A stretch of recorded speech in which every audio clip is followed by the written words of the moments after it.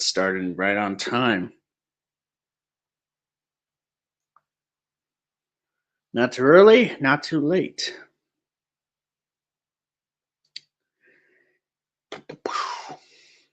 Yeah. 3 o'clock right now. All right. For the playback or for anybody who shows up, hey, Antonio. Welcome, folks, to Sea Monster Live number 59. Yep, we got ourselves a video to cover. It's going to be about Congo 5. This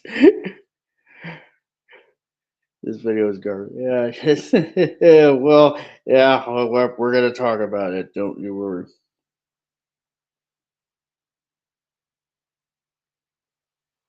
This is going to be interesting. I've never seen a response video on his Congo 5 review before. It's mostly towards his Lion King, Back to the Future 2, and 2001 reviews. Yeah, that's yeah. I mean, that's kind of surprising. Maybe, hopefully, we break the mold today. Essentially, I think there was also like a response video to his No Country for Old Men review as well. So, but we got our first guest. What We got what am I even doing to myself? That I don't know. I don't know. You accepted the invite. I know. Still, this is imbecile again. I could not stand his previous video that we watched together.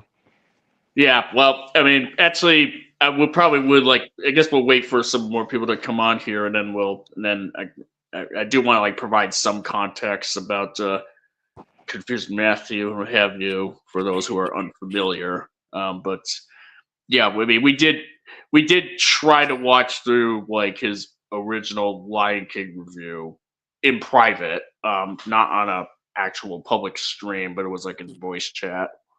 Yeah, I was there. I was there. I'm just kind of letting the audience know about that.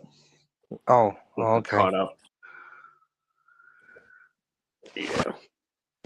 So there's yeah, there may be some people who pretty much be like, who's this confused Matthew fellow that they're going to be talking about today? Yeah. But yeah, so seems he hasn't done video in a while. He probably pissed off a lot of people. I think him not doing videos these days, kind of probably has less to do with that and more to do with just kind of life in general, I suppose. Like just kind of outside of the internet sphere. There's this guy who said Martin Caspary Smith 1133 who said he hasn't done a video for a while. He probably pissed off a lot of people. Yeah, Wouldn't be that's what I surprised. was reading there. Oh, all right. Yeah, I just read that. Oh, and we got Mr. Hoshi here. Hello, Hoshi. I hate this video. I hate this. I hate this. And I I'm hate Def. this. I hate this video with a burning passion. Oh God!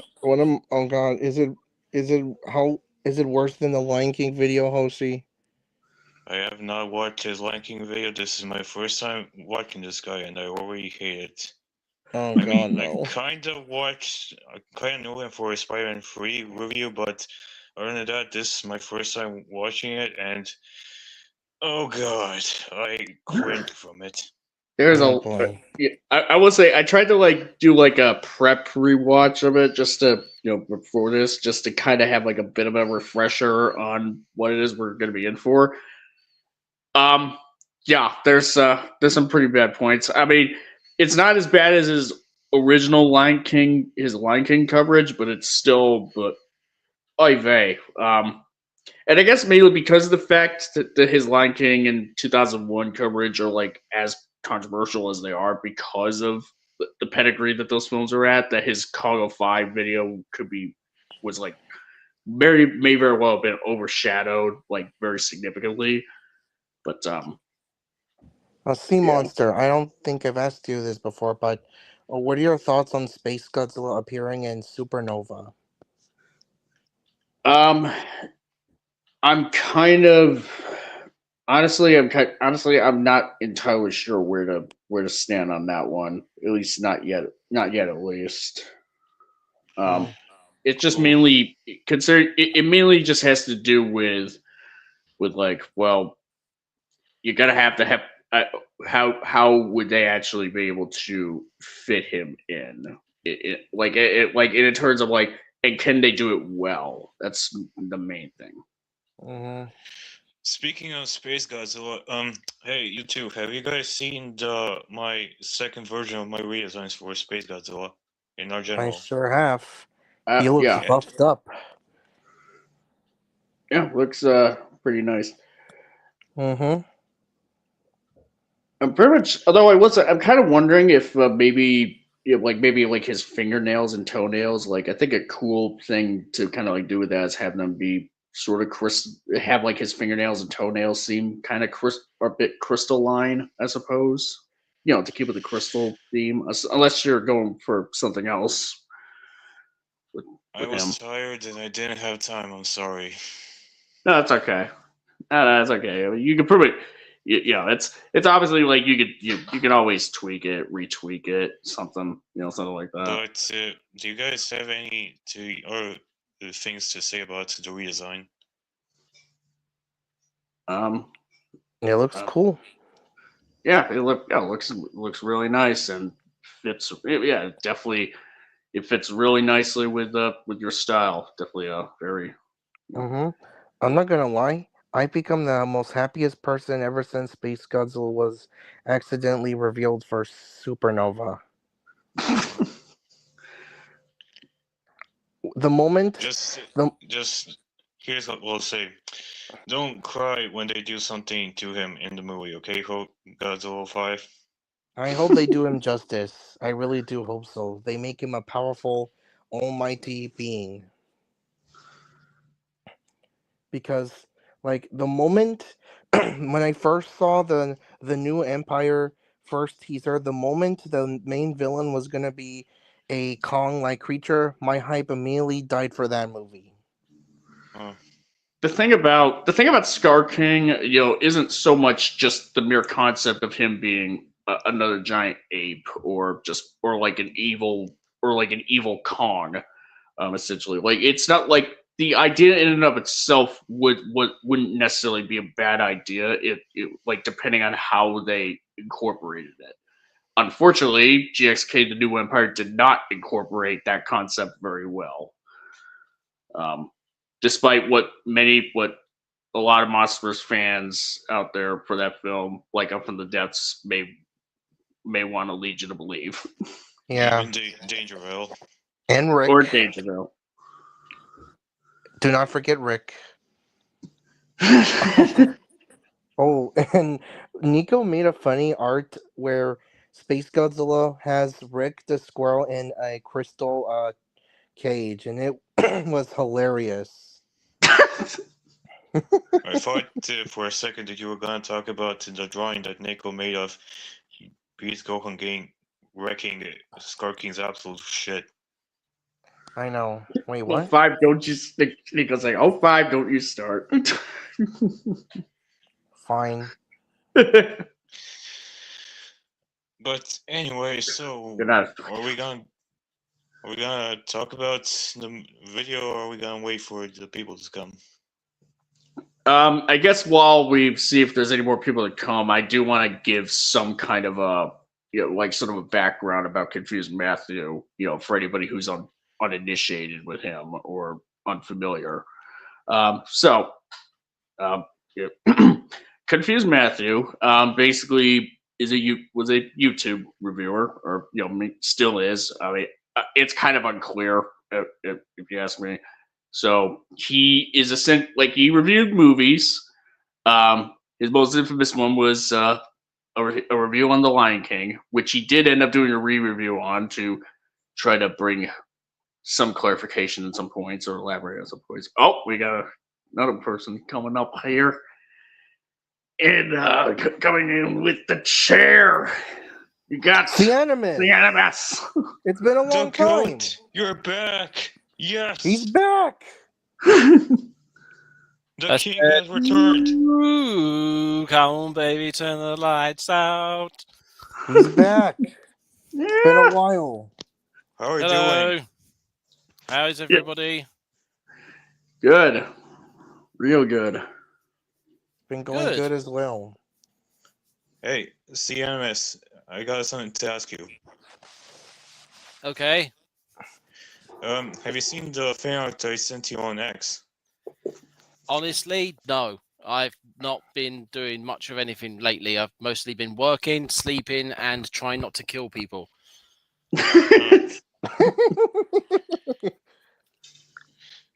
But Jeez, the Christmas period is hell. The Yeah, Christmas I- period I is forgot absolute I hell. forgot to. I feel for you, man. But I Yep. forgot to tell you this. But do you have any update on your Godzilla X Kong video? Honestly, I haven't been doing, like I said, all I've been doing is working, sleeping, and hating the world. I've not done any kind of creativity. I'm kind of annoyed at myself because there's a lot of stuff I wanted to do, but I just haven't had the energy to do it. So no, there's been not much in the way of anything of late, unfortunately. And if Yeah. I do fair. make something, the most recent thing is going to be about that Wake Up Dead Man video film, Wake Up Dead Man film. Ah. Yeah. But we're not here to talk about that. No, we're not actually. We're here to To talk see about hot garbage. Hot garbage. Oh yeah. Yeah. There was even a documentary on YouTube about him and his history. If you're interested, that was said by Martin again. Yeah. Yeah. I mean, apparently he even did like Confused Matthew. Even was like sort of guest appeared on like. I'm not sure if anyone's familiar with the Red Cow Arcade podcast. Like he sort of guest appeared to kind of like chat with them, with those guys. Hmm. Like Not he seems like a familiar. pretty chill guy, Matthew. His real life name, is pretty much public at this point. Daniel Warren. Confused Matthew is his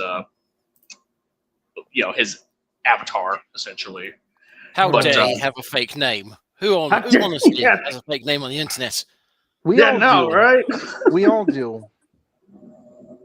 But yeah, Matthew, he did movie reviews in the past. He did a review on The Lion King that made him pretty much a household name, such as it could be.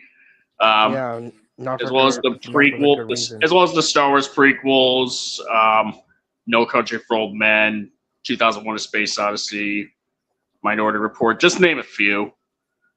Yeah, we got another guest coming on here.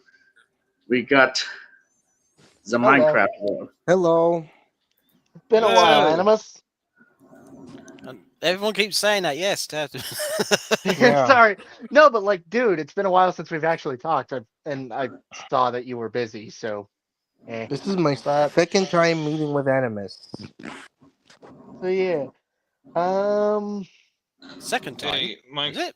Minecraft World, Yeah. have you seen the redesign of Space Godzilla they did?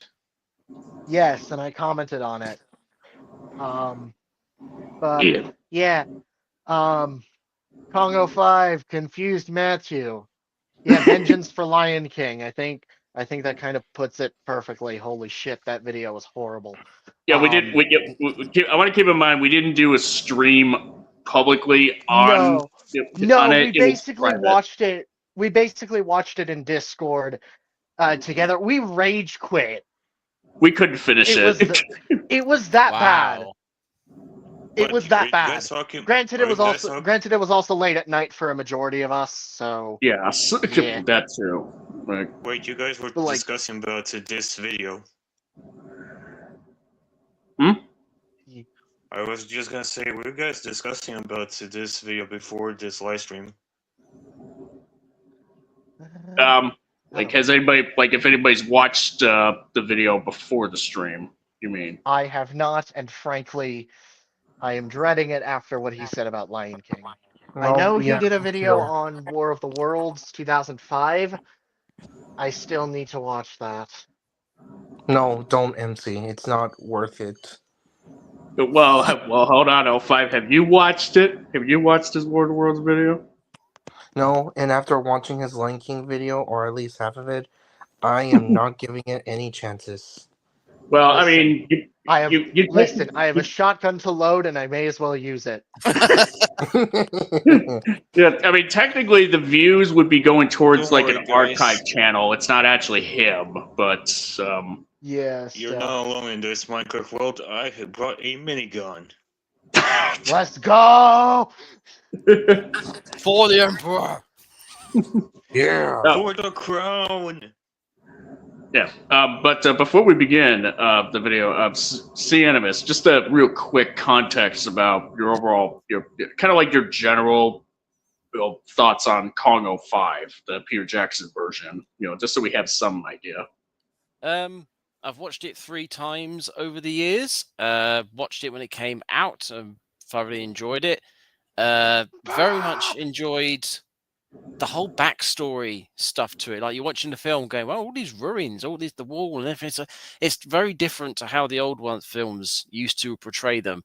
I think even, was it the 75 film? I can't remember what year that one was. The 1976 movie. 76, thank you. Where they actually try to explain the wall as like it's continuously remade by the people who live there and stuff like that. And this one, it's like it's all ruins. Oh, great! And then they released that. It was half a making of, half a mockumentary type thing of the history of the island. Wow, there's a lot of thought has gone into this film. Watching it back last week, all of that. It has a lot of the Guillermo del Toro feel to it, in that it's the grandeur, the spectacle of the film, and also the sympathy for what should really be the villain of the piece, Kong. But also there's a lot of, I think, Zimzilla said it. Oh God, what's the thing? You know Peter Griffin's comment about Godfather? I can't remember what the hell he says. Insists It on insists itself. upon itself. As much as the film is great and does a lot of really good things, there are quite a lot of moments that do go on a little bit too long. It must be said. Oh yeah, hey, see, I- I forgot to tell you this, but what are your thoughts on the fauna of the Skull Island 2005 version? David, what now? The fauna, the creatures of the 2000 version of Skull Island. Any thoughts on them? Any thoughts? They're all right.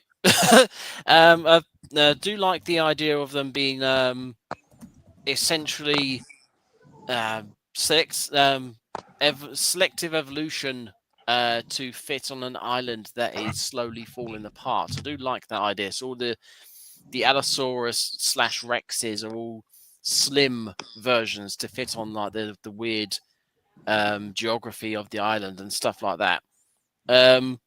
I was a little bit disappointed that I think OmniViewer said in his video, pointed out in his video, that in the original film you had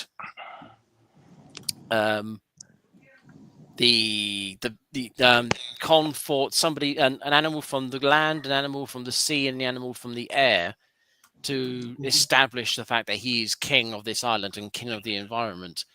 But in this film, we don't really have that. I mean, Kong But does hey, fight. at least he fought three T-Rexes. Yeah, and the bat-like things.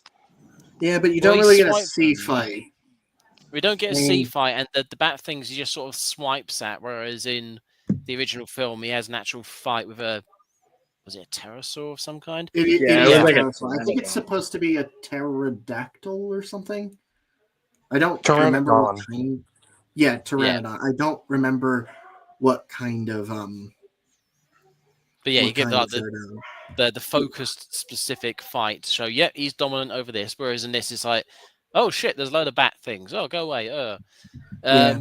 Which is weirdly recreated in Godzilla versus Kong,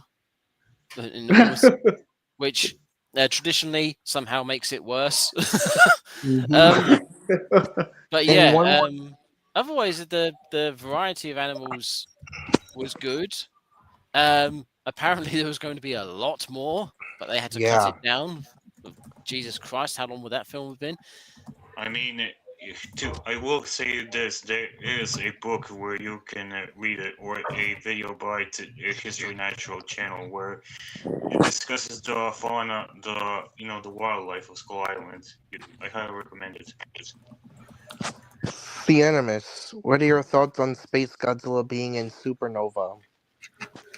What a surprise! Yeah, I Me saw it am the coming. shocked. hmm It's kind of worrying, honestly, because you had Godzilla X Con and they had a brand new villain in that, and it's like, oh, okay, they're not just taking Toho villains, although technically speaking, Shimo was sort of a Toho monster that wasn't used, but anyway. So now they're going for the Super. They're still keeping Godzilla X Kong, which I'm not a fan of. What the hell was that noise? I don't That know. was my garage door. Okay. I guess the reason why they're doing the whole Godzilla X Kong King is it's kind of similar to Hunter x Hunter, but it's supposed to make you feel like that these two are like equals now. Yeah. But yes, it's kind of like, oh look, Godzilla and Kong together. Look, let's just keep it going. And I'm really hoping it's The Godzilla last X time. Kong should be like the Avengers, in that the Avengers films are like the one like that comes every 5 years or something, and you get all the individual films in between, individual stories. But instead, they're just doing like Avenger film after Avenger film instead, and we're not getting all the potential individual stories that could be coming out of it. Which is why I'm really worried about the Space Godzilla turning up, because again, Space Godzilla is a really big villain, and it's usually something that comes in the Heisei era. It came quite close to the end because it was a combination of different. Well, it ended up being a combination of different things from the series that then created him. So the idea of bringing him in now, before all that sort of setup, is like, okay, how are they going to introduce him? There are ways of doing it. I actually have a story in mind that now that he's been announced, I might actually put into a video, but I can't imagine they're going to have the imagination. So, based on what we've seen so far in the past two films, I can't imagine they have the imagination to do something like that. In which case, is he just going to be Ghidorah 2.0? I disagree that they wouldn't have the imagination, considering it is a different director and a different writer. My question is, what the fuck are they going to do for his origin? How the hell is this even going to happen? Because That's what I mean. Is he going to be Ghidorah 2.0? Is he just going to be, Or oh no, is he gonna- another is he- space monster? I mean, then again, why not expand on the idea of extraterrestrial life forms ever since Ghidorah was introduced in KOTM? We could, the but way- considering how Space much Godzilla, the problem fertile with ground that it's got. is Space Godzilla is so much of a leap. Yeah. Like that's Yeah. what Animus was saying earlier. It's like going, well, we've had Frieza. Let's go to Majin Buu. Yeah, wait a minute, Or- let's Yeah. sell first. Or like Dr. Eggman, but then to Mephiles the Dark. No, this is like the equivalent of yeah, no. Eggman, then Shadow the Hedgehog. I mean, they did do that with the Sonic trilogy. No, Shadow's a fitting in between, but like I feel like A better idea would be a better thing would be going from Eggman to Black Doom. Oh. Yeah. Yeah, the no, alien I get from the that. Shadow the Hedgehog game. Just to clarify. I was Okay, going I to get say, I don't know that one. It sounds a bit iffy. Yeah, I mean, Okay. yeah. So- And I was gonna say Dark Gaia, but let me put it this way: if they do adapt them into a Sonic movie, like are they gonna like change their name for that? Because I imagine they probably would have to, right? But like Black Adam, they just have a different name for the rest of the film. I don't think so. So I No, mean, as I was Ultraman is saying, in Superman 2025, and they didn't change the name for um Ultraman, both the Super Raya and DC version. Well, no, it's just purely because it's just like black. Just the whole black bit of it. Okay, I so think I Anyways, carried. we are getting Yeah, we very off carried topic, ourselves shall away. we? Okay. Back to I was torture. just gonna Let's say get to that this Anyway. bullshit. The video Yes. is loaded, so you should be able to press play at any moment. All right. anyway, I'm hoping that Space Godzilla is an abomination. Okay. I'm hoping he's the god creator of Earth myself, but yeah. Oh, come on! Don't pull. Do not pull a last night. Do not pull a last night. Moving on. Oh no! Yep. Is someone having PTSD already? I am. I totally am. Yep. Okay, come on. Just continue. Okay. How Just, long is it? just play. For Just to let reference, you all how know- long is the video? It is 27 minutes and 42 seconds. Well, I mean, it was split into 3 parts in the initial release back when Blip TV was a thing. But I guess like the Gotcha. archivist kind of like stitched them together. I don't know. All right, pick it up from the top from 0. I suppose. Okay. Well, we're Okay. basically at 0. We're at 3 seconds. So we'll Just go. to let you all know that there will be something that you guys will probably hate what he will say. Oh might be. no! Shocking. Load No. shotgun with certain intents. All right. Onwards. Nothing will ever go. Give him a moment of your time. He'll tell you what's wrong with the show. He knows what's good, what's bad, what's really bad. His face is just a sign. Say hello to Confused Matthew. I will say this is a bit nostalgic. Just kind of like watching like a video from way back in the day that had like intros as opposed to like full on intros as opposed to what we get these days. I have no feelings to this guy because I have never heard of him until recently. Same. Right. Question And I'm before glad we I begin- did. Before we begin, I have something to say. Is Confused Matthew associated with Channel Awesome? No, Really? Not to my knowledge. no, he Oh. wasn't. Oh.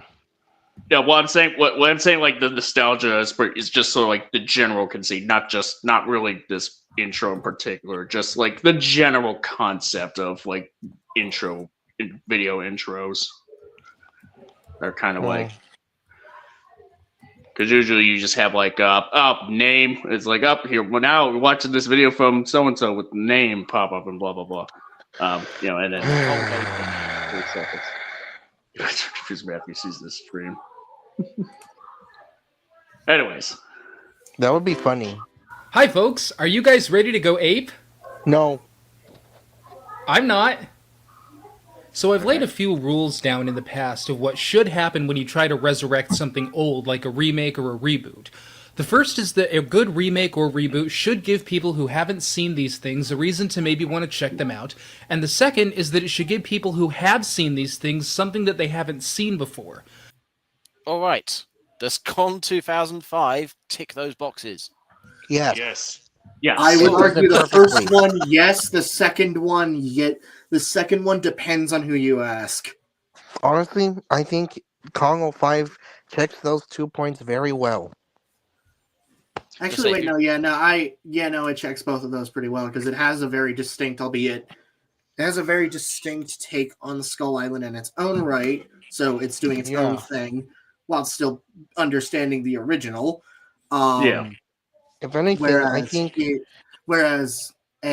also, it just straight up is a strong remake. It doesn't have any of the faults of either end of the extreme. It doesn't harp on the original too much like The Lion King, but it also doesn't completely annihilate the point of the original like War of the Worlds.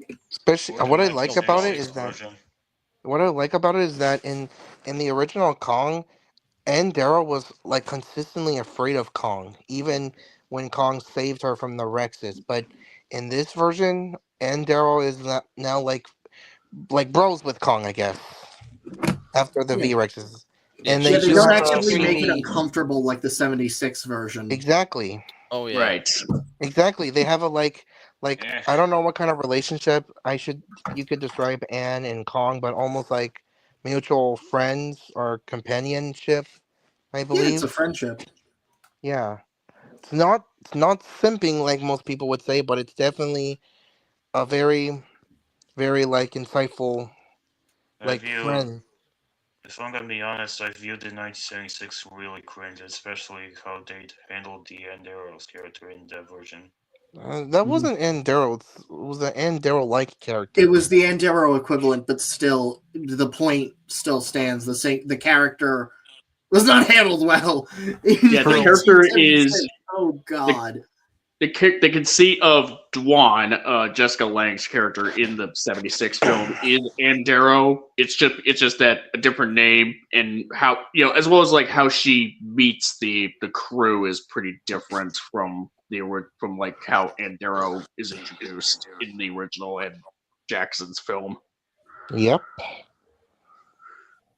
Okay, I The think it's fact time that the to. only character that ever returned in the 1976 version was Jack, and even then he was still a completely different character in that version.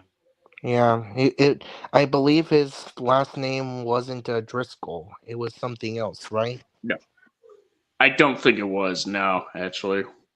All right, all right. Let's continue the torture.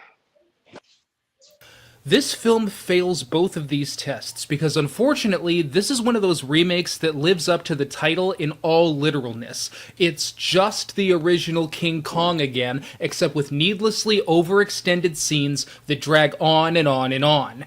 No, If it you've seen the doesn't. original, I will half agree that it is a little bit self-indulgent. That is a bit of a problem. The extended cut completely fixes the pacing in every way, shape, and in practically every way, shape, and form, with the exception of the boat stuff, and even then, the boat stuff has its point. That said, why is this a problem if the formula of King Kong worked? Yeah. It's simply the fact that he really didn't want this movie to even exist, because the fact that what was even the point of you making an already good film with this one? By improving some aspects of it. Yes. I mean, Yeah. Simply as put, yes. influential as the original Kong film is, it does have a decent amount of problems, and I do think Peter Jackson's version fixes it. If I may ask, knowing you, what are its problems? Kong is supposed to feel sympathetic, but when I watch the 33 film, it doesn't like feel that way. It feels more tragic than sympathy, if anything. Because That's part like of the Andorra like was once point. again completely That's afraid of part Kong. of the point. Kong wasn't overtly sympathetic. I Kong mean, is he, tragic, but Animal. just because it's a tragedy doesn't mean you feel sympathy for the main monster. Yeah, it's like watching Frankenstein. You don't, from start to finish, you don't feel sorry for the monster. You do feel sorry for him in certain moments, especially at the Or- end, but not all the Or way hear through. me out, the original 1954 Godzilla himself. That too. I mean, that one is debatable, but Kong No, 33 not even literally. debatable. No, it's not even debatable. Don't start that. We Okay, want okay. not even close to debatable. Read the novelization, rewatch the original film, pay attention to Godzilla's mannerisms, and then we'll talk. Let's move on. Yeah. Sorry about that. Yeah. All right. Oh, one thing I just remembered. I did like the fact that when they go into the theater to show Kong off, they have like copies, remakes of the Oh, yeah. original tribe costumes, Yeah. like from the first film. I was like, oh, that's a nice touch. Anyway, Yeah. It's original like King Kong, then not Oh. only have you seen this film already, but you've seen it far more streamlined than this. In fact, that point actually introduces a new rule for remakes that I would like to lay down right now. This is rule number 1. Big time rule number 1. You should never try to remake a film that was already good. Why There do you go. So, This is by such that a logic, War of the big Worlds thing. should never have been remade / adapted, ignoring the fact that all three Or The major Fly. adaptations, well, debatably all three major adaptations, have some reason or addressing to modern popular culture. Yeah, by And that logic, here's David the thing. Cronenberg's The Fly with Jeff Goldblum shouldn't exist. Did that. Exactly. Even the newest Nosferatu movie shouldn't even exist. Or even Yeah. -1 shouldn't even exist because the original was perfect. Well, -1 is not a -1's remake. not a So, remake. yeah, I get that. -1 is not a remake, but I get the point. But I do understand the point. Like, Toho's reboots. yeah, no, that's a better option. It's like, one, this movie exists for the same reason Del Toro remade Pinocchio and Frankenstein.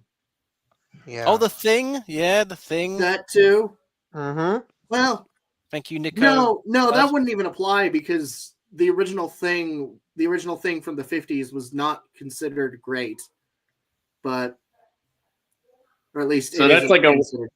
it's funny, like, Confused Matthew's gonna say something and be like, why don't they just make movies that didn't work out that well the first time around? Yeah, and- yep, he'll say that. Yeah, he's gonna say that just to prep you. And OmniViewer did an entire video on that in relation to Yongari. Yeah, exactly. Just, oh boy. Oh god, I am definitely going to be talking about Yongari here. Oh boy, let's go. If filmmakers do this, what is the point of this? I can understand trying to remake films that didn't go over so well the first time. Hell, who wouldn't want to see the Wachowski brothers call a do-over and try to make good sequels to The Matrix?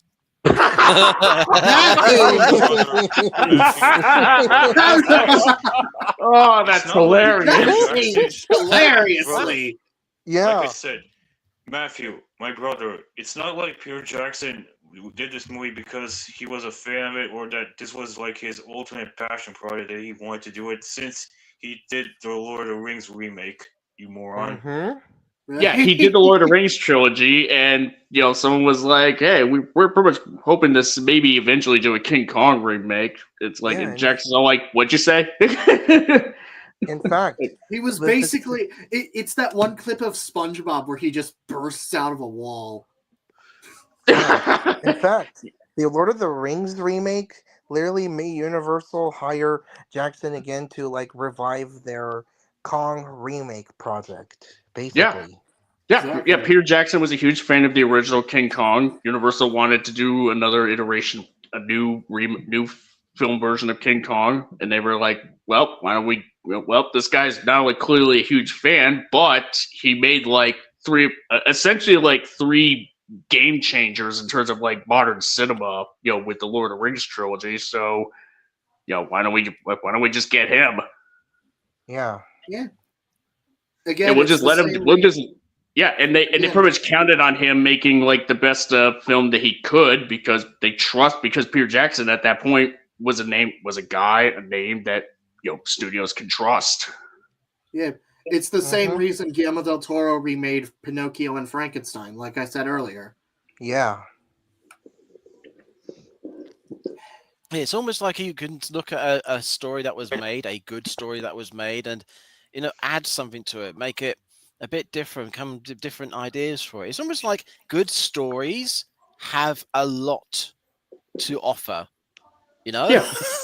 Yeah, you don't have to view them in like one narrow mindset. Essentially, like you can't there are like if someone asks you why do you need to remake this film that's already really good? It's like, well, there could be some room for improvement, or there could be a a different sort of angle that you could take the story in a way that makes it to just make you go, oh yeah, that's a neat little direction that you take here. Essentially. Also, I want to point out Martin Caspary Smith. Those Del Toro movies you mentioned technically aren't remakes; they would be adaptations. Yeah, I get that, but I'd argue the point would still stand. Hell, Yeah. by technicality, a remake is a form of adaptation. Yeah. And in the opposite, you have bad movies which have little to nothing to say other than that be spectacle. Mm-hmm. Like that's All not right. to say that's not to say the 2005 film is devoid of problems, but like to True. say it fundamentally fails as a remake is to be incredibly disingenuous and to ignore the fact that Kong 76 objectively faltered the story of King Kong even while doing its own thing multiple times over. Exactly confused, Matthew. Have you even seen the 76 version? Probably not. And this is coming from someone who kind of does enjoy the 76 version. I need to rewatch it, but from what I remember, it was not great. Yep. I'm probably going to do a King Kong marathon at some point. I do think it's hilarious that, like, he did say, like, what maybe the Wachowskis should just like remake their Matrix sequels. It's like, you got like you got a new Matrix, another Matrix sequel, and it was worse than both 2 and 3 combined. Mm-hmm. Oh boy, Yeah. Resurrections. That was You don't talk about that movie. That movie just should like no. This movie doesn't need to be remade. It doesn't need to exist. It just didn't need to happen. The first 2 sequels were fine as they are. They didn't. There doesn't need to be a 4th one.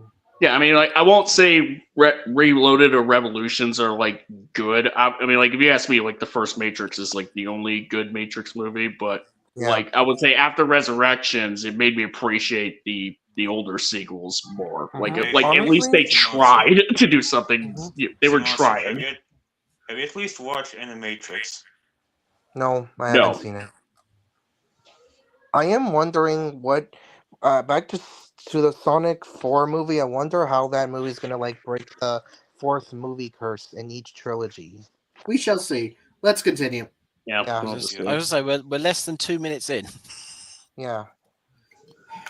But all of the movies that are remade these days were fine the way they were. I already love the films these remakes are based on. Now you're telling me that I have to start all over again and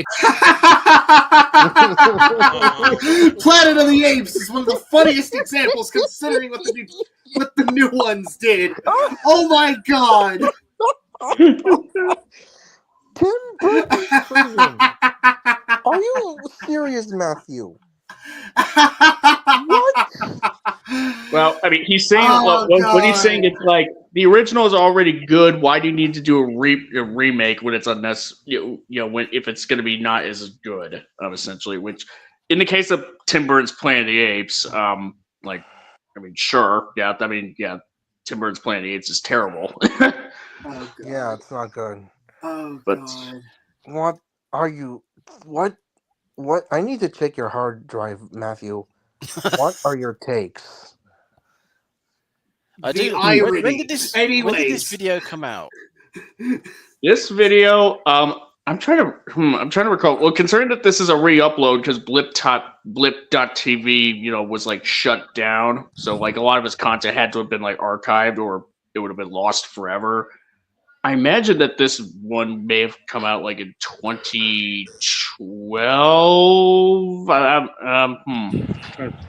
Somewhere around there.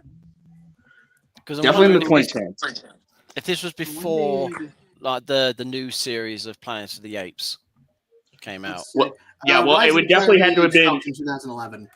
It definitely would had to have been before. Well, it would have to have been like either just shortly after Rise of Planet of the Apes or when If it this came was back. 2012, this would have dropped after the first of the reboot of the newer ones. Yeah. Well, maybe I guess our I'm first just play and that will come up. accept something new on completely different terms, and I can't help but compare it to the originals, and it's never gonna. Oh yeah. This is 2012 because he's pulling up the Total Recall remake, which was 2012. And I know remake. Yeah, the one. Yeah, it's right here on the screen. I didn't even know that. Yeah. Yeah, I mean he hated the Also- 2012 remake from what I remember. Also, Which Tim Burton. Oh shit! To be that good. What is the freaking point? Now, I don't know how good the original King Kong was, but it's all. What? What? Matthew, What are you talking about? Let me. Hold on. I'll go rewind that. The fuck. The actual. Based on. Now you're telling me that I have to start all over again and accept something new on completely different terms, and I can't help but compare it to the originals, and it's never gonna be that good. What is the freaking point? Now, I don't know how good the original King Kong was, but it's already a classic. It is. How can you say it's a classic when you don't know how good it actually is? Oh, you didn't I'm- even watch the I'm- original? I'm. So why Oh did my you I do came this back video, to Matthew? this. What the fuck? Matthew, So- Matthew, my brother. Wait. So you completely discredited your own opinion with this. Oh no, Brother, Matthew, my guy, are you high? no! Better That's yet, probably not it. He's probably drunk or both. were you dropped on your head as a baby, Matthew? Oh god. Because what you Freaking mean is God. that you don't know how good this movie is. Oh Why are my you? God. Why do you even bother comparing it? Why to, are you to bothering nine- with this? Who's playing the Sorry. video? Who's playing the video again? Animus. See, Animus. Animus, can we Why? stop, please? Can we stop? No, I'm no, not we Delete just the started. Why? Why are you even bothering with this video, with this remake video now, when you have no idea what the original movie is in terms of quality? Like, Oh god. That yeah, is the original Kong is fascinating. good, but you shouldn't assume that if you haven't seen it. Yeah, exactly. Like, That's like you don't. that's like me. That's like me saying, "Man, they shouldn't even remake the original 1954 film Godzilla film, even though I have not watched it." You moron. Yeah. Although, a quick side note: how would you feel if Gojira was remade? Oh God. Like It not was, like minus now, it would just be unnecessary. Now would just be kind of pointless. Like if it was remade when there were only like let's just say like 5 Godzilla movies in total over the course of the 70 plus years that he's been around, then it probably be more interesting. But since we're getting to since Supernova is going to be like the 40, well, actually since we're Yeah, the getting 40th. yeah, we're getting to like 40 movies, in terms of how many films Godzilla has at this point. Like a 54 remake, it's like it's impossible to even sort of even imagine that being Hello? the case. And besides, we already have Godzilla -1 to do that. Not even just -1. How many films have kept the spirit of 54 despite being sequels? Destroyer. Yeah, Destroyer, GMK, debatably Shin, and Return. 1984 film. I said Return. Yeah. Huh. Hell, debatably G2K. No, yeah, I would actually make that argument. Debatably G2K. Yeah. But Okay, yeah, I let's mean, continue. yeah. What else can we even say about this point? That is, one. This is it's garbage already. bad. It's really Yeah. bad. The moment he said this, I already knew this video was going to be absolute garbage. What are we in for? Okay, let me rewind it. I want to hear like the full line. Maybe there's more context we just haven't heard yet. Let's hear it out. I don't want to hear it. You will. Can't help but compare it to the originals, and it's never gonna be that good. What is the freaking point? Now, I don't know how good the original King Kong was, but it's already a classic. It has reached its iconic peak. You don't need to remake something like this. Peter Jackson, if you want to have a do-over on something, how about trying to remake the freaking Frighteners? Confused Matthew Frighteners review coming this Halloween. This movie gives us nothing that that's the it. original... That's it. That's pretty much it.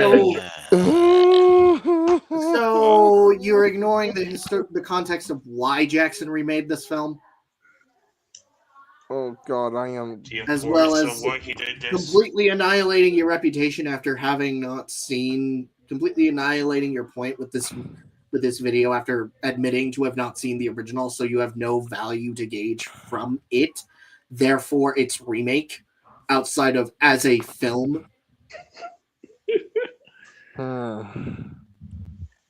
film boy. didn't already offer, except for maybe special effects, but who cares about that? It's Whoa.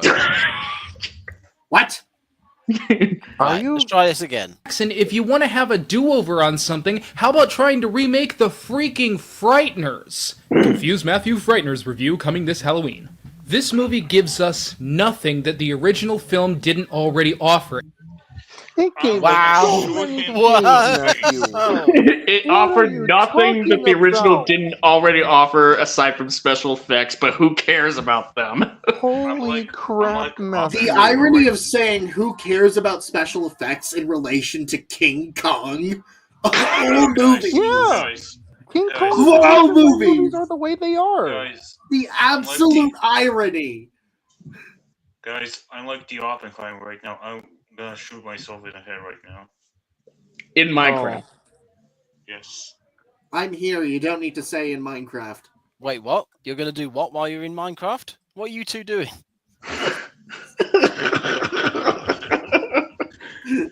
Honestly, I'm gonna walk to the Grand Canyon and I'm literally gonna jump off it.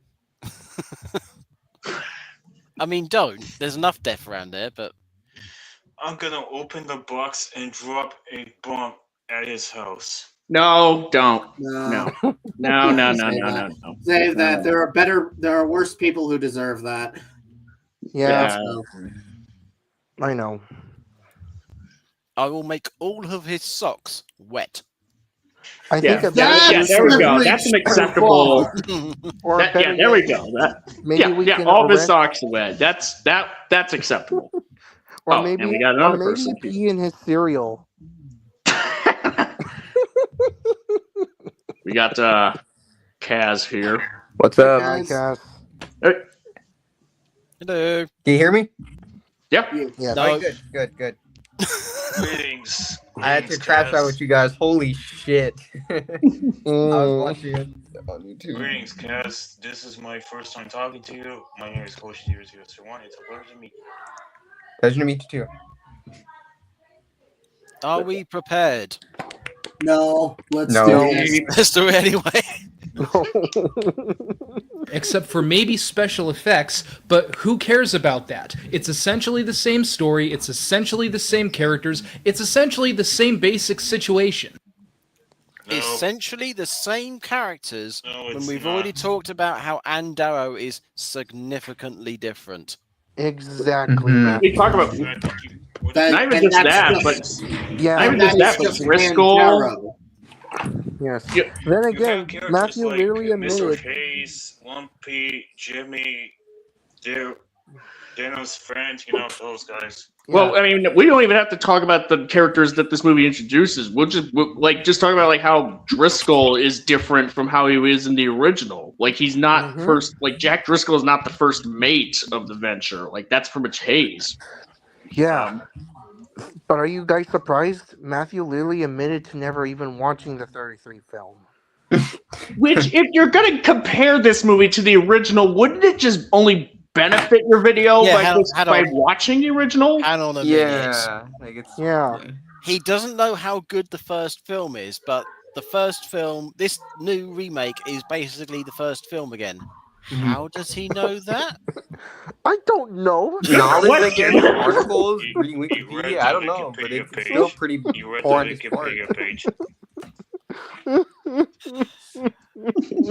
Why do you do this to me? Oh, na, na, na, na, na, na, na, na. I waited 3 months to get you back for one of these. I knew. Oh my goodness. This is yet another in the series of sea monster trying to kill me. It's obvious you looked at Wikipedia. Yep. Yeah, he Yeah. That's did. what I said right now. In fact, Crying out loud. majority of these quote-unquote critics did that. Oh yeah. The only difference is it's a lot fucking longer. It's so long and tedious that it makes you pray for the original. What? No. What? Not crave I for the wouldn't say original. that I do either. agree. I I agree with the length problem. I feel like, well, again, the extended cut fixes some of that. Hmm. But yeah, no, Yeah. I get the boat. I didn't have a Jesus. problem with the length. I quite enjoy the length. Me too. But Yes. I can understand that there are some scenes where like this does feel like he's trying to like it's not drag it out. That's not the word I'm looking for. No, it's really indulgent. Focusing a bit too much on it. Yeah, Yeah. I will say. Yeah. The 1933 King Kong was about 100 minutes, which is pretty standard running time. This monstrosity is 187 minutes. 3 hours of our lives that we're never going to get back. And what does this film do in 3 hours that the other film didn't do in less than 2?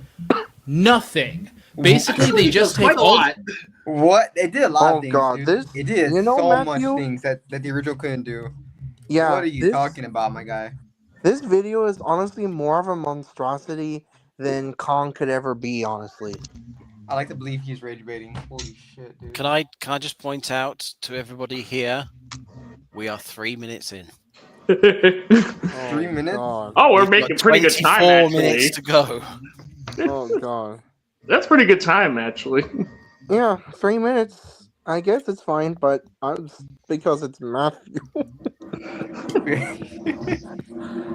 2 seconds we pause and we can my peek his ass. Honestly, I- after this video, let's not cover Matthew again, because his videos torture me. This is so bad. Let's This go is, on, this is please. like the Let's worst go thing on. I've seen. Well, then I know how to keep This channel. Mhm. Okay, let's continue the torture. Yeah. the scenes from the original King Kong, double them, and overextend the fuck out of them. It makes me want to bang my head against the wall. It's the same movie, just more. How do you know if you haven't You seen see, the this original? is what I mean? This is little torture.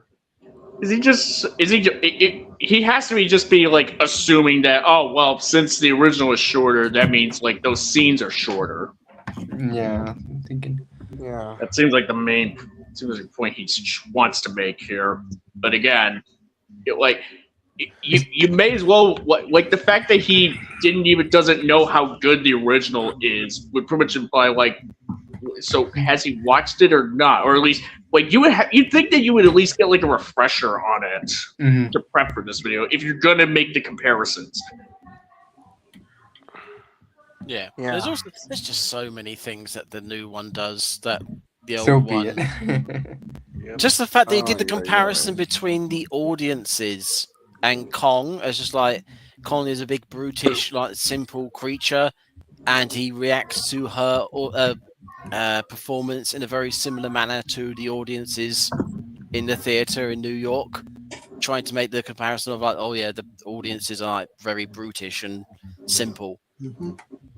It's just like doing little things like that, and that alone is like worth seeing the film for, let alone all of the other things.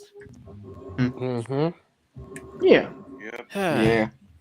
And the worst part is that the formula that it repeats is beyond dated. There are moments in this film that might have worked in 1933, but in 2005 they were trite and unimpressive.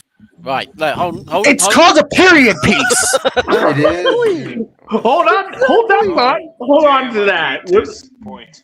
I hate Hold on to that. He's gonna quote unquote elaborate on that. I was gonna say. Oh, no. I was gonna say. What do we think he's talking about? Can we predict what he's gonna say? Get ready, folks. Try. Damsel in distress, maybe? And right now we're in the 59-minute mark. I can think Yeah. of a few things. Right. Okay. Hold on to your butts. Oh, Which is shit. why I don't understand why Peter Jackson did it this way. But I'll get to that as we go. I'll start the review now, but trust me, this will not end well. Now, this movie moves in 3 stages. Crew going to the island, encountering King Kong and friends on the island, and dealing with King Kong in the city. Each stage has its own unique set of problems, and we'll go through them one by one. And the first act of the film has the following problem. It's all one long, boring dick tease. What? What? Is he talking about 2014? What? This is not what? What do you even mean? What long dick tease? What? How? Why? How? Does he have Okay, the we're gonna need to hear him out because I need to hear him out. Why is it great long dick tease? What? I have been fighting like hell not to use the term dick tease since I started doing these reviews, and you're just going to have to forgive me for that one. No. We begin in 1932. That's right, Peter Jackson needs... 1932. I mean, the fact that he's only like one number off, that's like the least of this video's problems. I know. It's 1933 still, Matthew.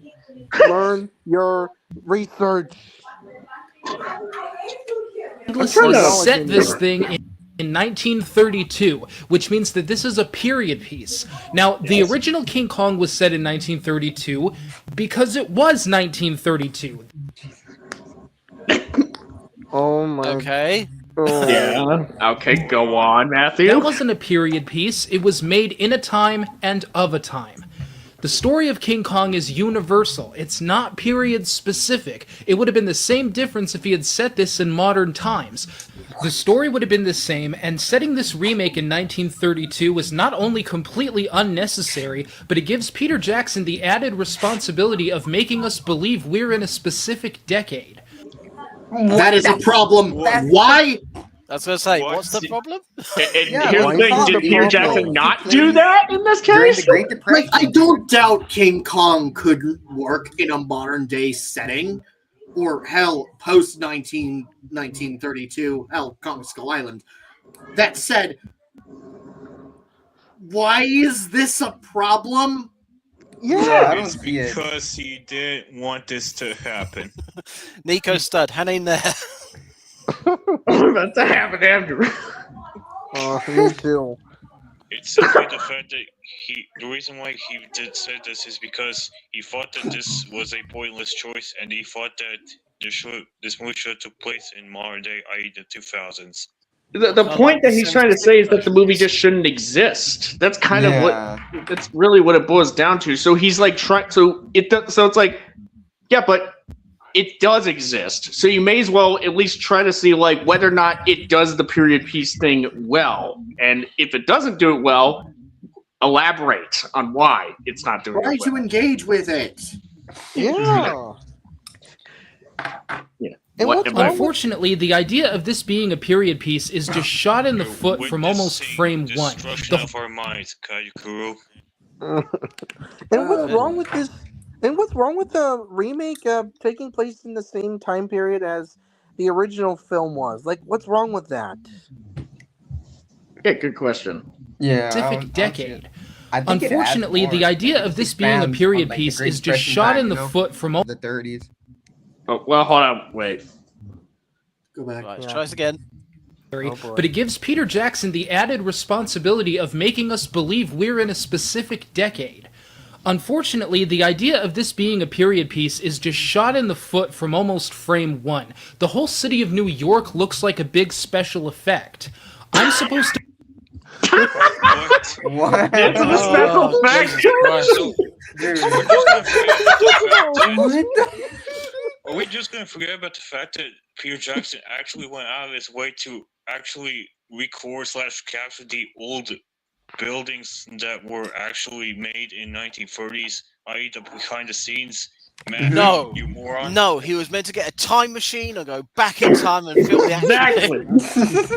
Yeah. You know what's funny? Like, a lot of this. Here's the thing: if this movie was made in 2025 and Peter Jackson wasn't making it, well, I mean, Peter Jackson post the Hobbit films, made it, I suppose. Then everything would be like green screen. But there's like whole sets that are just like constructed to look period centric.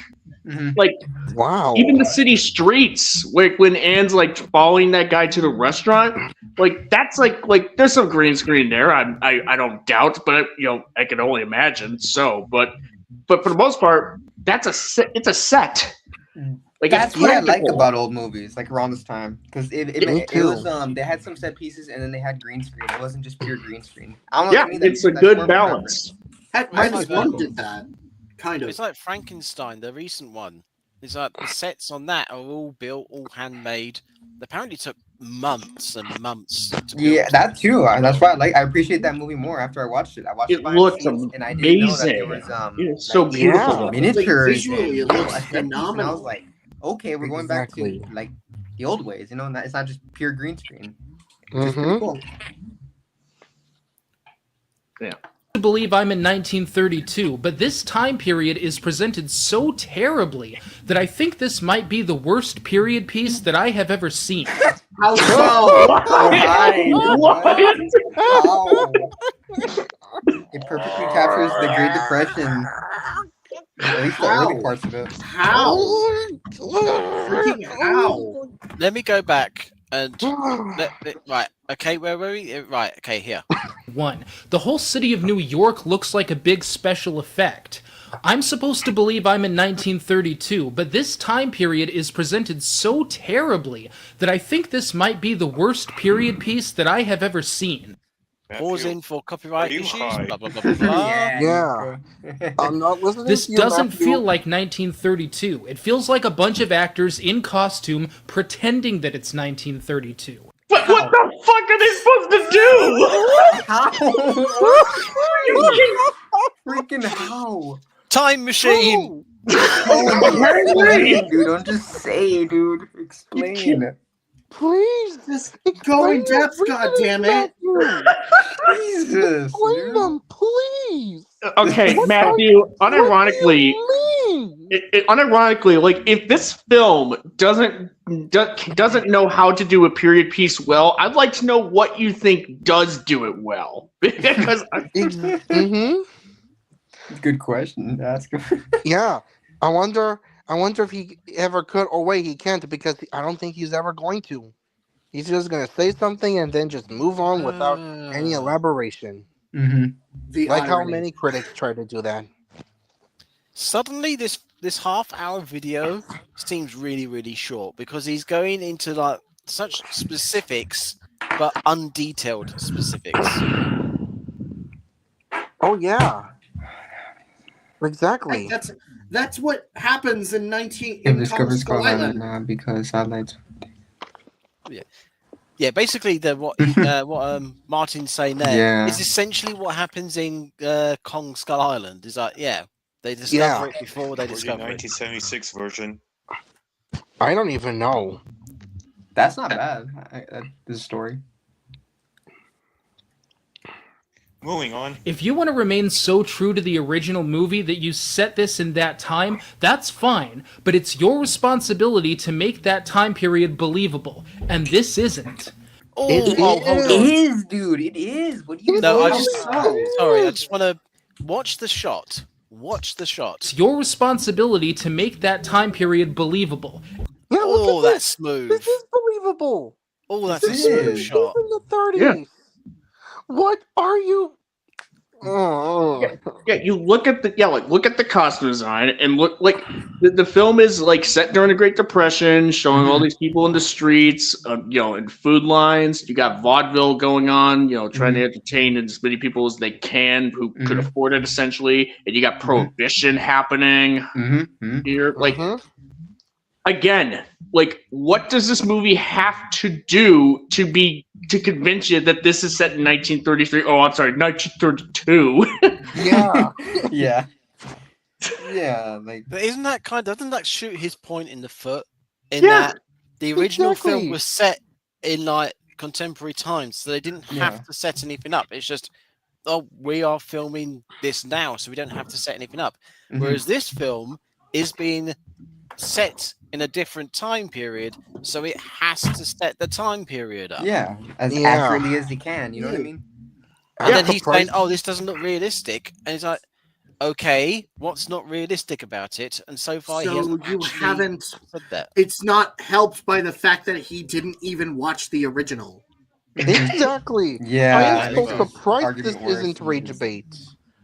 You know what's So far, his Matthew- point has been, I don't believe this is the right time period because I don't believe this is the right time period. I don't believe this is the right time period because I know that these actors are from 2005 and not the 30s. Yeah, exactly. And I I don't don't. have time I to think this is explain. That's like the 2005, but equi- apparently that's- this is if I were to supposed say to be the this, 30s. that's like the equivalent of Matthew saying, "Oh man, Blade Runner," or at least in this case, Blade Runner doesn't look like the future. What do you mean? Or him or Matthew saying -1 doesn't look like it takes place in late post World War II Japan. If he Yeah. says Jack Black makes it not look like 1932, I'm gone. I'm done. I'm leaving this Fair, planet. very fair. I wouldn't be surprised if he did say that. And this Okay. isn't. By the time they all get on the boat, I completely forgot this was supposed to be set in the 30s. I really did. That skills My you. subconscious just assumed they were in 2005 until What? What the hell? What the hell kind of point is this? I don't understand. What the fuck? But that's because they leave it. Wait, like the ship? No way, The dude. ship? This is How? Hang on a minute. Let's How? find a good shot. And Let's find a just to good let you shot. all Wait, know, that's a good shot, yeah. just to let you Look at all this. know that This what is he'll literally say the to 30s. about Yeah, Andrew- this looks like The 2005. Guys, Yeah, definitely 2005. That looks like just to let you all 2005. know, for sure, dude. What Yeah, he- this looks like Yeah. 2005. The Oh, entire- no, That's this is 2005. I think guys. this might be the They're worst giving out- period yeah, that's piece that 2005. Yep, that The looks cars, like wow, That 2005. was like 2005. The automobiles from the 1930s, those Ford mobiles, yeah, those are from 2005. Yeah, Oh. those futuristic rat-like creatures. Yeah, that's definitely 2000. When they get on the Five. steam ship, yep, that's 2005. when how he dressed That's up, that looks like 2005. that's from 2005. Jesus.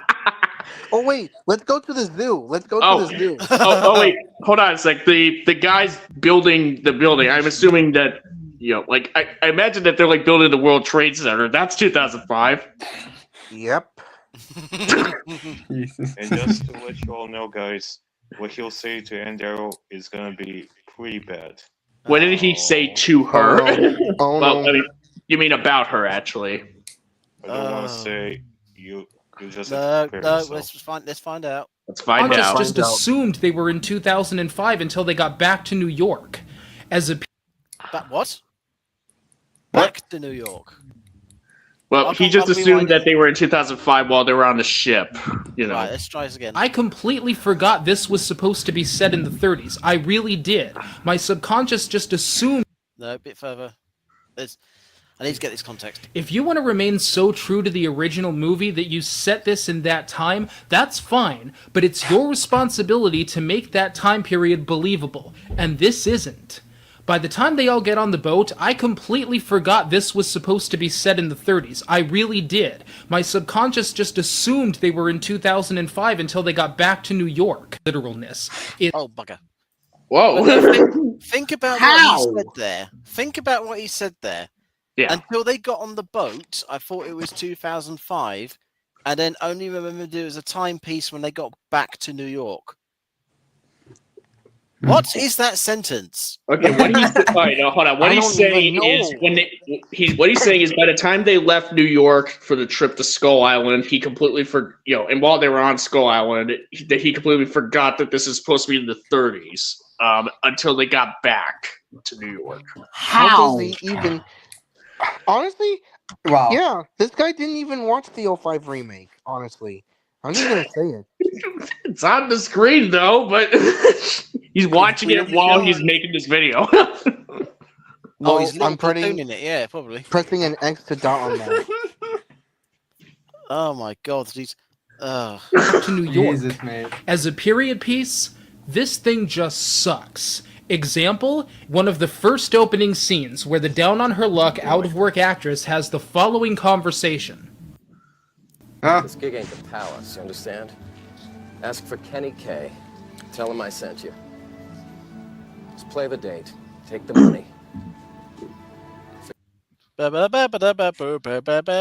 you was Yeah, ever just there. avoid cover it. Forget you was ever there. There's Wow, what one- an amazing period-specific delivery. You're fooling everyone. I mean, honestly, that's his example for why this film fails as a period piece. That's what I was trying to say.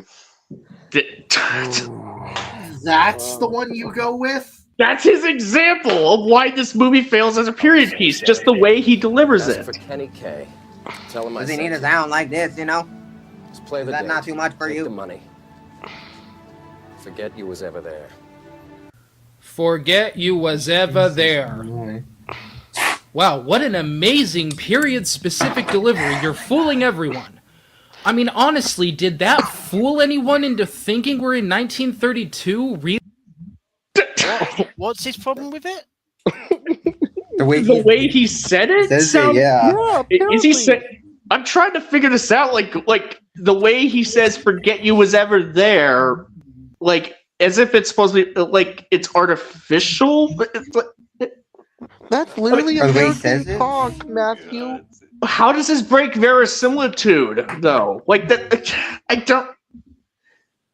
Just the way he said it. When he's saying Yeah, I he's being try hard by saying "forget you was ever there" as opposed to "forget you were ever there." Like he's from New York, Exactly. 30s New York. Yep. Of course he's gonna talk like that, Matthew. Learn your Moving on, fucking please. I am history. confused. I am so confused by this point. I don't mean to conflate here. I'm just struggling to even understand like where the problem could even be here. Like I can't think of any. That's what I mean. It's like I've heard the line. He's going, "Oh my god, that line." I'm going, "What? What's about it? What?" Yeah, it's like Yeah. this is a complete and this is not biased towards the film or anything. Like even if I was like someone who's like not a fan of Congo 5, like I would still just be like, what's the problem here? What I don't. That's like watching Star Wars, going, "Why is everybody speaking English?" You just Yeah. even if the dialect is a little bit different, maybe the accent's a little bit different in this film. It's like, yeah, okay, fine. Everything else is working incredibly hard to immerse you in the time period. If Well, someone's give not you an example. talking exactly right, okay, fine. The rest of it's For doing the job. example, why is it that in Kung Fu Panda the characters speak in English even though they're from China? Yeah. That's a good question. Or how about I mean, there's a bigger Ultraman- issue. How about in Ultraman Rising when everyone speaks English, even though it's supposed to be in Japan? I mean, wouldn't that just be a Moving dub on, then? No, it's not a dub. Ultraman Rising is an American animated film. Yeah. Oh, I did not know that. Anyways, let's Yeah. move on. You Yeah. didn't know Yikes. Ultraman Rising was made in America? Oh, No, I God. didn't. It was. America. Nice. It's the Really? second time. The way no, that No, the third time America has made anything relating to Ultraman. That's interesting. Anyway. Okay. line was Going on. delivered sums up this problem with the film altogether. It all feels like a bunch of people from 2005 pretending they're in 1932.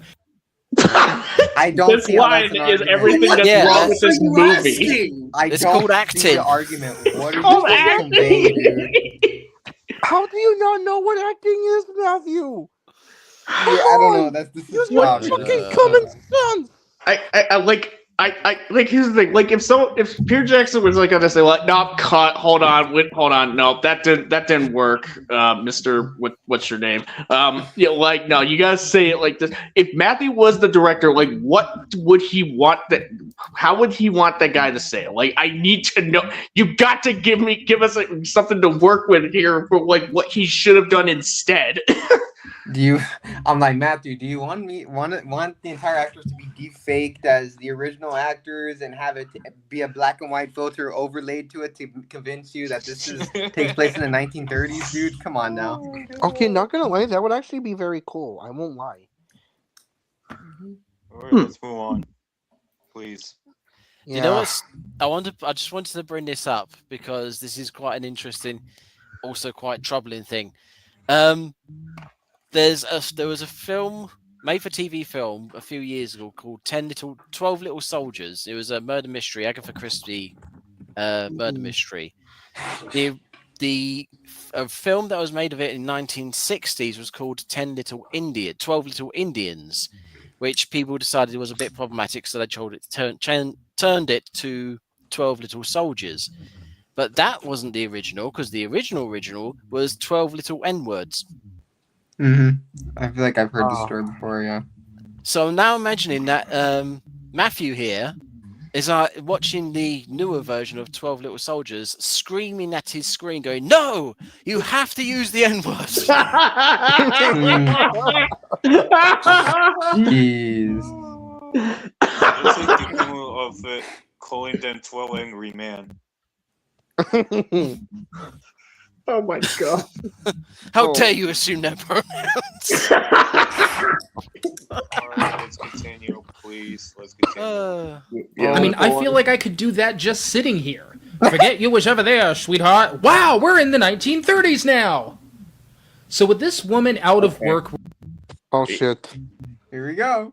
we're then introduced to Jack guys ready? Black as Carl Denham, a filmmaker notorious for shooting in some pretty wild locations. Now, I'll just come right out and say that Jack Black does nothing for me as a comedian. I mean, that's subjective. I mean, we'll just. I guess so. I guess that's fair, yeah. But that's kind of like saying that cream soda does nothing for me as a soft drink. It all comes down to taste. He's good at what he does, I suppose. He's just not for me. Okay.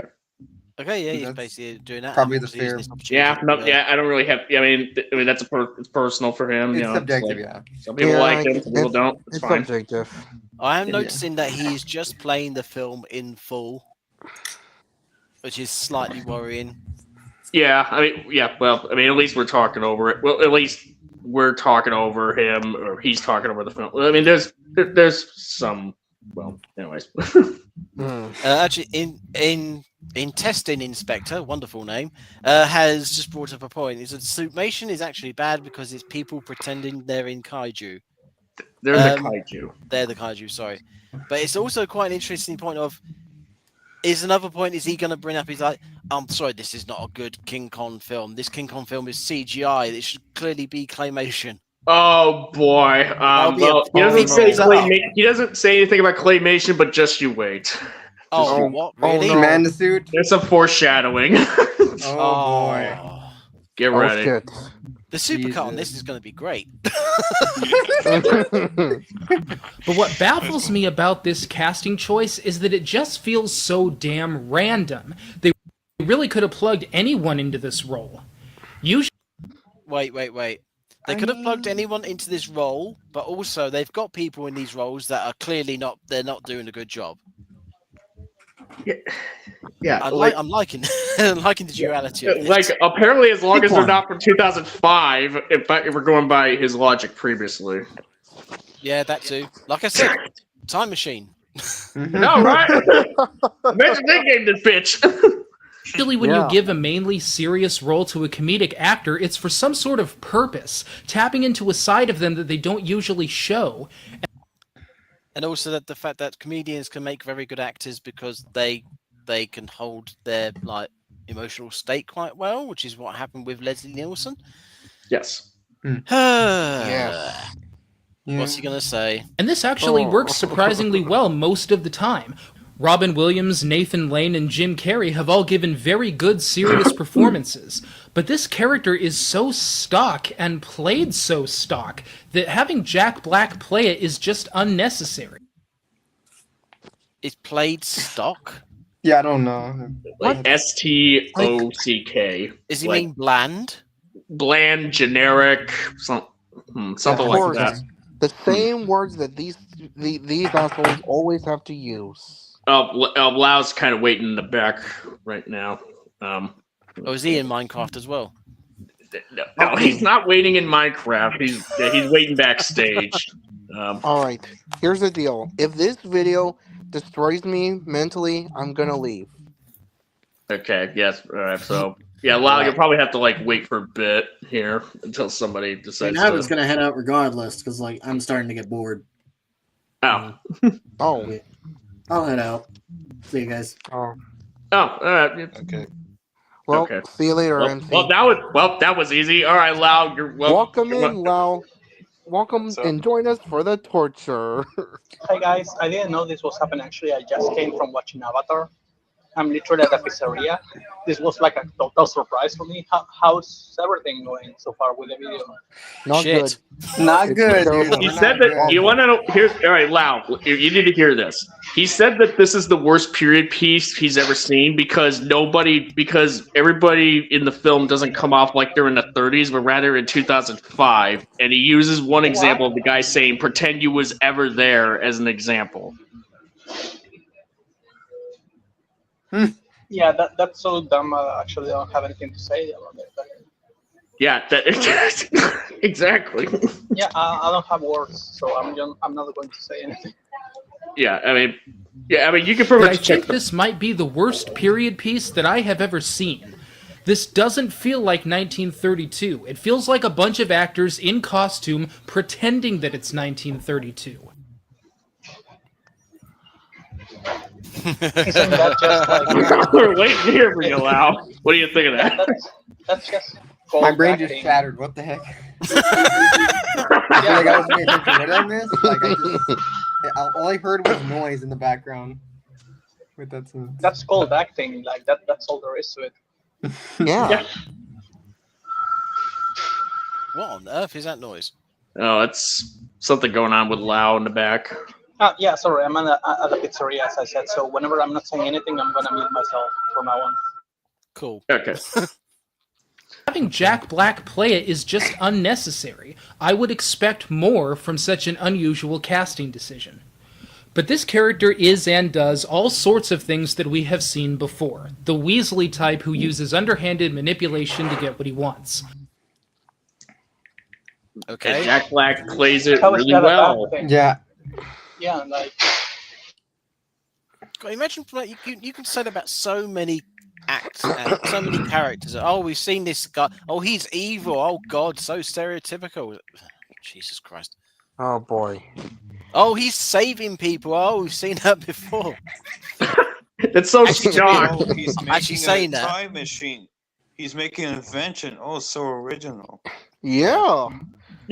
Yeah, I mean, Godzilla again. Every filmmaker has a time machine, I guess. yeah, it's what I'm like going to say is that this is like when people say, "Oh, it's Avatar," which is like the same as Dance with Wolves, which is like, okay, and so what? Yeah. So what if it is the same thing? yeah, like, and they don't elaborate on why. That's kind of that's Yeah, it's like you have to assume that it's bad because it makes you look like ignorant in their eyes. So it's kind of the thing. It's kind of one of the main reason why Doug Walker pretty much hates Avatar because it's like, oh, I've seen all this before because I've seen Ferngully and Dances with Wolves, and because like the plot doesn't do anything new that he hasn't seen before, aside from Honestly, the that's just subjective. I think the problem is if they executed well, and I don't think Avatar really did. No. The studio just scrapped his next film, but Denham makes a break for it before they can finalize that decision. He's determined to get this film made. That's not what happens. They go, yeah, we're going to fire him, so he just steals all the stuff. Yeah. I mean, they did say like scrap the picture, but yeah, that is also. But yeah, they're firing him as well, and Yeah, so he takes all the film reels, goes to the ship, tells the ship to leave as soon as possible before they can get to him, and just stop it all. It's not him like getting away from them signing the dotted line or something.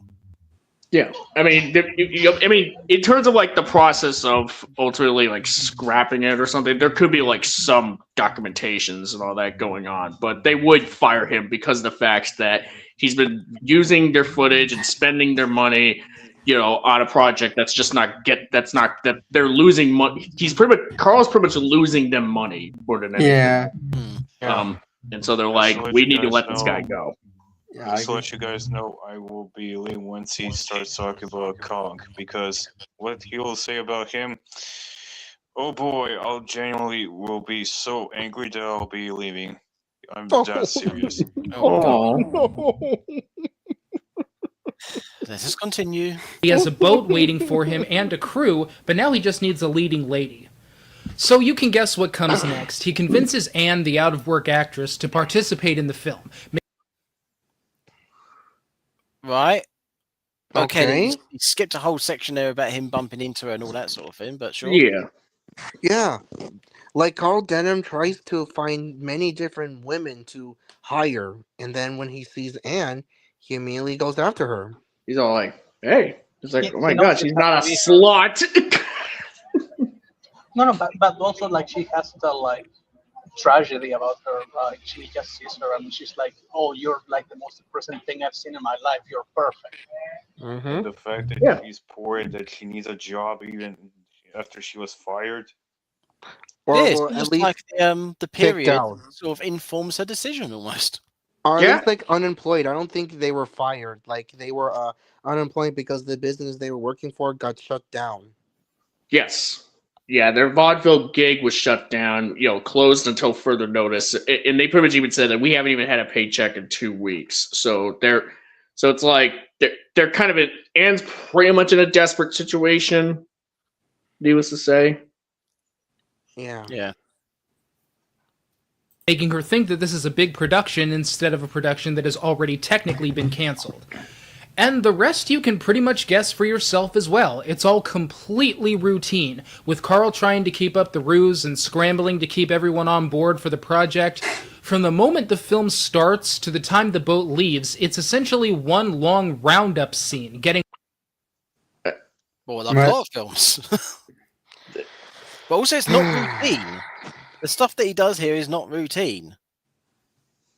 Like him keeping The him whole on the point boat. is And Fucking the bit, hell, the this bit where guy. he says to actually him, super entertaining to me. the bit where he says to him, like, "Oh, if you love theatre, you would have jumped." That's a show of like him and like being able to tell someone's character. And this is basically a scene where he basically judges everybody's character and plays them. It's like that's not standard. What is he talking about? This is not routine. You tell me. I don't even know. I don't even know at this point. This is honestly less rage-inducing and more boring, honestly. Scrambling to keep everyone on board for the project. From the moment the film starts to the time the boat leaves, it's essentially one long roundup scene, getting all of the characters together and setting off. Oh, Like do you a think first you complained act. about Magnificent Seven? You know, he's literally Or the he's same- doing the same thing one, that right? you always talk about animals, which is like he's just talking about the plot and saying it with a sarcastic tone. Yeah. That suddenly made it bad. Basically, what this man is saying that he would not survive the first half of Seven Samurai because he'll probably hate it. You want to know something? Back in the day, he didn't like the Avengers. Of course. That The just first proves my Avengers, point. by the way. That I want to just make that proves my clear. point even more. Really? Yeah. What the hell? This man has no taste. The problem is that we don't get to know these people as characters. We know them as roles. Anne is the out-of-work actress. Dumbass, you idiotic simpleton. You get to learn plenty about these characters before they got to the island. You got to learn the mystery about Skull Island and Kong. You get to learn about Jimmy and Hayes. You get to learn about Lumpty and his relationship with Troy. You get to learn about the relationship between the sailors and Anne and her relationship with Jack Driscoll. What do you mean there is no development between the characters? You goddamn idiotic simpleton. He's gonna contradict that by saying something. But let's play it. Has he actually watched this film? Because I'm feeling like he hasn't watched this film. The whole He may have Wikipedia watched thing it, is but he kind didn't watched it.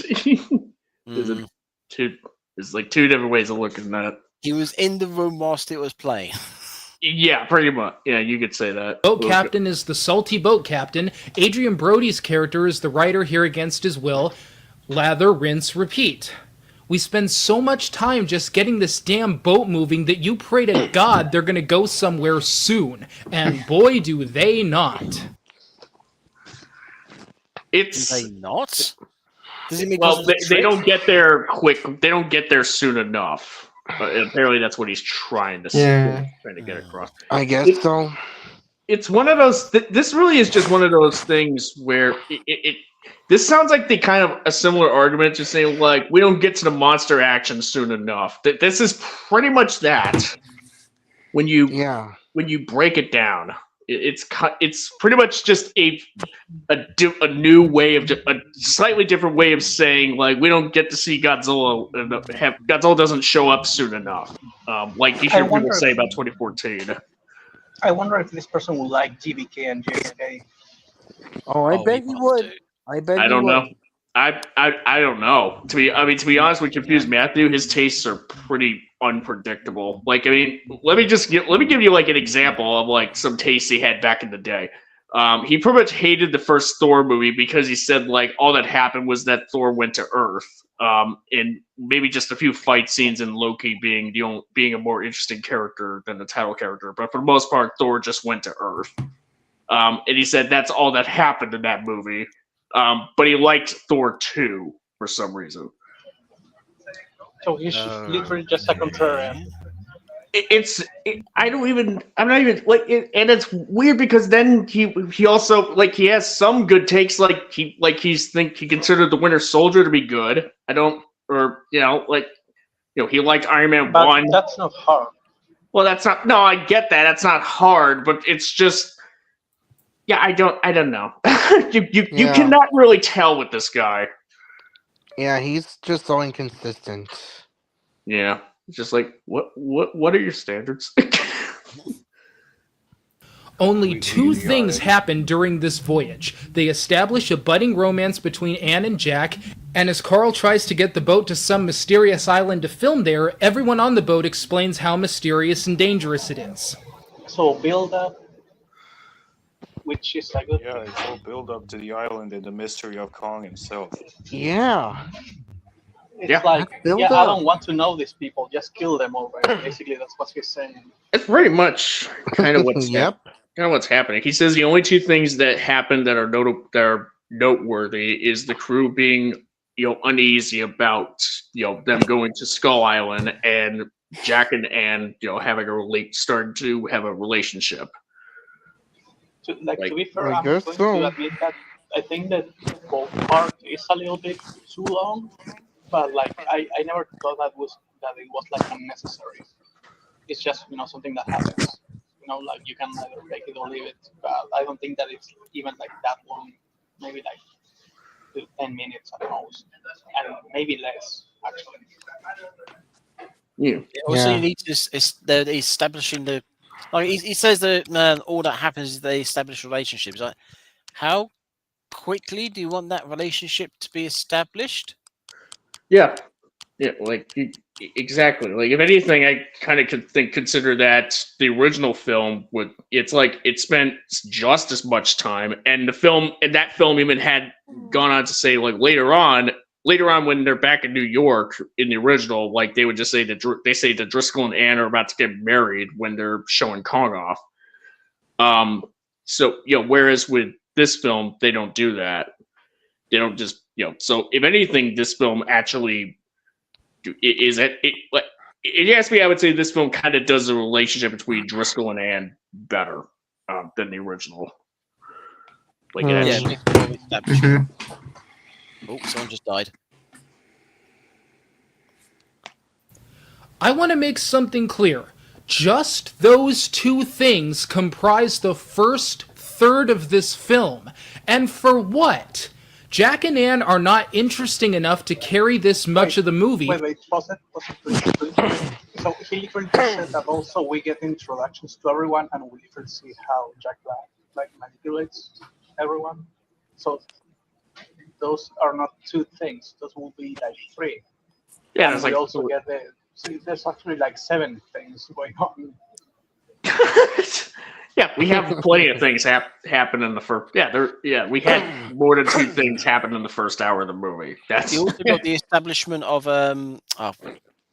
Carl Chandler. Is that his name? Can't remember now. Yeah.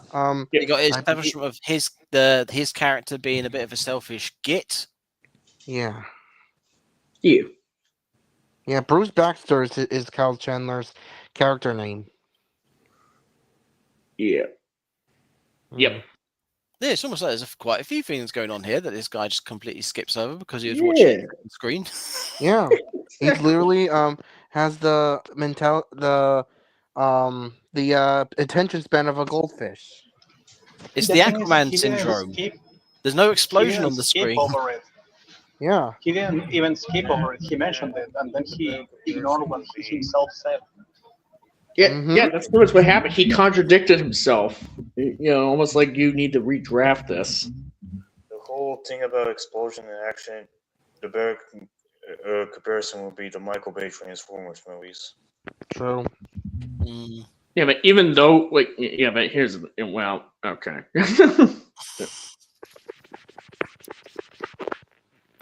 And the constant babble about how terrifying and forbidden Skull Island is just beyond frustrating. The constant babble in like one scene. They're setting up how scary the island is going to end up being. Like, they're building it up. Exactly.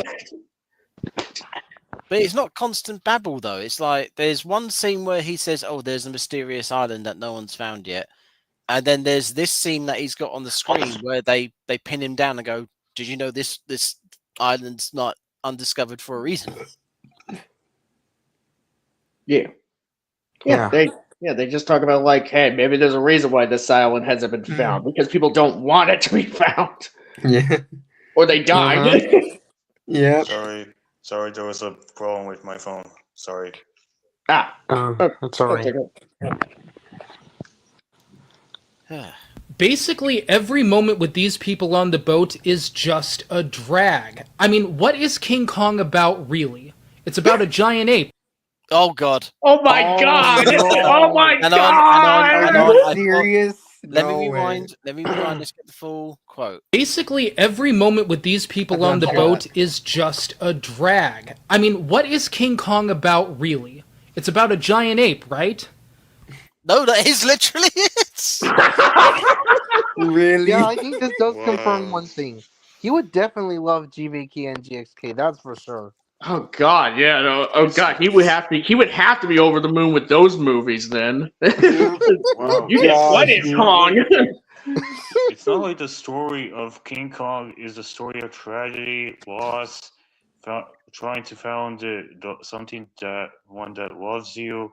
It's a story about Beauty and the Beast. But no, Exactly. it's just a story about a giant ape fighting dinosaurs getting killed by plane. Nothing special, nothing dramatic. Yeah, apparently. And yet, if he were to try to bolster his point, like if he actually did watch the original, it's like, okay, so what's the difference between this and the original then? It's like, oh, the original King Kong is just about a giant ape. Why are they taking almost 45 minutes before we get to see him? Like, because that's the original King Kong. You need to remember, point, isn't it? he didn't even see the original. He said the film is like the original film, but you want to know longer. something, guys? Here's something. You guys are not going to be prepared what he will say, or he'll talk about Kong and Andor's relationship. Yeah, we'll get to there. We'll get to there, but I don't know if somebody had a point they wanted to finish first.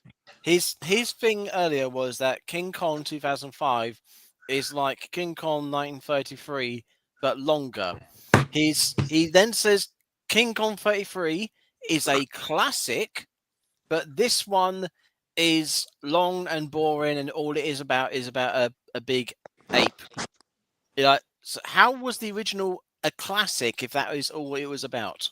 Yeah, exactly. Like the original became a classic because they put into the work of like the original King Kong got made because the filmmakers wanted to see a monkey or an ape like fight a big lizard, essentially. And they wrote a story around that. But the film became classic because the story that they wrote that sort of conceit around was actually good. Guys, actually, you're all wrong. The reason why it's a classic just because it's about the monkeys, because if you think about it, the classic setting of humanity is monkey, right? So humans are like the advanced version of monkey, which is the classic. Yeah, Frankenstein is just about a corpse running around going rah. Yeah. But exactly. What's the enemies? Hey, monkey. What on earth is going on here? I can hear, it sounds like someone's wrestling their keyboard. Sorry, What's the enemies? Because he Hey, was angry. monkey. I have a broken stand. Ah, Okay, gorilla Okay. or monkey or whatever. It's about a giant ape. So what are we all waiting to see? We're waiting to see King Kong. you Who's can we? say the same about the original. Again, it's like we're just here to see King Kong. It's like, Guys, is we with us in the stream right now? Is we in the room with us? I don't see any we. Yeah. who's weak Us. in Wasabi? Who's we? Who's And we, who's we? Matthew? God, it's Exactly. Muglia again. Look, The normies? there's no we, Matthew. You don't The speak for us. The general audience, the normies. I don't know. Yeah, I mean, King Kong, as far as like the character, is like something that people, pretty much would go to King Kong to see because he is the big thing. But there's more to the story of King Kong than just a giant ape. Like, Yeah. that's a reason why it's endured the test of time. It's a reason why Peter Jackson even wanted to remake it in the first place, because it is a story worth retelling, even with new technology. hmm Exactly. After what? Like 70 plus years by I was about to say 2005. 80 years, right? Like, is it or no? It's like No. 90 years, actually. It's 92 years old. Holy fuck. Yeah. Yeah. It's God. almost 100. It's getting there. Yep. It's a miracle Mhm. how a movie from the 1930s managed to survive all this long. I appreciate that. Yeah, that's Yeah. because maybe it's because they're actually quite good. Which, I mean, Matthew would agree with us if he actually watched it and knew how good Yeah. it was. Because there's some movies from the early 1900s and I think up to like the 1940s that are just lost to time now. Yeah. Because Oh of yeah, the there's a bunch of film. films like that, unfortunately.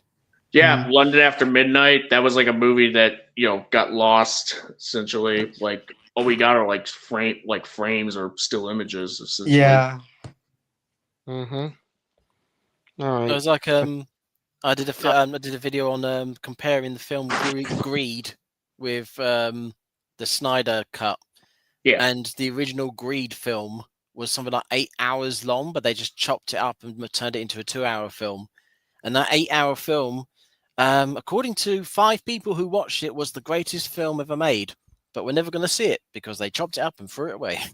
Would you Yeah. say if the name was Creed or Greed with that G? Greed. Oh, Greed. Yeah. Greed. Because it's all about gold.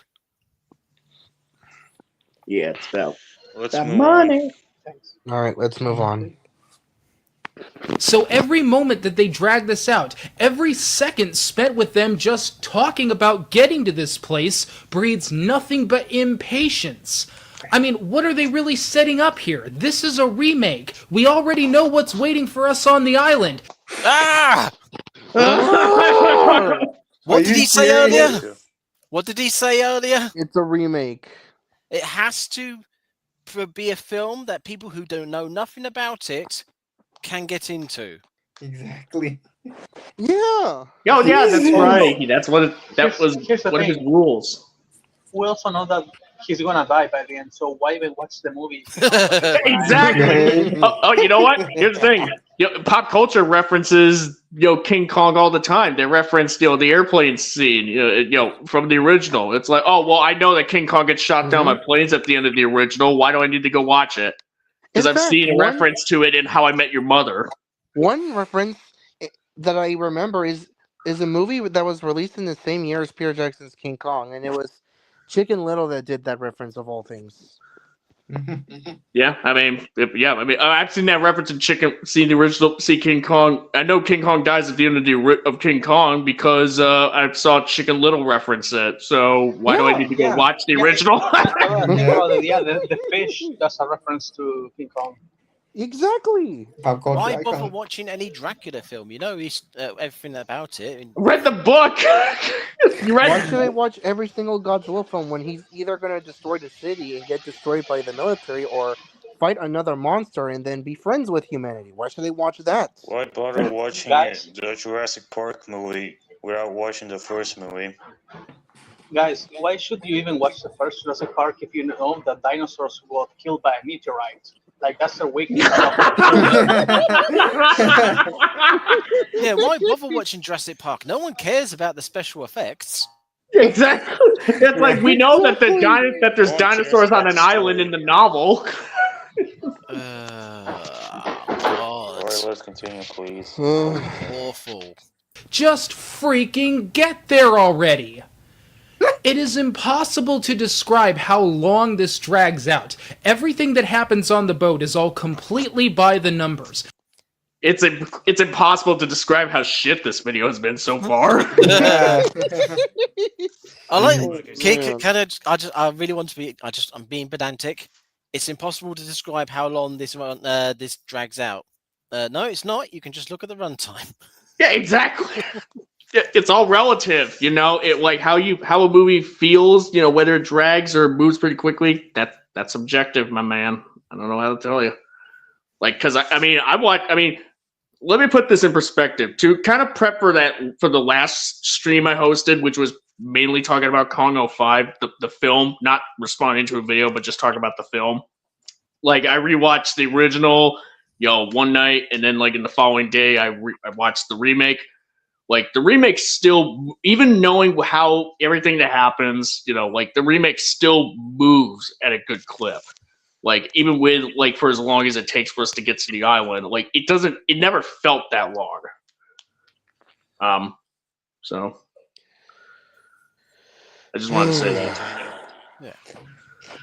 Bits of the movie are filmed on the ship, actress and screenwriter fall for each other, and everyone goes back and forth on the issue of the island. They're gonna go, they're not gonna go, Carl's jig is up, Carl's jig isn't up.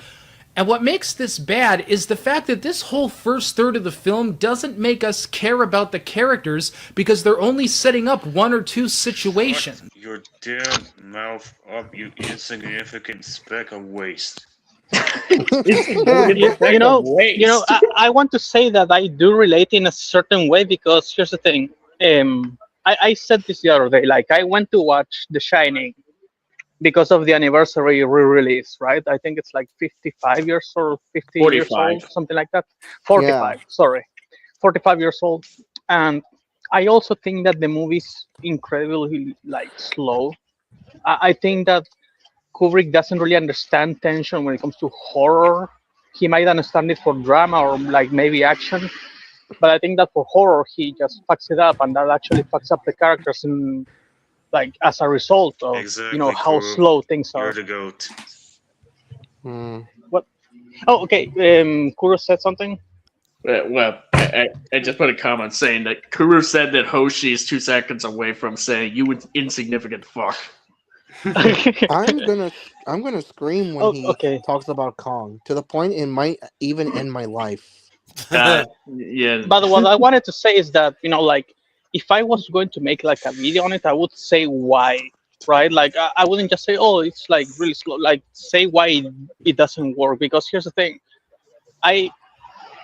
before I actually like make like a public video on why I don't like the movie, I need to really make sure that it's not like completely subjective, and that there's a base to me saying, like, this is just slow, it's not really tense, right? And not just being like, oh well, it could have been the other thing that's completely different, and that's why the movie sucks. But he does saying that actually. This is the thing. He says all this stuff about it goes on a bit. It goes on, it's just these situations, which is just a description of the film, and then he gives his subjective take where, oh, it felt really like it drags on, and then he gives us what his evidence is. And everyone goes back and forth on the issue of the island. They're gonna go, they're not gonna go. Carl's jig is up, Carl's jig isn't up. And what makes this bad is the fact that this whole first third of the film doesn't make us care about the characters because they're only setting up one or two situations. That's his evidence. Not really, no. They're only but also he's contradicting himself because, again, like, the whole video is wrong. Yeah. But also, like, for example, he's saying, oh, this doesn't really do anything, but if what you tell me is true, which I know it is, if you're telling me that he said that, if you're new to the story, you should be able to understand the movie, and then there's nothing wrong with taking time to establish the characters, for example. So then you see what happens in the island, and it makes sense. And this the thing is like he's saying he doesn't care about the characters. Okay, I do. Now Me what? Yeah. too. Yeah, Most I of do. us do. Me too. I feel the Me too. frustration of the captain where it's like, we're not going anywhere. And Jackson, oh, yes, we are. Yeah, go. He's like, no, we're not. And then you got nothing out there. Then you got the other two characters, like the younger seaman who's like more enthusiastic about the adventure, and the older one who's The blonde not. guy, the blonde Yeah, kid. Jimmy, Yeah. I remember Jimmy. Yeah, Yeah, Jimmy. All these different characters interacting with each other and conflicting, and all this going on. He's just like, oh, I don't care about any of these characters. Yeah, like I even always criticize the movie because Jimmy just disappears after the island, right? And I'm like, dude, I saw this guy lose his father, basically, right? And like, I don't want the movie to That's a keep good brother him figure. for no reason, but like, I would like to know what the fuck happened to him afterwards, right? Because I care. And I'm not even one of those people that cares about every single character. I know that nowadays we have a lot of people who will have like some type of mental illness or obsessive disorder, right? So they see like an extra for 2 frames and they obsess over it. And they're like, oh, why didn't they make this like a more important character? And it's like, because he's an extra. You know, this mostly happened like, I saw this a lot in Arcane, where people were like, oh, Loris, I wanted more Loris. And it's like, dude, he was just a guy with a shield. Calm the fuck down. Or there was like this black girl with the blue hair, and people were like, "Oh, she's so cool," and it's like she hasn't done she doesn't say anything. She I know says she what you're says like two talking about as well. words. Yeah, and there's people who are like that, you know, and I understand that that's that one extreme, but then this guy seems to be on the opposite side of the spectrum, which is like, I don't care about anything, just give me like spectacle with no brains. Give Yeah, me Like, big I I don't mean, want any Give soul. me Yeah. dumb fun action, basically. Give me He Michael you Bay know transform you know Like, what it it sounds is, like he wants? It sounds like he wants the story to tell, not to show. Mm-hmm. That's how it sounds to me so far. yeah. He's also just thinking about it. He's gone into a Peter Jackson film, and he's expecting it to be short. I mean, isn't Dead Alive like short? I mean, it's not really short. It's like normal, I think. Yeah, like maybe like average like hour and a half or something.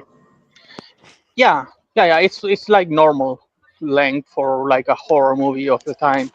Yeah. But you know, like, and that's one thing that I don't want to do when I criticize The Shining, because it's like, you know, it's a Kubrick film, right? So what am I expecting? You know, so that's one of the problems I have when I want to criticize it, because it's like, maybe there's something I'm missing, but at the same time, I feel like it's fair to criticize it as a horror film too, because I think that it's not a good horror film, whether it's Kubrick or not. So I think that the length linked to the director is not necessarily like a good argument. But if you judge it for its own genre, adventure, it's still just like a necessary thing. You set up the characters. That's like what every good movie does. Yeah, it's like You any cannot. movie does pretty much. Like but like There's not that technicality, like, many good movies that don't set up their characters. That's the thing.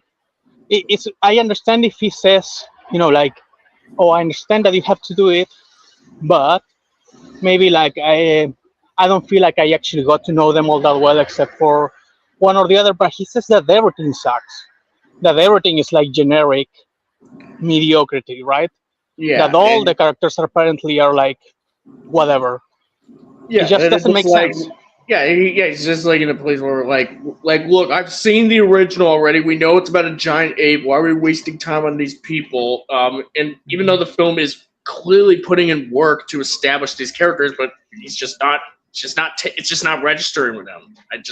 Yeah. I mean, and at that point, like, what can you even say to him at that point? Like, if it's not registering, It's a if you something doesn't problem. That's register all I with would somebody, say. then they're just. If something doesn't register with somebody, like no matter how much you try to explain to them, like or how clearly you explain it to them, they're like, there's nothing you could really do at that point. Yeah. Let's move on, please. Yeah. Well. Yeah. Well. Oh, Anyways. Actually, I one have one to last thing, leave. by the I'm way, scared. just so you guys I'm know, I might leave by accident because I'm on the cold outside right now, and my and cell my phone's mom's battery is calling running me, out. and my phone Okay. is at low battery, so I think I'm gonna be leaving already. Same, Oh, okay. same, I'm same. spared. So Yes. I might disappear too, but I'll come back. I'll be All All right. right. back Bye, guys. I'll be back. You'll be back. All right, Yeah. see ya. if I Bye. go. Bye. All right. Take care. Bye. You're Anyway. weak. Let's go. People may as well be anybody caught up in all this. And if the only thing that matters to the writers at this point is the situation, then why drag this out further than it needs to be? Just fucking do it. He answered his own question because they don't care only about the situation because they're professional writers. They care about how the characters make you feel. You fucking idiot. Isn't that like Peter Jackson did this with his Lord of the Rings movies? Particularly Fellowship of the Ring as an example, because that's obviously the first installment of the trilogy. What did that movie do that this movie failed to do? That's as just an example, essentially. And I'm gonna be honest with you, Gimli, for example, doesn't have almost any character in the first movie. It gets organically developed through the first two movies and his relationship with Legolas. Yeah. So Yeah. most characters are just as developed as Gimli or more in here. Just saying. Right. And I Are still you love talking Gimli. about? Are you talking about Return of the King? No, I was talking about Fellowship of the Ring, because it's the first installment. No, I was talking to Lau about the movie he was talking about.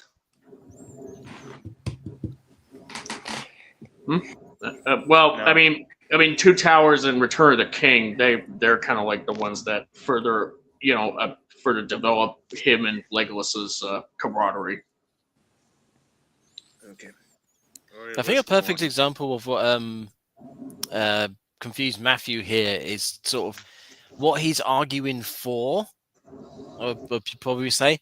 Arcane Season 2, which was brought up earlier, there's that little girl that Jinx saves. We get like 5 minutes with her in like the series, and then when she, spoilers, dies, it's this big dramatic moment, and we see like Jinx, oh, and all this sort of stuff. And it's meant, and you see all these flashes of events that we didn't get to see, and all this sort of thing.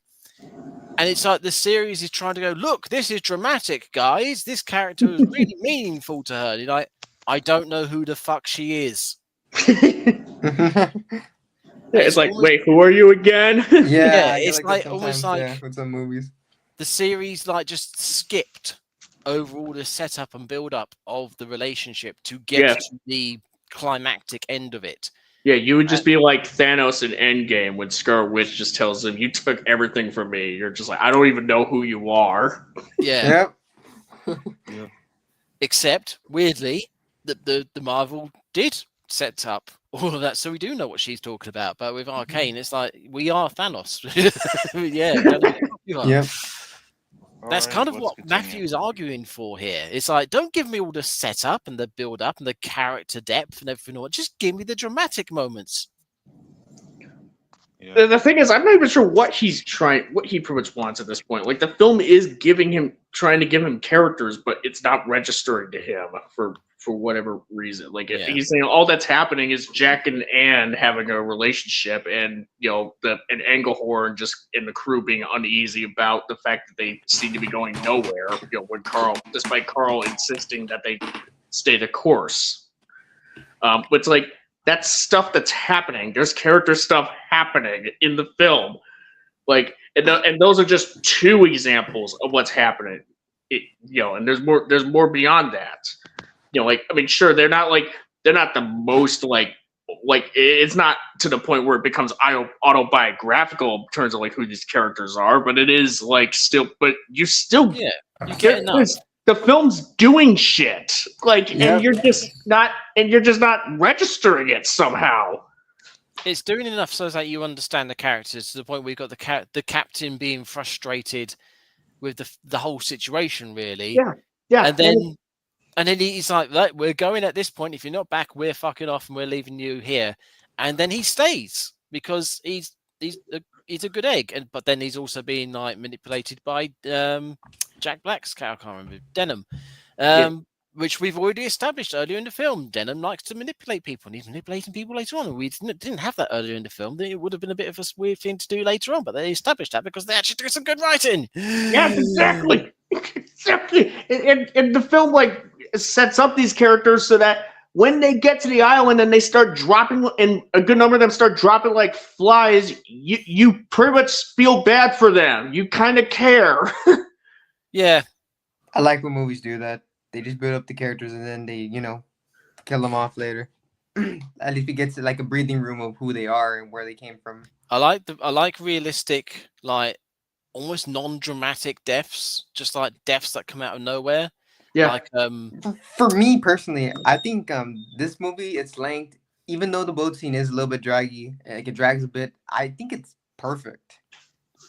Like it's good, Yeah, I mean, example is like, Hayes, he has the film sets up, him and Jimmy's like relationship and establishes them. And then Hayes tries to go out tries to like go out in like a noble sacrifice when he's trying to save Jimmy and by extension the crew from Kong. He doesn't die he dies in a dramatic way, but in a sense of like when you get right down to it, Kong just like throws him into a rock and then he just falls. He gets slapped into a rock and falls over. That's it. Yes, it's not even like it's not even that ceremonious when you think about it. Just like, oh, a guy just like got slammed into a wall, dead instantaneously, and then just his body just slumps down into a chasm. But it's like, yeah, I mean, the characters definitely feel that way, but if you pretty much look at it from just a general point, it's like, well, yeah, I mean, he's trying to do a normal sacrifice, but he couldn't even, he wasn't able to like save them because they tried to stay behind anyways. The fact that Lumpty himself got in politics. Another example I can use is Titanic. I like the relationship between I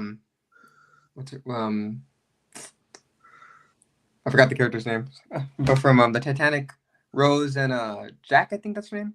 Yeah, Jack and Rose. Jack and Rose. Yeah, I like their build up in like the first up to like the first hour and a half. I think that's, and then after that it turns into like a blockbuster like movie, because I actually do feel like, man, like all this shit is going down because I spent some time understanding these characters and seeing their struggles, their issues. Oh, that film was way too long. We're all just waiting for the iceberg to turn up. Come on. What's this film? What is Titanic about? It's about a giant ship. Like, oh wait, you guys hear me? So, yes. As I was saying, Lumpty, the character who we all saw has a really deep relationship with Troy, and the guy who told Jack, Denham about the story of Skull Island, and the fact that he was probably one of the nicest people on the island, got probably the most brutal death imaginable when he was in the pit of the bugs. Yeah, dies a really brutal way, despite the fact he cares about his mates. When they pretty much after the stampede sequence, he's all like, when people ask him if there's anyone injured, he's all like, injured? 4 of us are dead. Let's continue. I am racking my brain trying to think of another movie where the setup alone was the first third of the film. Titanic. Fuck you. Well, I mean, he doesn't like Titanic either, so. Oh my god! Seriously? I was thinking like, oh wait, Confused Matthew thinks Titanic is bad as well. Okay, let me drop this. I gotta watch the episode. Oh my freaking gosh! No way. Oh my god, Sea Monster, does he hate Godfather? I don't know if he even made a video about The Godfather actually. If he hates Godfather, goddamn, Well, here's a question: like, does he think it's bad, and how stupid are his reasonings for why it's bad? Because, like, I mean, I'm not a fan of The Godfather either, but I can definitely say that it's still it's still a classic for for obvious reasons. It's just, personally, I don't really care for it. But anyways, This movie is like a clown car for nothing. I have never seen so much nothing crammed into the first third of a film in all my freaking life. What? All of nothing. What? like so much nothing. I mean, well, how does that that sounds that sounds paradoxical, but all right. I've got nothing from this review so far. Yeah, I mean, the only thing I can see is very subjective is the Jack Black and I guess the boat scene. But like other than that, I can't find anything else that I agree with him. Oh God. All right, let's move on. I also like the fact you got this scene here that he's got on the screen. He said, nothing happens in the film. Nothing happens. This very tense scene where one crew member after another like appears and surrounds them and makes it a lot more tense. Yeah, nothing happens there. And if you think I'm exaggerating about how overextended this part of the film is, consider this. In the original King Kong, the beginning of the film to the end of the voyage on the boat took about 25 minutes. How do you know that? I mean, okay. Wait, hang on. How did you know that? The first film was 100 minutes long, did he say? Yeah, it's 100 and something, 100 minutes, maybe some, maybe I'd say it's like 143 minutes. I want to say. Well, even then, actually, it's maybe some of it is the overture, but so it's like we'll say 100 minutes. We'll just say that. And 25 minutes is for them getting to the island. Time 1 hour and 40 minutes. Yeah. So yeah, that's about 100 minutes. Yeah. So yeah, so a film that's half the length of this one has a shorter beginning part. Pretty much. Yeah, I mean, mathematically speaking, sure. Let's move on. In this film, the exact same scenes of the exact same film take up the first hour. So the first third, yeah? Cool. Yeah. Again, the original film was set in the time period that it was filmed, so they didn't have to set anything up. This one's it's set in a different time period, so you need to set the time period up. Mm-hmm. Even if you have to extend some of it, but I think what Jackson did was pretty good. Yeah, I was actually when I saw Jack Black in the film, I saw him pop up and I was like, oh God, is he going to make a joke out of this film? And then slowly but surely you just completely forget about the fact that it's Jack Black. It's like, oh yeah, he's doing I mean, he's it. playing a serious role, and I like that. I like when actors do that. Yeah. Or even comedians in general. Yep. And we have 2 fucking hours to go. So after bullshitting around on the boat and wasting most of the audience's time, they finally... Okay, be pedantic again. The first third of the film is spent on the boat. He's wasted most of the audience's time. I don't think you know how to maths. Finally arrive on the damn island. I wonder what could be on that thing. Sure hope it's not boring and stupid. King Kong. Oh, this is. So that's the end of part 1? Yeah, that's the end. This is the end of part 1. Jeez. Now we're getting 11 minutes, 50 seconds in. Yep. Alright, so they finally arrive on the island, and almost immediately they are ambushed by the natives. So now you're thinking, oh good, they're finally just gonna get on with this. But you'd be wrong, because immediately after the attack, everyone gets back on the boat and tries to leave. No! That's what happens in the original film. That's what happens. That's the point. You know what? Here's the thing. In this film, they have even more valid reason to want to leave immediately than in the original because a couple of people died. Exactly. Yeah, he just, I know.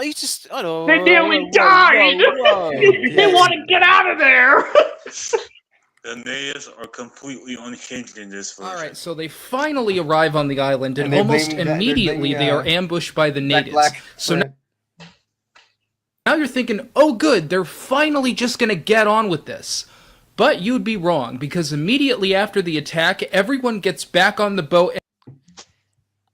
He mentions the fact, I hate it when they do this. Technically, he did mention the fact that something happened.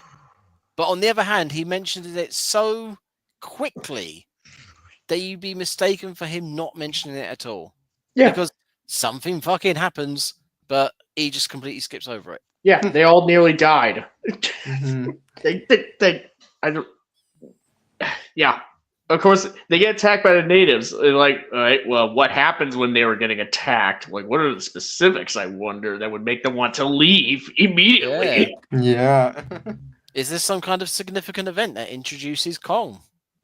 Yeah, You mean Turu Kong? and on top of that, yeah, like when Anne screamed after Mike, the Foley guy, pretty much gets killed.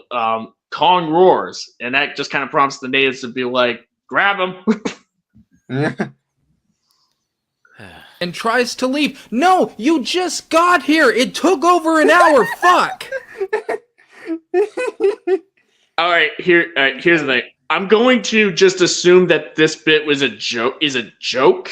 But the problem though is like I'm very tentative about the assumption, okay? Because at this point, it's like a Cinnamon Sins thing where like I don't know if this is meant to be a joke or legitimate criticism.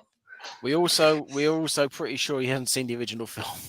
Well, yeah, like he doesn't know how good it is, so which means has he seen it? We're almost there to talk about his opinion on Kong. And, The natives have other plans, though, as one of them pole vaults onto the... Oh, my God. Okay. He captures Anne again. No, that's it. He just says, "Oh my God." Wait, is he saying "Oh my God" because of the pole vaulting or the way the native looks? I'm perplexed. Like, what does he mean by "Oh my God"? Like, can you elaborate? Fuck.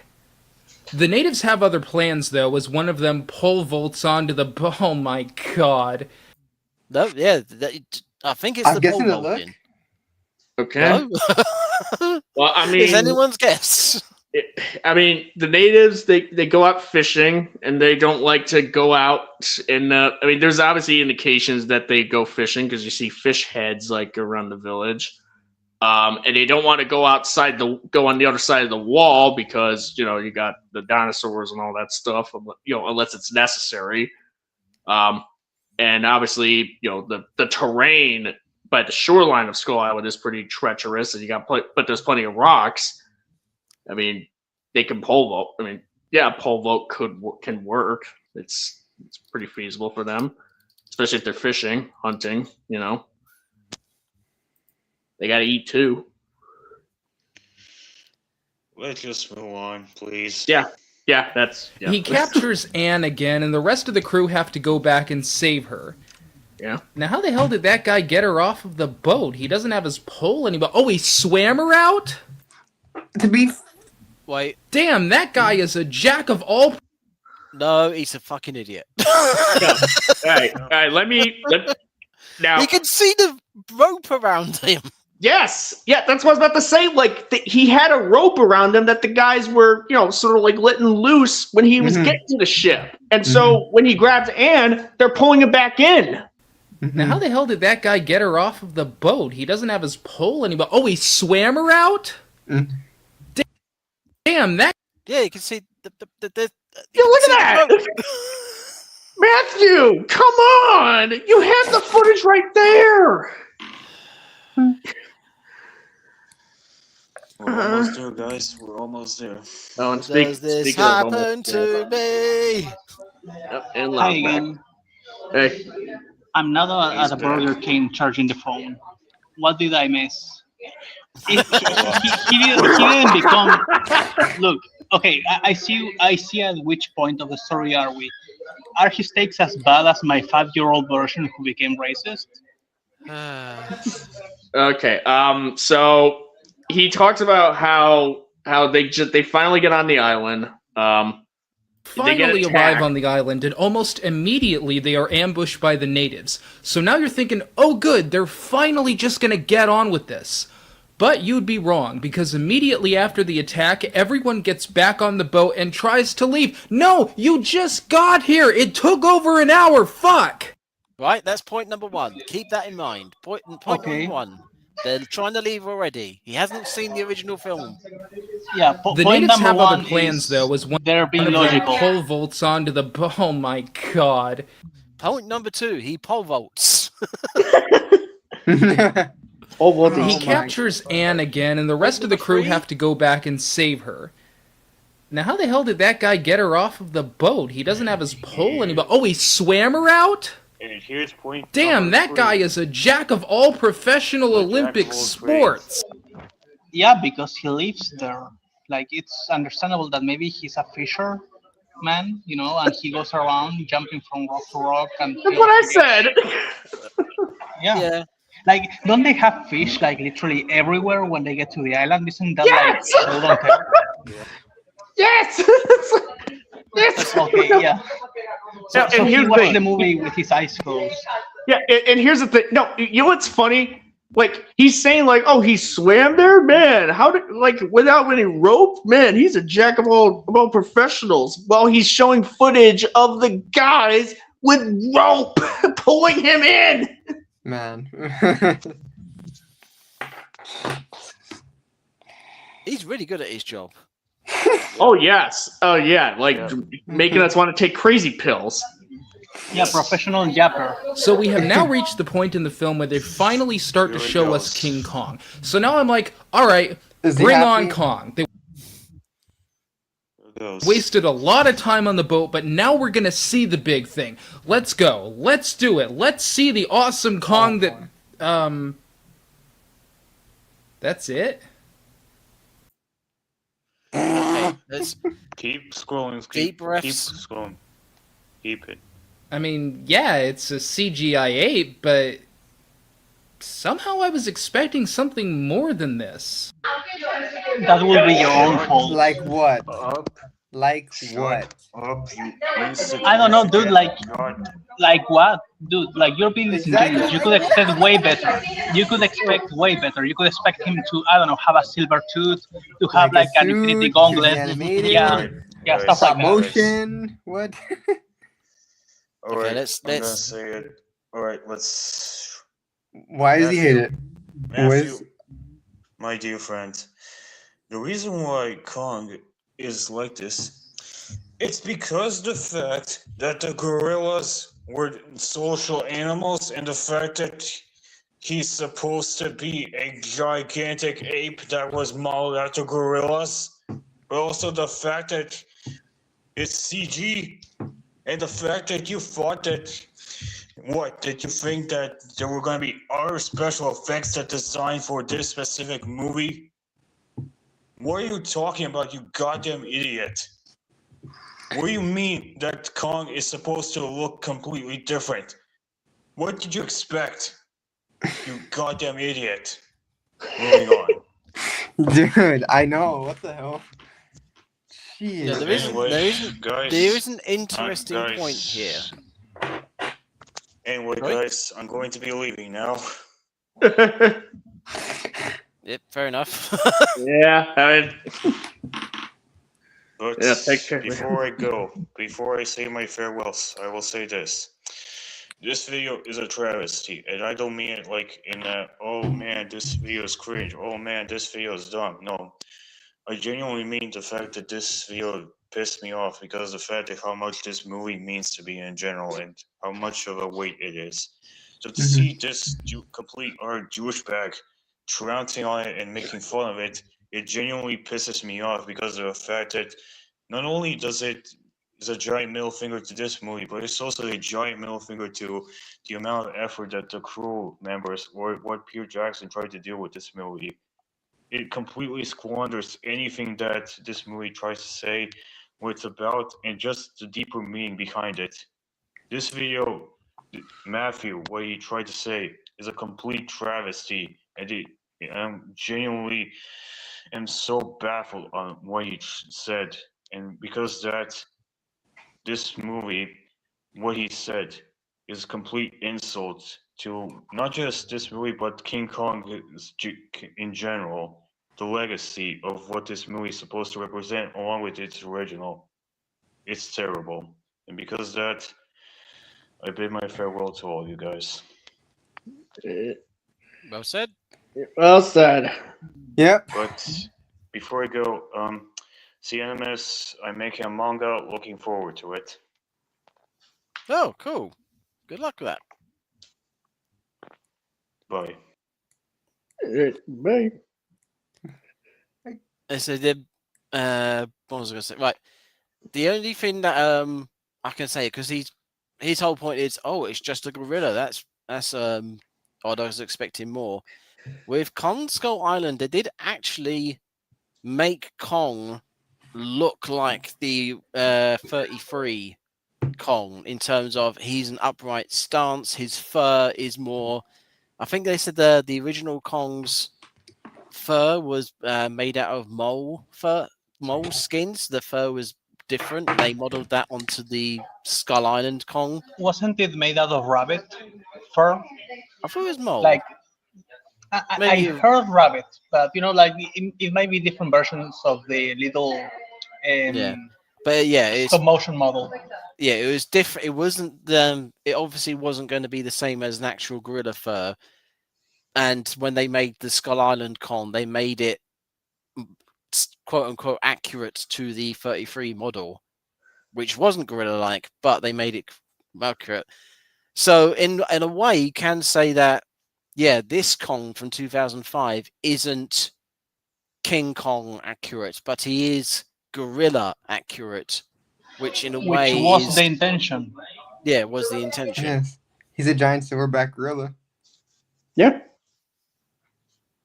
And I think it works. Really well. well. It works. And really it does. They do a lot with it. Oh yes, it does. It makes it stand out from the other comparisons of King Kongs. Other incarnations of King Kong. Yeah, for the better, I think. Yeah. What the hell? And right here is when I realized what this movie's ultimate problem is. The original King Kong became famous mostly for its new special effects. No one had really seen anything like this before. There was a lot of this in The Lost World about 10 years earlier, but this is already such an insult to the original. Like he only spoke for like 5 seconds so far, and he's already insulted the original beyond like forgiveness. It wasn't just the special effects, dude. Like it's the story itself. Yeah. It's literally one of the most important adventure movies ever made, if not the most important one. Oh yeah. Just a warm-up for what people were going to see in this film. The effects were so outstanding for the time that they actually had to warn people not to see this movie if they had a heart condition. That seems so silly today when you look at it, but that is exactly the point. And this is just a problem that I constantly run into with films that try to make it all about the special effects. Special effects today are kind of like flying today. Flying used to be a novel event. It was a privilege. People dressed up for it. But today, it's just become a routine part of life. Not for me, of course. I have a tremendous fear of flying, but to the average person who isn't a complete phobic wuss, it's something you don't even really think about anymore. Special effects are just that. They were this new and amazing thing in the 20s and 30s because, well, so were movies. But this... Not true. Is he alright? No. Is he alright? Special effects were new in the 20s and 30s. No. Did he have a railroad spike go through his frontal cortex at some point? And you compared it to flying? Like, what? What does that have to do? It's just a pretty bad comparison. The comparison should work in terms of flying used to be like a special thing for special people, but now it's more commonplace.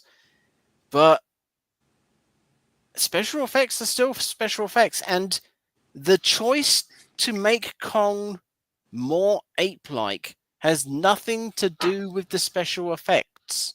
Yeah. Yeah, like if anything, like the CGI approach made it easier to make them more expressive, because not only is it's not just CGI, but it's Andy Serkis's mocap. Yeah.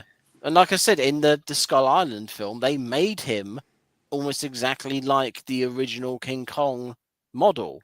Yeah. They chose to make him look like that. In this film, they chose to make him like an actual gorilla. It's the special effects did not affect that choice. Actually, like if you want to talk about special effects, 3D technically was invented in 1922, right? Technically, of course it wasn't as good as it is now. In the 80s, it wasn't as good as it is now, right? In the early 2000s, it wasn't as good. So like, this is just like ignorance from someone that doesn't understand anything from the past. Yeah, and it's so used to the present that they cannot fathom that all things actually were not as primitive as he thinks. Yeah. This is Critical Drinker listening to Red Letter Media opinions on special effects. Yep. If you're aware of what that is. Anyways, that's all I got for today. Go away now. Wait, who are we? Are we the Critical Drinker in this case? Yes. Yeah. Oh, for fuck you, the animals. Oh no. See, Critical Drinker's opinion on special effects is like, oh, it's special effects. Oh, that means nothing. That has no merit whatsoever. If anything, it's a negative point on the film. Is that why does he think that? Because so Red Letter we're Media not... said that once. Okay, great. Then, Cinemas, I love you. Thanks for joining me in the Critical Drinker hate brigade. Yeah. Where did he say that? Like, I'm kind of like that's just bizarre. He just implies it a lot in the way he says, he says it all the CGI time. something that's like a CGI thing, as if CGI was like a bad thing instead of I these wish practical effects. The typical boomer arguments, like old man yelling at cloud. I wish I could remember what stream it was. It was him and Mauler on the stream, and Mauler pinned him down on it and said, "What do you mean by that?" And the Critical Drinker basically said, "Oh, it's CGI, so that makes it that means it's really easy to do."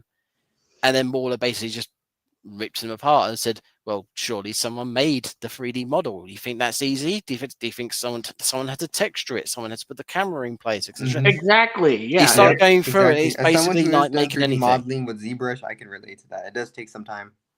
Yeah, I mean, even Red Letter Media got shit from EFAB when they criticized like the opening shot from Revenge of the Sith, which is like a long tracking shot that is all CGI, and Red Letter Media like criticizes just being, look, it's just a bunch of CGI models that some guy rendered on his computer, and it's like it wasn't just some guy though, like it was a whole team of people it was that had to render each and everything and have to do it at frame by frame by frame.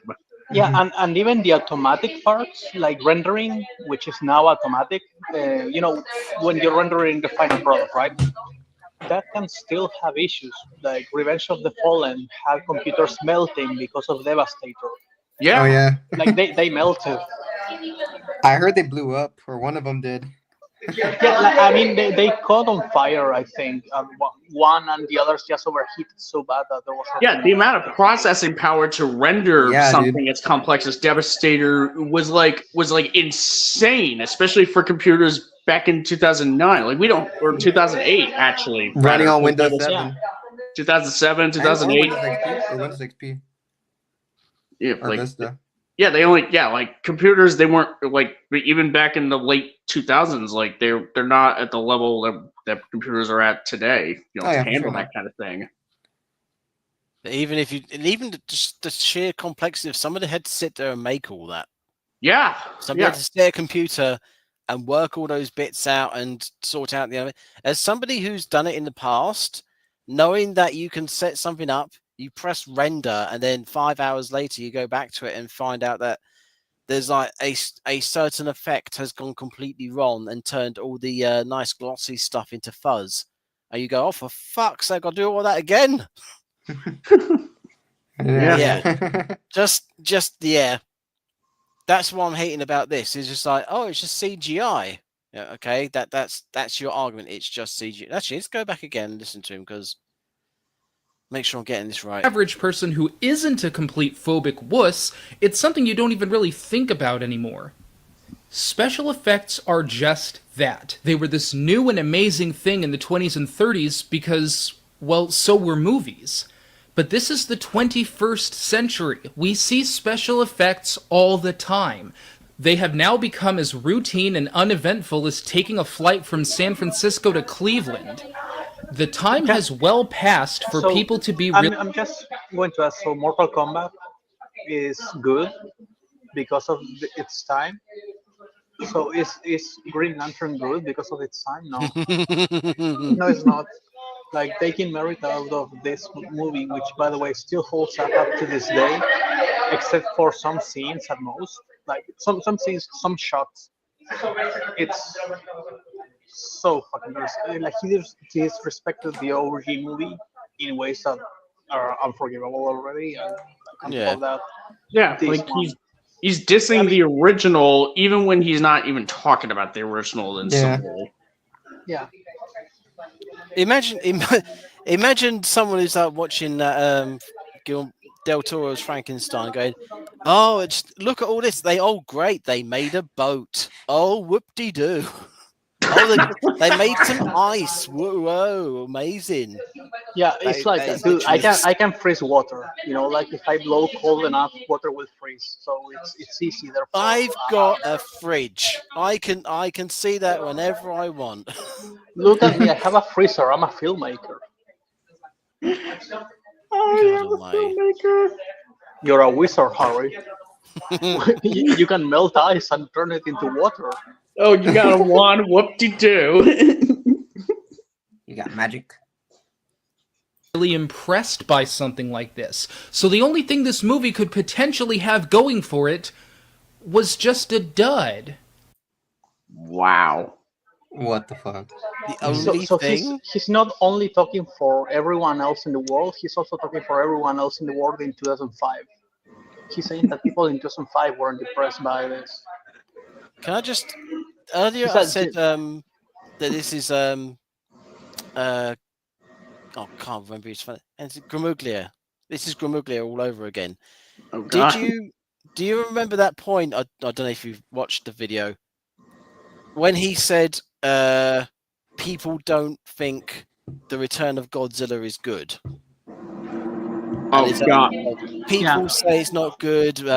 It's the majority, blah, blah, blah. It goes on and on. And then later he says, oh, let me go to my article that I wrote about ranking Godzilla films, where he said, I think that the Return of Godzilla is worse than Godzilla 98. Oh God, I remember that. You know why I remember that? Because I didn't know Gramuglia at the time, but I knew his article, and every single person I knew thought that his article was trash. Yeah. So when you told me, oh, he wrote it, I was like, dude, it's like finding out that Hitler was like a Nazi, you know? It all makes sense now. It all makes sense. But it's the conviction whenever he was talking, saying, oh, it's the general consensus. It's everybody. And then he self-references. He says literally, source, I made it up. Yeah, source, I made it up. Literally. And this is exactly the same thing. He's saying, oh, we aren't impressed with CGI anymore, but the people aren't impressed with any of this anymore. It's like, it's just you, isn't it?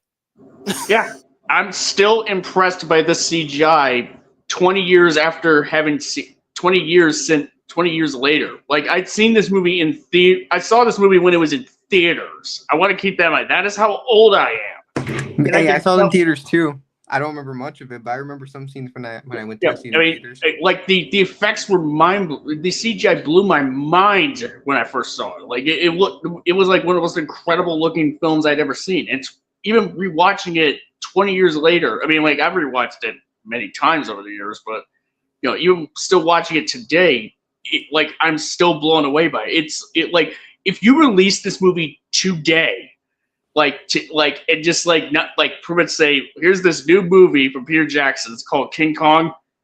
People would just be like, well, shit, this looks better than most of everything that we get these days. Oh yeah, for sure. It's not what you have; it's how you use it. Exactly. And Peter Jackson did that. He had that experience with the Lord of That's the what Rings she trilogy. said. Not to me. Anyway, What made the original King Kong new and exciting for its time is just routine and dull in our time. Oh my God! They What? did not have CGI back in the 30s, you clown! What the hell? Computers were not that advanced, dude. Computer. What are you talking about? They had computers in the 30s. No, I think it was in the 40s. I think that's when they started coming up with computers. Like, these are two Jesus different effect styles, Matthew. Wait. Can you repeat that? Can you go back 5 seconds? do I have to? Because CGI I was don't. Do we want to? Go to No, I Cleveland. just- The time has well passed for people to be really impressed by something like this. So the only thing this movie could potentially have going for it was just a dud. What made the original King Kong new and exciting for its time is just routine and dull in our time. So what he's saying is that people will just not want an improvement over the 33 version. So by that logic, the 70s version is also irrelevant. Routine and dull because they use like suitmation and miniatures. You know, Yeah. like, So I mean, basically what he's saying, even if he doesn't realize it, is that the 33 versions doesn't need to be updated, or the 70s at least doesn't need to be updated, which is bullshit, right? Because I think that this looks way better than the 70s version. yes. Yeah. Like, This is a shit argument for wankers. Wankers. Oh man, I was waiting for that. yeah. Apparently, what he's saying is that by the time this movie came out, like we're so used to like CGI, you know, at that point that like at that the movie just seems routine. Whereas the 30s, like nobody had seen like stop motion effects quite like that, except he literally cited The Lost World from the 20s. It's like also saying that because King Kong was a thing, nobody was ever impressed with stop motion ever again. No, why bother doing stop motion ever again? We've seen it in 33. So why ever bother doing it again? So, Well, Yeah. why did Unless you can do Anomalisa something have to new. be like have to do with stop motion and puppets? We've seen it all before. Yeah, dude, like, why did they make this movie? Like, why didn't they wait until 2055 when we have VR movies, right? Why didn't they just go to an actual island with a giant gorilla? Yeah, why don't you take Yeah. the audience to an actual island with a giant gorilla? this is such a stupid argument. It's just mind-bogglingly stupid. It's weird because he's saying something dumb, but also the implications, it has like other 5 dumb implications every time he says something stupid. Yeah. It's like a Russian doll of stupidity. Yeah. It's an onion. Shrek will cry because of this. It's like an onion. There's so many layers of stupid, and they all make you cry. I like that. Yeah. It's a big CGI gorilla. Who cares? Oh my God! fucking kidding me? 2 seconds in. Oh Guys, my I god, you know what? dude. Wait, Gollum- wait, no, No way. His Gollum whole is thing not was an we're here important to character. see. His whole thing was we're here to see the gorilla. The gorilla comes out. Oh, it's just a gorilla. Ah, Big No, It's it's just a just CGI a gorilla. CG It's gorilla. over. So it's literally the critical drinker. This is a critical drinker. He's a critical drinker wannabe. It is, yeah. No, girls. No, Matthew predates I Drinker. was say it's Maybe- before Drinker. Yeah. Maybe not in real life, but on YouTube. Yeah. Oh, okay. In that case, this guy is the root of all evil, and we should ban him for his crimes against art. Art This is as a why whole. I rage quit. Yeah, it's just like so Smeagol and Gollum don't matter, right? Because they're CG. So Caesar, basically any good character that Andy Serkis has ever made doesn't matter because it's CG. What are you talking about? Caesar's just a chimpanzee. Big deal. He's not even like a big chimpanzee. He's just like a. He's just a chimpanzee. He's not even. Oh my god, this is so stupid. It is. Be like, he's not special because he's not like the original from the 60s. I wonder if he will say that old Like, animation because is he's like bad not because walking on it's two, just a not cartoon. talking, and doesn't have a lab coat with him. Yeah. So the it's only like thing this he's- movie could potentially have going for it was just a dud. Let's experience it What again. made the original King Kong new and exciting for its time is just routine and dull in our time. It's a big CGI gorilla. Who cares? I've seen that before. And this It just gets worse. Okay, I'm trying to recall like what CG gorilla has been. To be fair, I almost called it Mighty CG Yo gorilla. Young. To be fair, Mighty Yo Young, and it's really good. The Disney Oh, remake yeah, you're is right, actually I like that really, movie, Mighty really, Yo Young. really good with the CGI effects and the practical. Like it's honestly like super admirable. That movie's Okay. great. Besides I love that that, movie. Mighty besides Young. that, it's like completely different in the story tone. Just to Mhm. be honest. Yeah. Who cares? I've seen that before. And this problem alone makes the entire second act of the film one of the worst experiences God. I have ever had as a movie. Everything about this film is the worst he's ever had. The whole second act was one of the worst experiences he had as a moviegoer. You know, So I he like doesn't need like help. watching movies. King Kong because that's kind of us right now. This has to be hyper. Is that you know what? I'm just gonna for the sake of my sanity, I'm just gonna assume that he's being hyperbolic. It's not. No. It's like Lovecraft. I'm treating this like a Lovecraft story. It's like pretend it's not actually the case. Maybe it'll go away. Yeah. Just like ignore the interdimensional abomination right next to you. Exactly. Just drink coffee. Drink coffee and pretend like it's not there. It's I gonna don't get have bored any on you. alcohol, unfortunately, so I can't. Well, you can always drink a bullet straight out of a gun, Kurt Cobain style, if you want to. Oh man. Goer. The whole middle part of the film is routine and dull. What? Oh my god! Dude, he's just saying shit from his ass.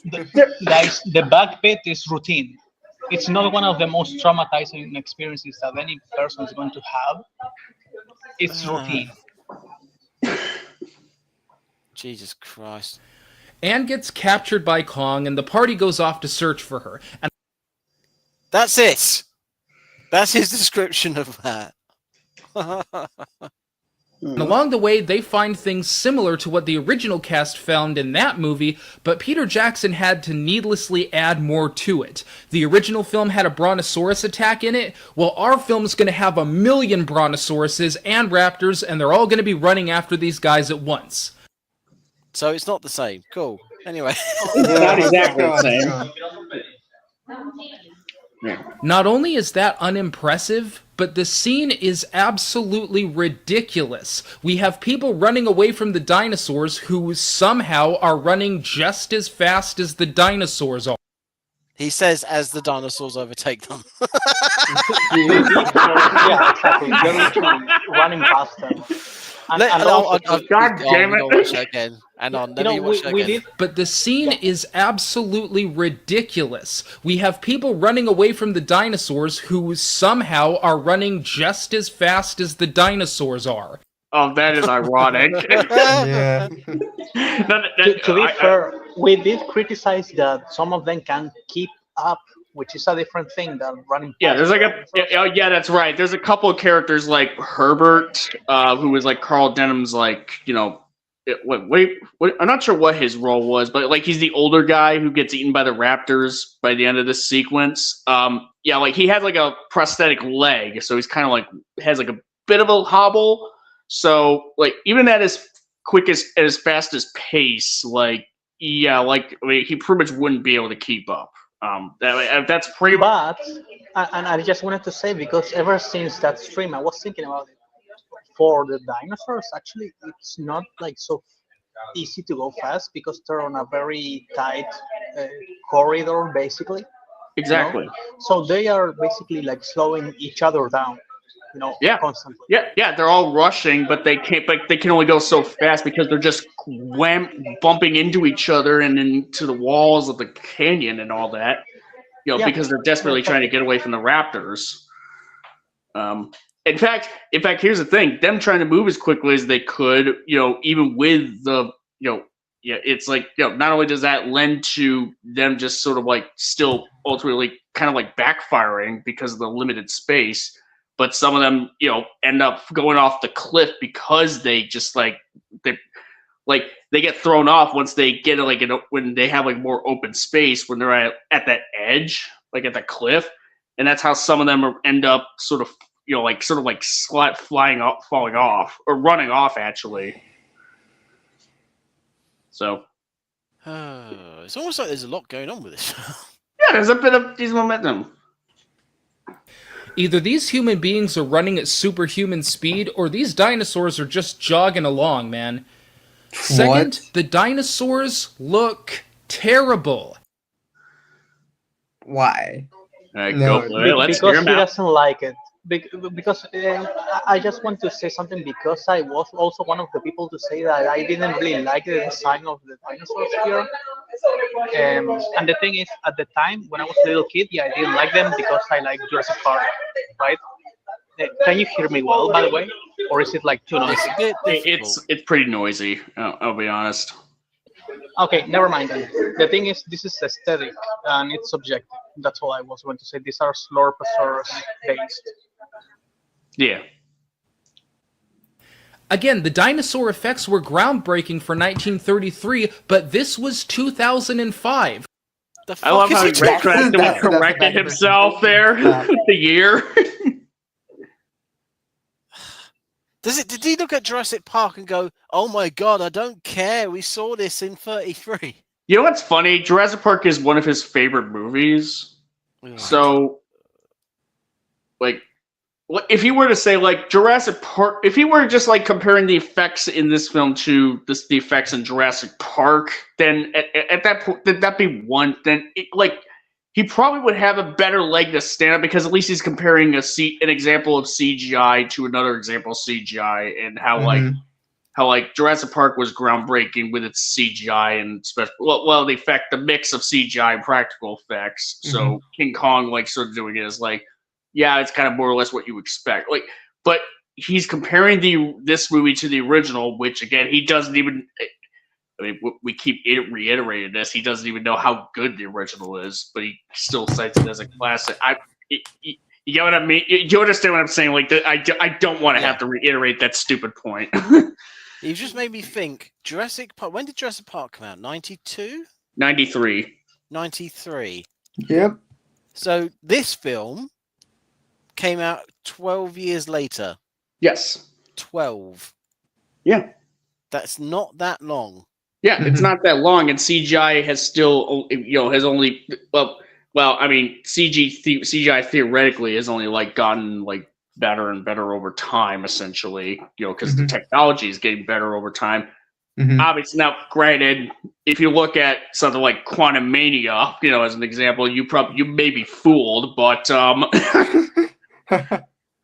But I mean, if you look at something like the Dune movies, like the Denis Villeneuve Dune movies, you'll be like, "Holy shit, the CGI is amazing." Or Avatar, or at least the new ones. The new Avatar. Yeah, like Avatar. That's another example. Yeah. We've seen this in 3 Jurassic Park films by now. Okay, never mind. Oh well, dude, I thought that was Cianimus pretending to be him. Did he say that just now? He did just say that just now. But this was 2005. We've seen this in 3 Jurassic Park films by now. Why the Hell, the fuck did you Jurassic just Park use the sequel was Jurassic almost Park 10 film? years old when this film came out. Okay.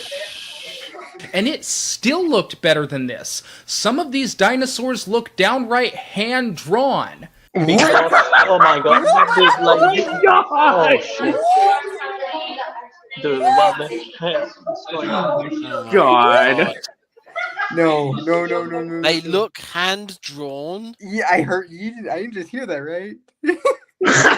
No way. This guy totally The uses sequel AI was to almost draw. 10 years old when this film came out, and it still looked better than this. Jesus. Some of these dinosaurs look downright hand-drawn. Oh, did that guy just kick that dinosaur in the face? Oh no, you motherfucker! You're not going to say that when in the Lost World, the black girl did fucking gymnastics, and then she Oh went my and said, "Hey, you to the rapper," Yeah. and punched him out of the window. Shut up. Yeah. Like, really? What the hell? Yeah, don't even. Come on! Yeah. Oh, That's his criticism. He kicked. That's his dinosaur in the face. criticism. Oh, Agent Brody kicked the Venatosaurus in the face. How stupid. By the way, while he was running, so he had like a I bunch think of it was gonna eat him. force on Like, the what the game. heck? awful. That's like an argument I would have. So if I while was this 16 years dino old. attack is taking place, Anne and Kong basically just sit around together, and God almighty, get used to that. They just sit around together. They don't do anything. Yeah, they don't dude, develop just their sit around, you know. characters. Yeah. They There's no didn't character move an dynamic. inch, you know. They didn't fight 3 Basisaurus, you know. They just stayed in that single spot. Yeah, what? Yeah, like Oh they no, don't. he means the scene before that, but still, like, They yeah, didn't no, move there's an no inch. relationships developing. They just literally sit down and look at each other in awkward silence They just stare at for each 5 other. minutes. Yeah, I mean, look. I mean, the scene right here, like Anne's doing something. Like she thinks Kong is about to kill him, and then she uses her vaudeville skills to try to entertain him. Mm-hmm. And then when she says that's enough, Kong throws a fit, and he becomes humbled. Mm-hmm. Like, There's not a scene where she's. I really like that scene. Where she's trying to escape. No, there's none of that. Yeah, she tried to escape. Yeah. She thought she was trying to find a way out. Uh-huh. But Kong won't let her. Yeah, Kong wouldn't let her. And then Kong did let her when she, after she tells him no. I said no. That's it. That's all there is. And then boom, pounces. Well, no, and doesn't then he run leaves. off? Doesn't he run off when he hears gunshots or something? I think he just kind of like goes off and no, there weren't any gunshots. Like Kong just kind of like after He just Kong, left. He just left. No, After yeah, Kong- he leaves. after his and fit, then he she- kind of all like, After a rock hits his head, he leaves. yeah, he leaves, and then she hears gunshots and she runs off. That's the bit, right? Mhm. yes, yeah, Yes, that's- sirree. Kong is getting a bit ornery, but Anne manages to tame the beast through the power of vaudeville. I'm not kidding. I'm not fucking kidding. And why is that Okay, a why bad is this thing? bad? Why is Yeah, it bad? exactly. Does it break the film's themes? No. Does it serve zero purpose? No, it does. Yeah, if anything, she's like calling. Like, if anything, this kind of calls back to the opening where like she is like trying to entertain people for survival, not so much like surviving like an island filled with dangerous creatures and all that, but rather just surviving the Great Depression. And, Yeah, you know, and her you know, just trying to Hey make guys, some money. guys, Yeah, can you it's- believe this? Like, I played the YouTube video and then the video played. Can you believe this? Wow, this video sucks. It's playing. How is it doing this? how's what? Wow, Kong is a way more forgiving critic than I am. Oh, maybe not.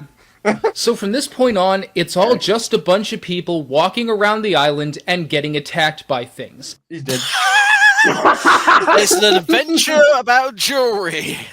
Adventure about jewelry. He died. God Almighty! It's so dismissive. It's like know, at the right? beginning of the film, they're just going from one place to another, and nothing happens. Then they get to the island. They try to leave the island. That sounds like Jurassic Park, by the way, which is his favorite movie, Yeah. or close to Then his favorite. Kong and her just sit around, and then the other guys just sort of wander around for a bit. You know, what is this description of this film? What Good is this? question. It's so dismissive. They're trudging through a dangerous island looking for Anne. Yeah, and they have no idea, like, the They're trying to ecosystem, figure anything. out. This island is all new to them. They're trying to Exactly. figure out where the fuck to go or where to find her. They're You know what? tracking him. For real. And I am. Oh, maybe not. Right, You hang don't on. have no What does he GPS, say? you know? No map, no nothing. What does he say? So from this point on, it's all just a bunch of people walking around the island and getting attacked by things. Let me reword this. A group of people are adventuring through this island, being attacked on all sides by the island's denizens. There you go. That's better. Yeah, Yeah. So just by the way, like this will mean that Kong Skull Island, by definition, is also like a terrible movie. And Yes. again, there's Everything. is also a terrible movie. Like 1, 2, and 3, by the way, they're all terrible movies. Think about the amount of films which are literally adventures walking through places getting attacked. Yeah, it's like like the original King Kong. You could just, I swear, you could say this shit in the same way he does, in the same tone, same wording, and everything about the original. You could do that, but people don't do that because they're not stupid. Exactly. And it's so long and repetitive that the first time I watched this, I honestly had to fast forward a lot of this. Sounds like my a skill issue. God. Wait. Can Sounds you like a repeat skill that? Did he issue. say the Minecraft, first are you time? here? Does this sound familiar? Did he say the first time he watched it? Let's The first time he watched it, he fast forwarded through Getting parts. attacked by things. And it's so long and repetitive that the first time I watched this, I honestly had to fast forward a lot of this. I need to be very, very mean now, okay? The first time he watched it, probably he was like a broke-ass bitch who was watching it on the smallest, like, TV that he could steal from some poor person. Because he didn't get immersed, he didn't appreciate the music or anything, apparently, like, he just hates everything. Probably the TV was broken. He watched the movie in black and white with some weird stripes of static and vertical. Okay, Yeah. so Okay. that's why. Okay, Maybe it was probably zoomed in also. for context, like a few days ago, like I was on a stream on one of Minecraft's streams, where we covered Adam Does Movies video on Primitive War, and Adam said something pretty much the same, where he's like he fast forwarded through parts of the human stuff just to get to the dinosaur shit. This is Godzilla killing the monsters all over again. It's like that, yeah. It's just like we keep coming back to this.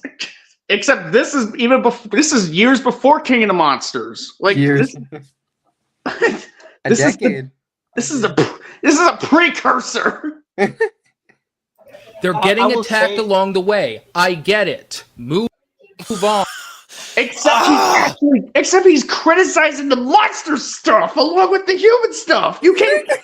You don't even get the respite of being like, well, at least the monster stuff is cool. Too bad there isn't enough of it. But no. In this case, he's criticizing the monster stuff too.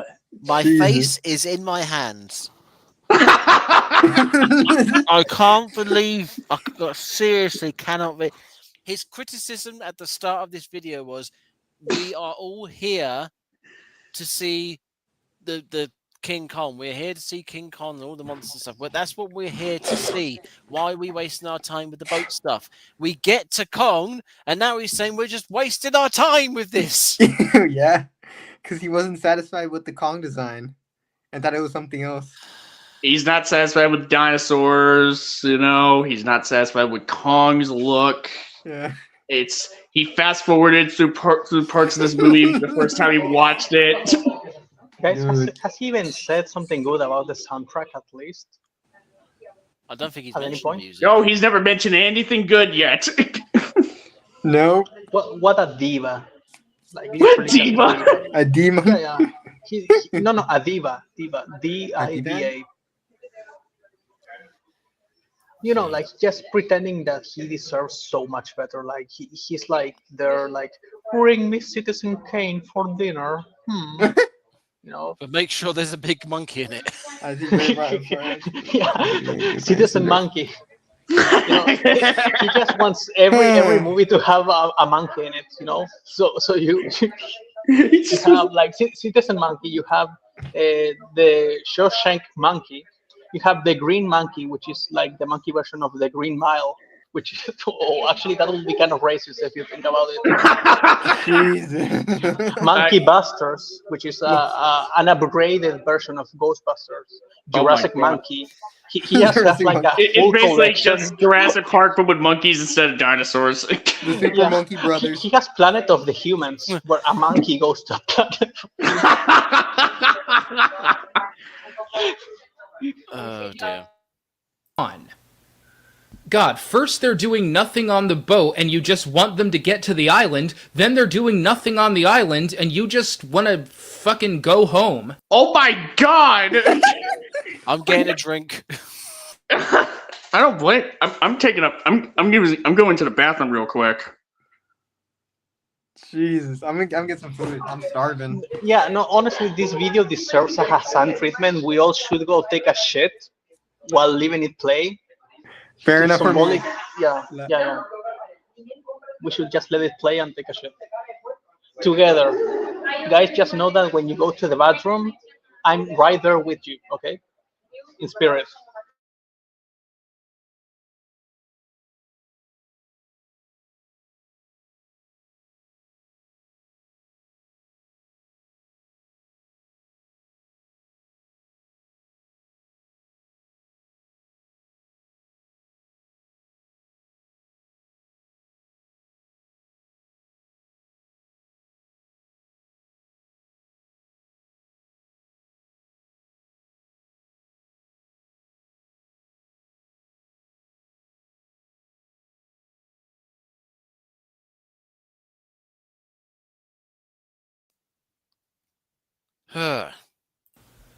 The original Kong had a lot of attack scenes, but once again, pretty much just to show off the groundbreaking effects for the time.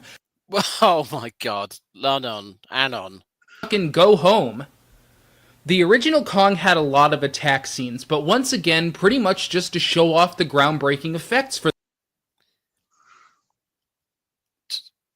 Are we all here? Yeah, I'm here. I'm in the bathroom. Okay. But yeah, he's just said there were fight scenes in the original King Kong, but that was just to show off the effects. It was not storytelling in any way, shape, or form. No. It was not for the adventure, for the drama, for the danger. No, it's just to show off the special effects. Yeah. Jesus Christ. Yeah. He's focused on the special effects and nothing else. Yeah. The time. And once again, this film has to take what was groundbreaking then and overextend it. Original Kong had a few dino attacks. Well, we're going to make everything attack these guys. Giant insects, bat attacks, man-eating vagina things. Dude, hey, can you tell that this guy cannot differentiate a vagina from a dick, by the way? Oh my god. Maybe he's scared of them. That's why he thinks they look like that. But I do like bugs. Okay, they were in the original cut of 33, but they got cut out because they were too scary. Bat things. Well, there was flying monsters in the original ones. They get attacked. In King Kong, the original King Kong, there was a montage of them being attacked by things. Yeah, they encounter a Stegosaurus, they encounter the Brontosaurus, and Kong. Well, I mean, the montage. I guess like if you go off of the extended cut of Peter Jackson's King Kong, like there's obviously more scenarios that they encounter as opposed to the original where there's like not quite as many because it's a shorter film.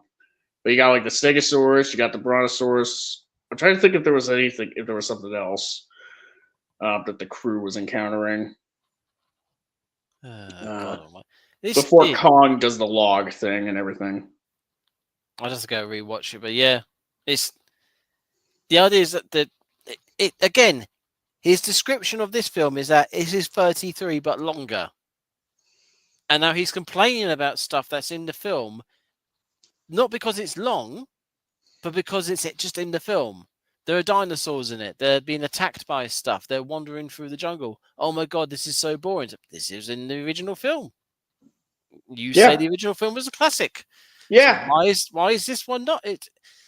You make no sense. No. See, Animus, you don't understand. This movie sucks. You know what they should have done? They should have taken Kong to space. That's what they should have done.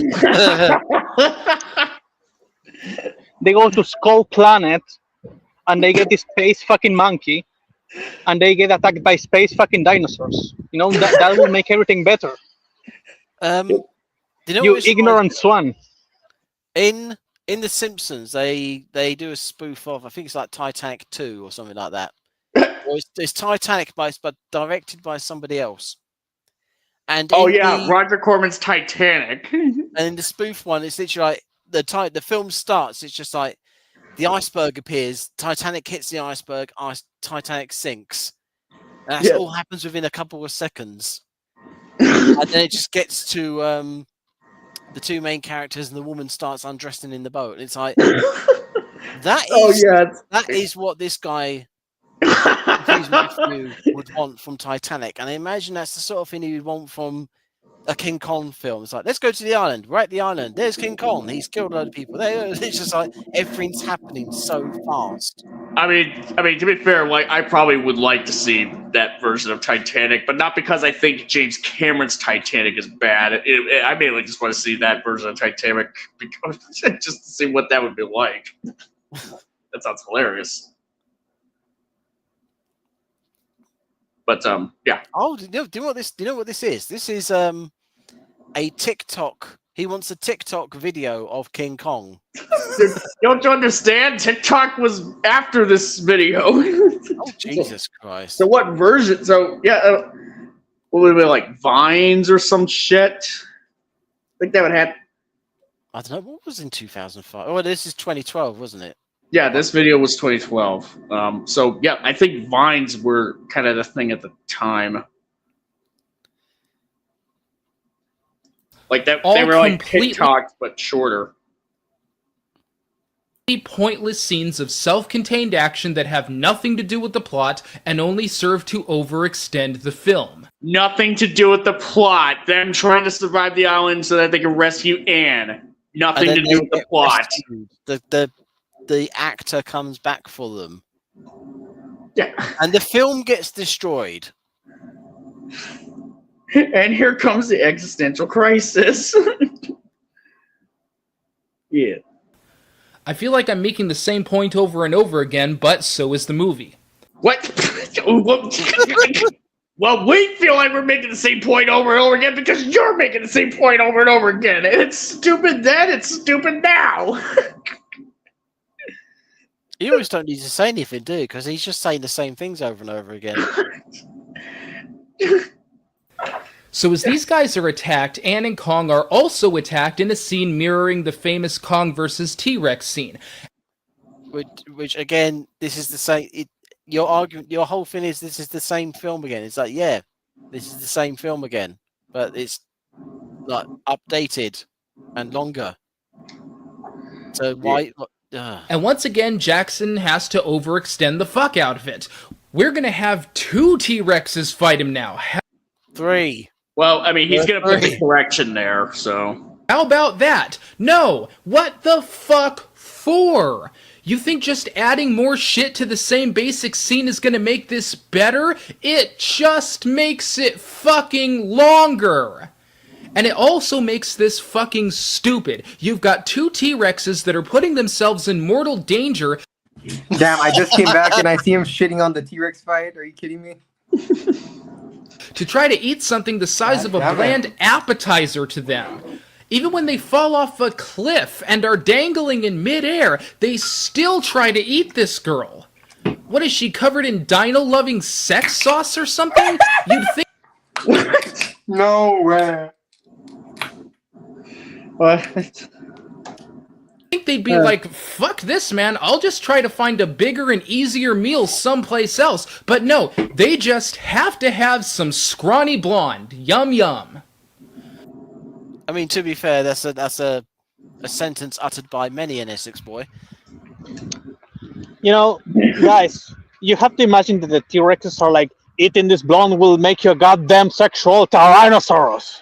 Just like me. You know, it's not like animals fight to the death over like scraps of food. No, that doesn't happen in real life. Yeah, Minecraft is saying food is running dry on the island.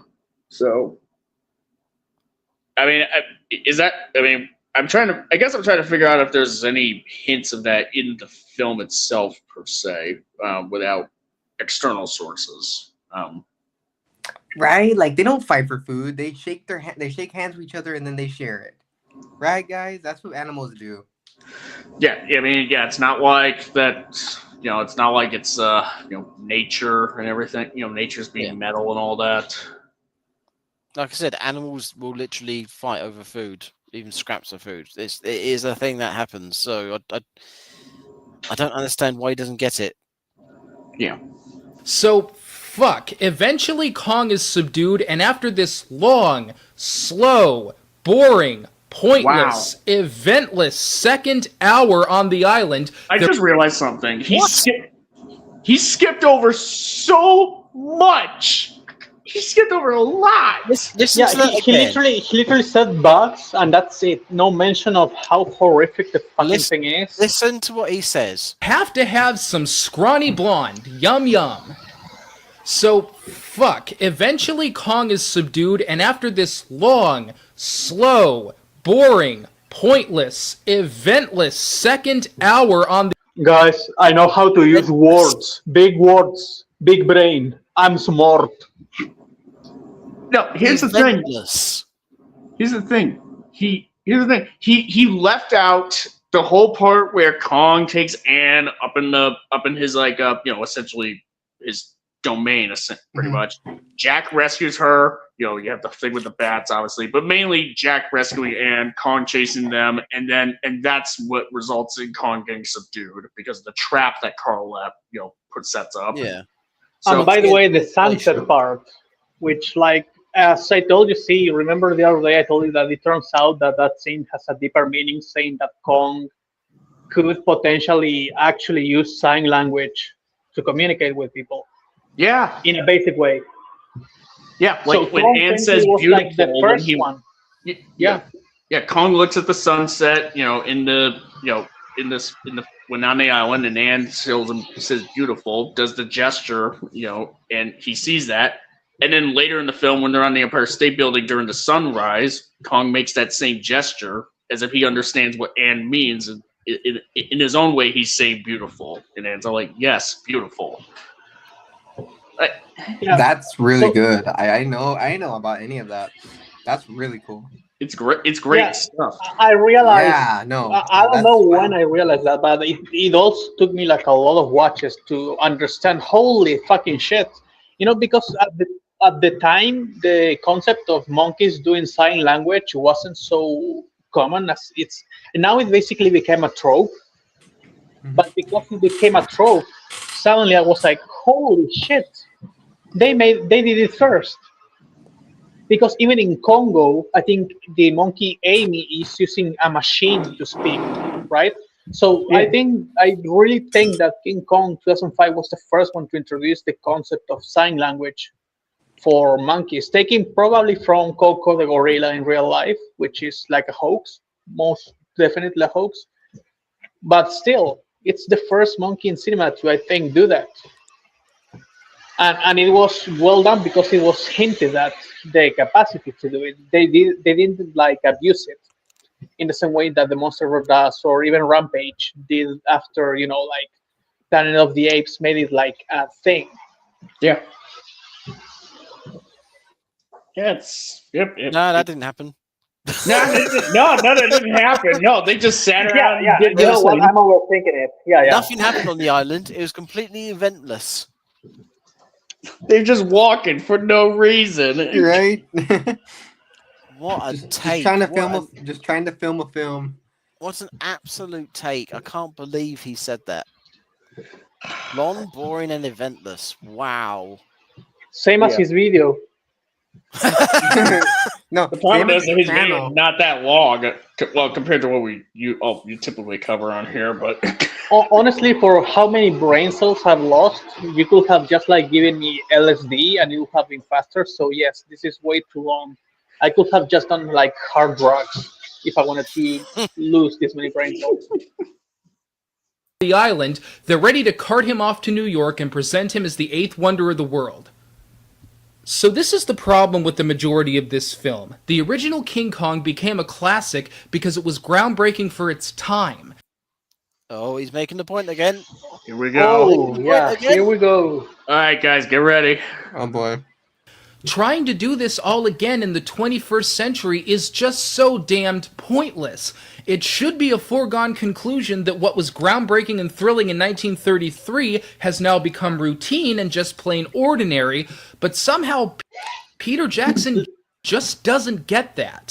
Little kid, you don't get shit. Little fucking kid, little bro, I'm gonna explain something to you. This story is a classic. Do you understand the meaning of classic, you stupid little shit? It's timeless. Timeless. It's one of the modern myths. Literally. King Kong is something that everyone knows, even if they didn't watch the movie. The story is timeless. We will get another remake.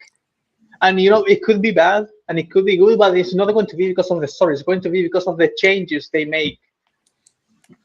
Yeah, just realized, what exactly is he complaining about? That it's He's basically saying that they had low standards in the 30s, so that's why King Kong worked. And now that we have real standards because modern people are awesome and everyone else is like stupid and ignorant, then there's no point to remaking the movie because the movie is like primitive and like bad.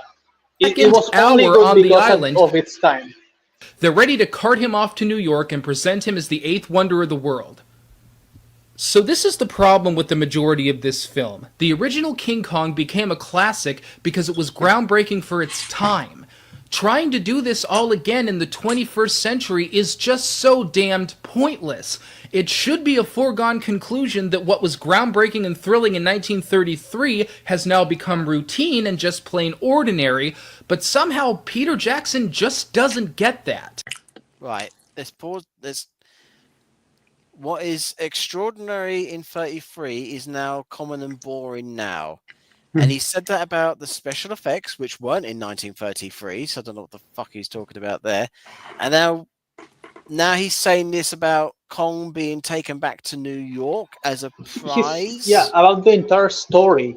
He's literally saying that the story is not that great. It was only famous because people at the time were easily impressionable. That's what he's saying for real. The adventure story is a template that the original King Kong used. I don't understand what the fuck he's talking about. Because again, like he's not really saying what he's trying to say, or I think he's maybe too stupid to realize what he's actually implying by the things he says, which is people only like the story in the 30s because they were easily impressionable and they had no standards because they had no reference for what could be done with special effects. Therefore, if you don't have like that new freshness or whatever or innovation when it comes to the effects, the story is inherently worthless. And if you're going to make it, you should make it as short as possible because it's not worth exploring. So he's insulting the original story by saying that the only thing that matters is the effects. And if you're going to use it, you should make it as short as possible because it's a waste of time. If you try to develop any themes, you're just wasting everyone's time, apparently. It's so stupid. This film is a perfect example of take what was already done and add to it. Add stuff to it. Yeah. Because every scene has got something extra going on with it than the previous one. And this exact moment here is perfect because in the original, Kong turns up, they throw gas at him, chloroform gas bombs at him, and then he falls unconscious and that's it. Here, they do the same thing, but now they've also got the whole Kong like emotional state between him and Darrow going on as well. It's just like it's the same Yeah. scene, more in it. It's like Now, to be fair, this is something that I criticize in Frankenstein, which is, people have two ways to read Frankenstein. Either, like, Victor Frankenstein was a victim of his own stupidity and ignorance, or he was a complete asshole and piece of shit. Okay. Normally, I hear that from single moms because, oh, he abandoned his son, and people who are parentless or something like that. And they really hit on that point. Oh, Frankenstein was the monster. He was a son of a bitch, And the new Frankenstein goes completely in that direction without giving you the ingenuity of having that chance to see it in both ways. Like he wasn't really a villain. He was someone really smart, but at the same time really ignorant. He was a flawed human. Like he had one of the biggest flaws of humanity, which is doing something that you don't understand, and then when you have the consequences, you realize that you should have never done it in the first place. He is a victim of himself. He's not like a complete straight up evil person in the way that he's in the latest movie from Del Toro. And in a way, I guess you could say that this movie does the same by really nailing it, that, like, oh, like we're really going to victimize Kong way more. But the thing is, they do it right. They don't have the line where they go like, Frankenstein, you were the real monster, like it's not in your face. They're just expanding on something that was already there. This movie is not like simplifying the themes of the original, it's just expanding on them. yeah, It's not choosing for you, it's just giving you more to have the story. Because to be fair, the original King Kong, he didn't have two ways to look at the story with Kong. It is a tragedy, and that's all there is to it.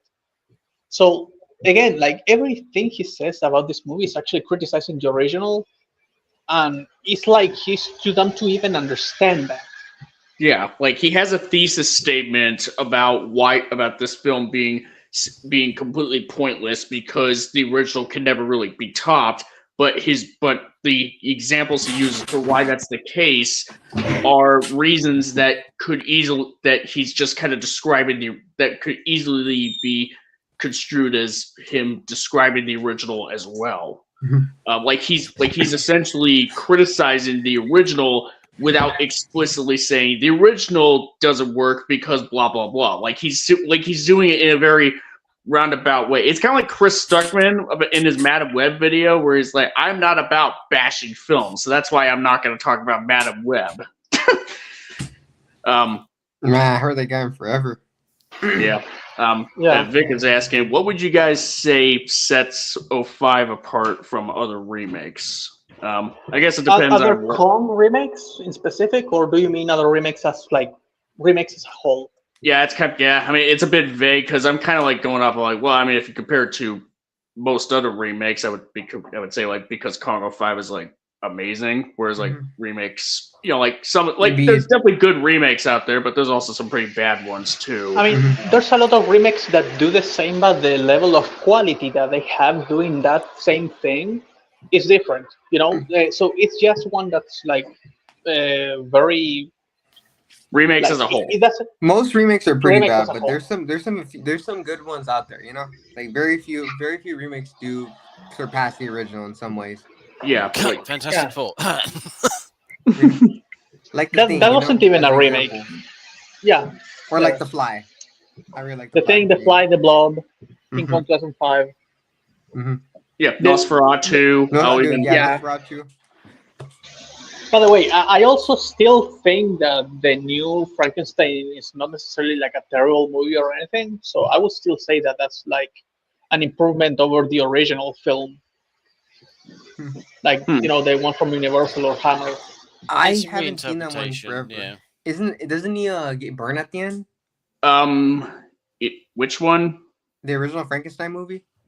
In the original Frankenstein, like the Karloff version, like he's trapped in a burning windmill, but Bride of Frankenstein is like a direct sequel to state that he pretty much survives it. Okay. So, like honestly, I kind of view Frankenstein 31 and Bride as almost like one movie because they're kind of meant to go together. at the end of the Oh, day. I see. I see.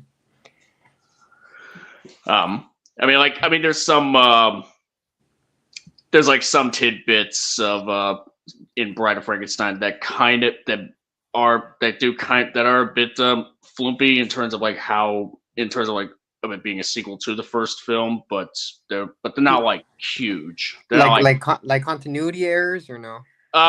Something like that. I mean, like there's you have like the burgomaster in the first movie, who's kind of like the guy like the burgomaster of the village, like just sort of like leading, who along with Frankenstein is leading the charge to hunt the monster in the 31 film. Mm-hmm. But in Bride, you have like a character who's also supposed to be the burgomaster, but he doesn't really quite act the same. And if you kind of understand how like Germany was like back in the day, like you don't usually have more than one burgomaster in a city. So, I see. So there's some iffy stuff here in Bride, in terms of it being a sequel to the first that don't quite line up, but it doesn't break, but nothing that per se breaks the first film anything.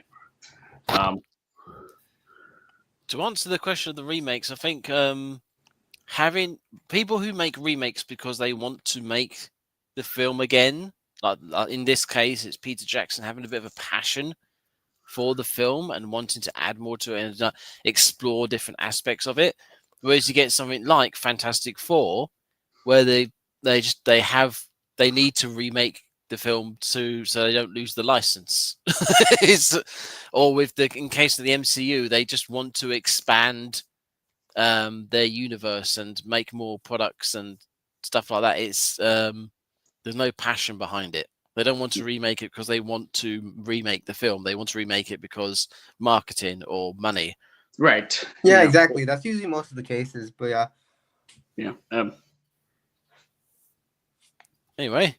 I think it's just finding the right Now, people. just about everything that happened in this film so far was in the original King Kong, more or less. But at the time of the remake's release, that was 70 years ago. Filmmaking and storytelling have changed since then. And what was acceptable in a film in the 1930s has become completely unacceptable in a modern film. I mean, I think he was about to say. Some things you just don't question in 1933 because it's a moving picture. It's new. The logic doesn't really matter. We're all just coming to see something move on a screen. Jesus Christ. Are you serious? But let's hear the example that he gives, because you'll love that. Oh my god. But in 2005, we're all just a little more conscious of the logic you're presenting in your film. So this remake just begs the question of how the fuck they got that big fucking thing onto the fucking boat. They didn't. They dragged it behind the boat with chains wrapped around it. There you go. Well, here's the thing. Like, even if this is like a valid criticism, you could say that about the original. Yeah. Like, I don't remember where I heard it. I'm pretty sure I heard they said they'd drag it behind the boat. I'm sure I heard someone say that somewhere. I'm kind of, yeah. I mean, I'm not entirely. I don't really think there's anything. I'm trying to see if there was like anything in the film that would even suggest that is what happened. That's how they got there. Like anything that set it up. Because in the 70s version, they did show a scene of him being under the boat. I remember.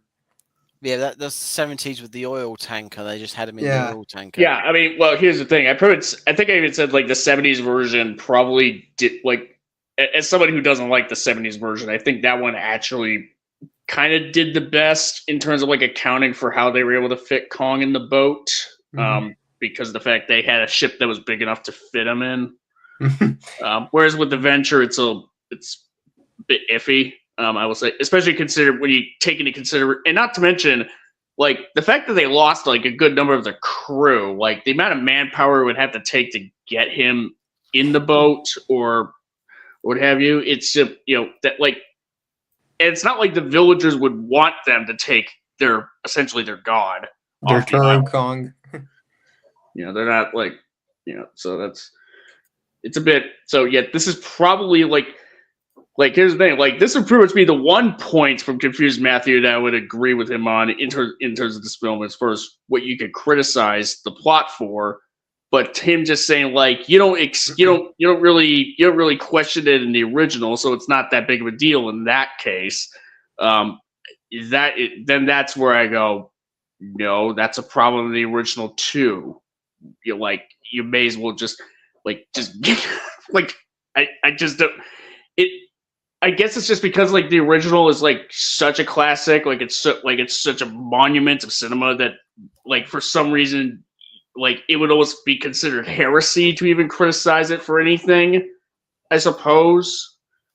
But at that point, you would just at what point do you just kind of say, well, you're just kind of like criticizing the remake for things that you could criticize the original for, and again, he doesn't even know how good the original is. Yeah, he did state that at the very beginning. Exactly. And we got Lau back. Guys, can you hear me well? Yeah. Sorry, it was a connection problem. By the way, notice how when it comes to anything else in the story, and they set up things and they explain you the motivations of characters, it's like, I don't want to think, I want spectacle. And now for this one thing, it's like, how does that work? It doesn't make sense. Like, very hypocritical, by the way. Yeah. And it's like, oh, how do they move it with both? Mm-hmm. Part 3. We're getting into part 3 now. Oh god. 7 minutes. 7 minutes left. 7 minutes. So I'll they get the think Big Ape back to New York somehow, and now the only possible thing that this movie could do right is showing us the ape ransack the city. Actually, just thinking about it, sorry. I know we want to get to the end of this, but one of my complaints about Godzilla versus Kong was the fact that they got Kong onto the ship. When I brought this up, I think Omniviewer actually commented to me about the Kong. They got Kong back to New York in the original film, and it's I'll argue it was a case of scale because yeah, Kong is a big ape here, but he's not huge. He's not as big as the boat that takes him that they take him back with. And again, I'm pretty sure they say they wrapped some chains around him and dragged him behind the ship. But with Kong in the MonsterVerse, he's 100 meters tall, and they've got him inside of a dome. So then they've got to somehow inject him, and it's just the logistics around it are absolutely insane once you start taking in the scale of him. And yeah, that's clearly something they just did not want to even approach in Godzilla vs. Kong. Whereas with this story, it's perfectly feasible. There's ways of doing it, and it's perfectly within reason. Yeah, I mean, like, obviously King Kong in Peter Jackson's version or the original, like he's not a kaiju technically, but he is kind of, it's mainly just sort of logistics of how many people, like the amount of manpower you would need to get him on there, and assuming like how would they even be able to sort of control him unless it's the fact that Anne is there, maybe sort of like calming him down, because otherwise they'll just the ship will just go down, I suppose. And that's I could make that argument what you said, Animus, about that scene in GVK where they carried Kong through Antarctica with the helicopters. Like, I kind of think that won't be enough manpower to carry Kong entirely through that net. Yeah, that was ridiculous as well. I was like, yeah, how did they do that? They did it because it's the callback to the original King Kong. I know. I mean, that's the only reason, but it's really the only reason. Yeah. It was dumb in that movie too. All right, I'll just be real here. It was funny though. He just stood still. I mean, I know, but still, it is. It's dumb though. It's one of those things. I'm like, if I call GVK out for doing that, for doing the whole carrying Kong with a bunch of helicopters from point A to point B. Well, wait a minute. Actually, in the original King Kong vs. Godzilla, was it actually just balloons that carried him? I think it was balloons, and I think 2 helicopters were on the side of him. I could be wrong though. I still think that probably wouldn't be enough. The thing is, and again, it's all about scale.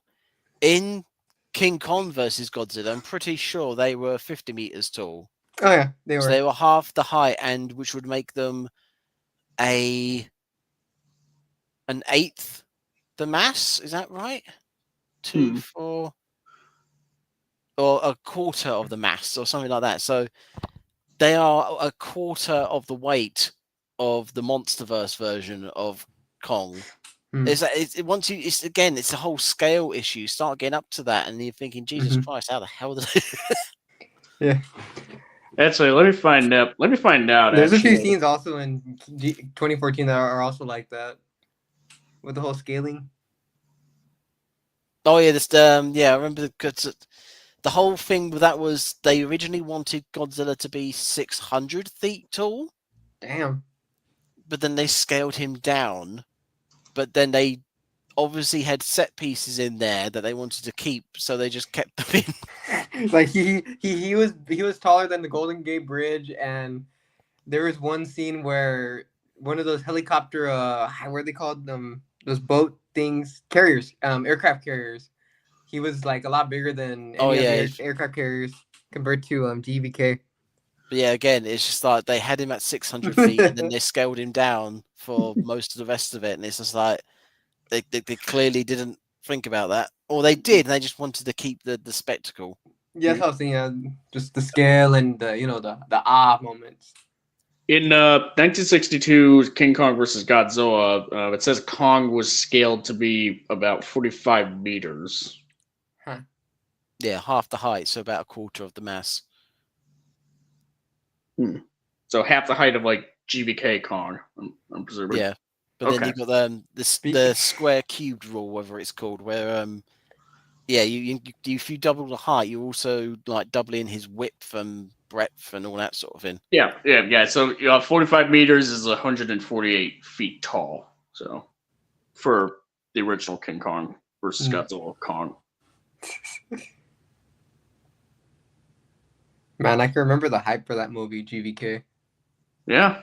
Man, it was just like yesterday. I know, right? Yep, man. What the hell? At this point, it's probably not going to be all that great, but it's all we have left. This was admittedly the best part of the film for me, but don't go taking that as a compliment to the film. Okay. Okay, screw you, dude. Okay, then. Sure. Let's see his reasoning. At this point, my expectations were so low that I was expecting something lackluster. That face says it all. Which is exactly what this third act is. And that's when the big ape actually does something. What? Oh my god. Hold on, I need to hear Let's remember he did fast forward through most of the island stuff, which is why the first time he watched it.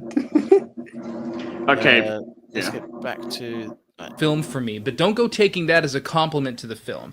At this point, my expectations were so low that I was expecting something lackluster, which is exactly what this third act is.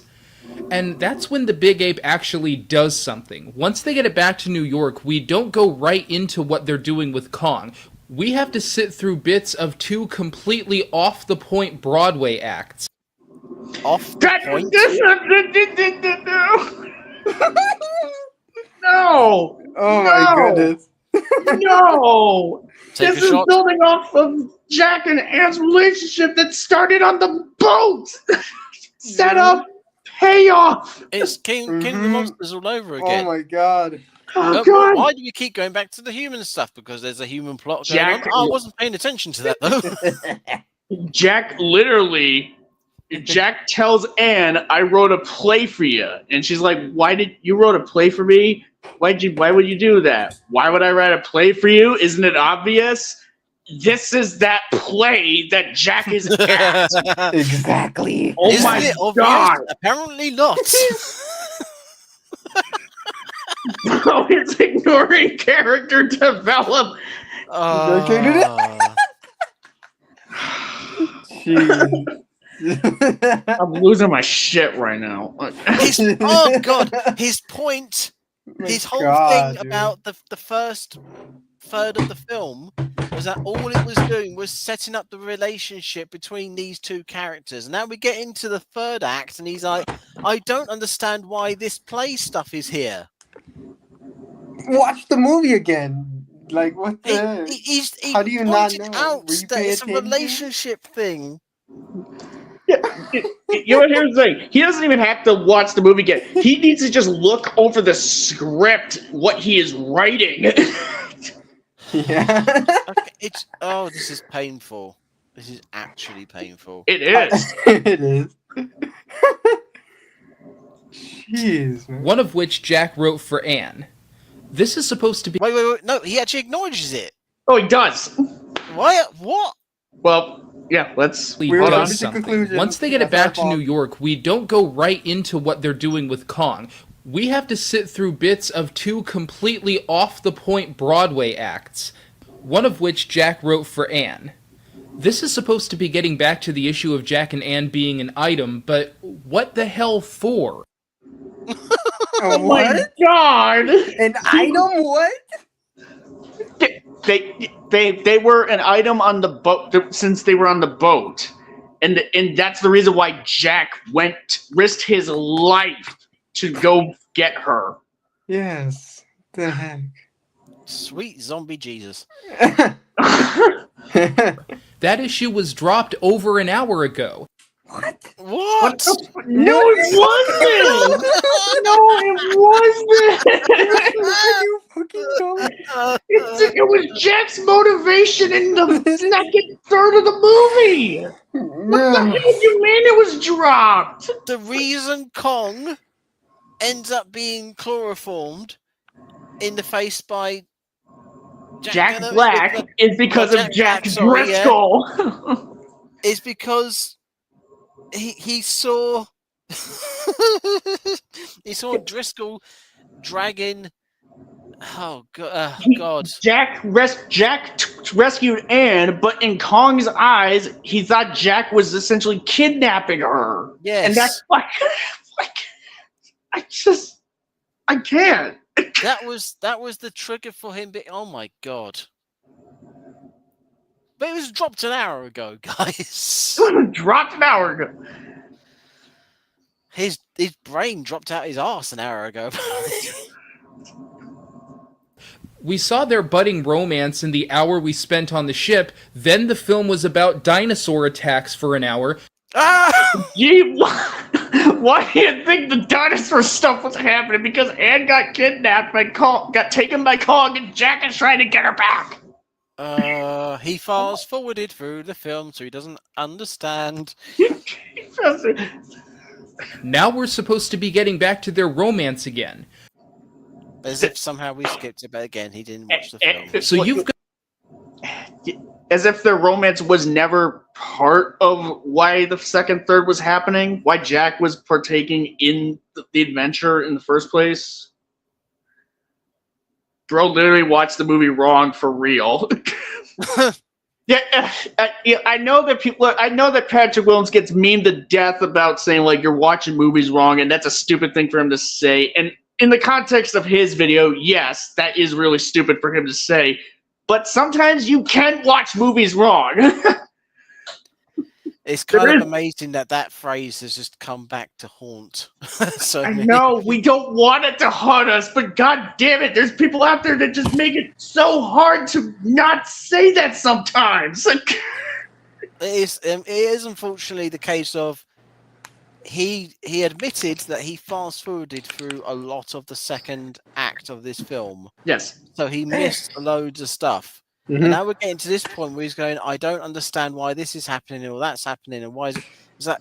Yes, because you didn't watch a big chunk of the film. He missed this part. He missed the first third apparently as well, because the whole, he acknowledges that Jack and Anne have a relationship, when that that happens in the boat, but for some reason that no longer matters now. He didn't talk about the cave stuff too, so I'm pretty sure he forgot about that character development. Exactly.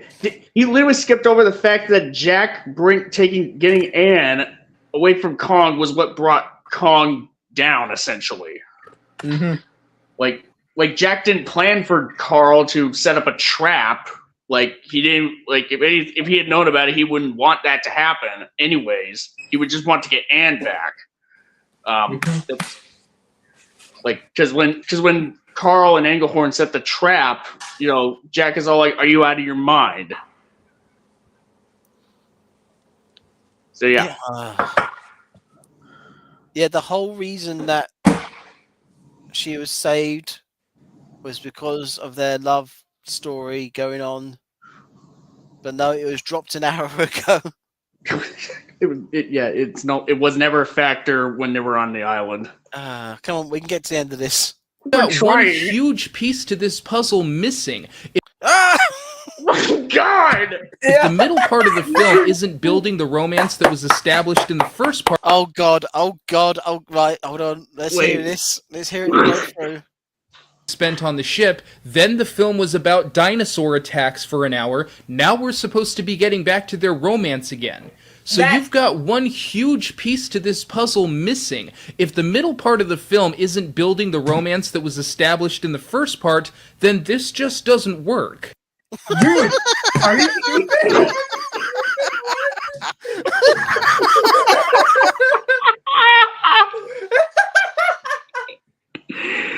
Are you serious? Why does this happen to me? This video is like just crumbling worse than in your hands, worse than wet bread. Like this is insane. I feel like Squidward right now. Future. This guy's an idiot. All right. Gee, maybe they should have done something in the second act other than have these people get attacked by special effects. Keep going. We gotta keep going. We can't. So Anne and Jack are... who cares? Carl... Oh my God, it is... Oh my God! Did you just say who cares? I can't! This is the monsters all over again.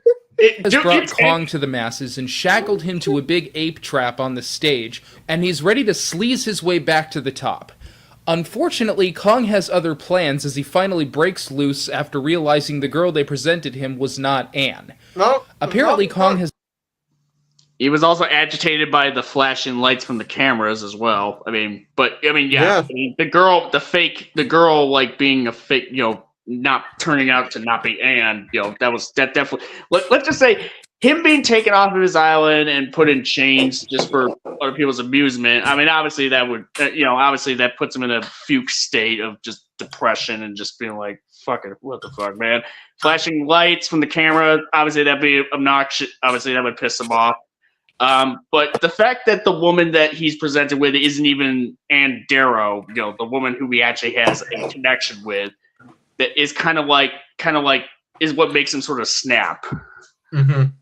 Like it's it's not just that. I mean, there's a build up to it. Mm-hmm. He's developed a bit of an attachment to Anne specifically after all their sitting around. We've talked about it. We talked about it. We have scenes on end. Now, here's the weird thing. Kong is mindlessly rampaging, destroying everything in his path, until he notices Jack. From that point on, he singles Jack out specifically and tries to beat the life out of him. Right, place your bets. Is he going to say, why is he doing this? I bet. Yeah. I'm gonna bet. Yeah. Now, the way they set this up is just bizarre.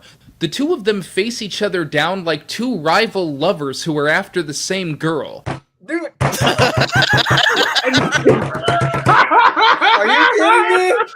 Is he going to say why? Is he going to say no, they're not? Or is he going to say what? When was this set up?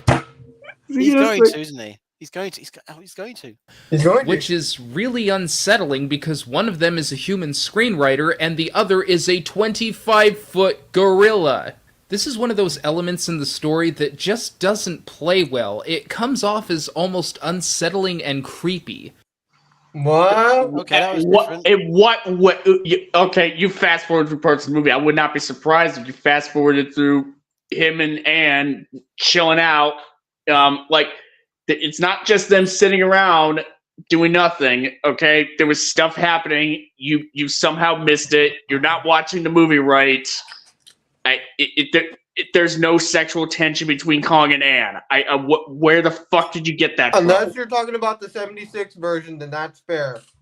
If this is like this would be the worst case of Mandela effect ever if that was the case. Oh no! Remember, he clearly skipped through big chunks of the second part, probably including the bit which second we already half. discussed.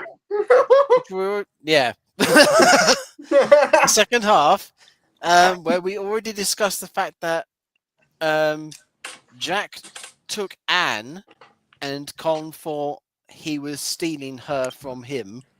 So now Kong sees him and he's like, "Oh, you tried to steal her from me, and she's not here now, so you've probably got her." Yeah. It all makes sense if you've watched the film. Yeah. Yes, Yeah. This continues for the rest of Kong's Ape Escape 2. Kong is out tearing ass through New York looking for his woman, and I'll admit that some of this was kind of funny. I like how he's grabbing any random blonde he finds and picks them up, then when he realizes it's not her, he's just like, meh, and he just chucks them away. That was funny, I'm not gonna lie. That was pretty funny. Oh shit, I've pressed the wrong fucking thing. Fuck. Right, hang on, let me get back. That was funny though, that was funny. I do remember cracking up a bit. Paging, Just destroying popping on the every... side. It's when he does it to the first woman on stage, it's kind of not harrowing, but shocking, I suppose. He throws her right across the theater, and you see Jack Black like watching her go flying across the room. You're like, oh Jesus, that's a distance. She's not going to be all right. Mm-hmm. And just watching him do that with all these women, you can just imagine every single one of them is just like breaking their legs. Mm-hmm. Blonde he finds and picks them up, then when he realizes it's not her, he's just like, meh, and he just chucks it down. What? Let me see. Vic said something happened to the stream. Let me check. No, I can still see it. Oh no, hang on. Stream suspended for policy violations. Huh? Uh-oh. What happened? Let me see. Oh, it stopped at. Uh-oh. Oh, literally like a couple seconds ago, 2 minutes ago. Huh. Policy violations. Why? Oh. Movie? I'm not. Let me see. I'm not seeing anything. Let me check. Uh-oh. Could it be Universal, maybe? Uh-oh. Yeah. Oh, copyright.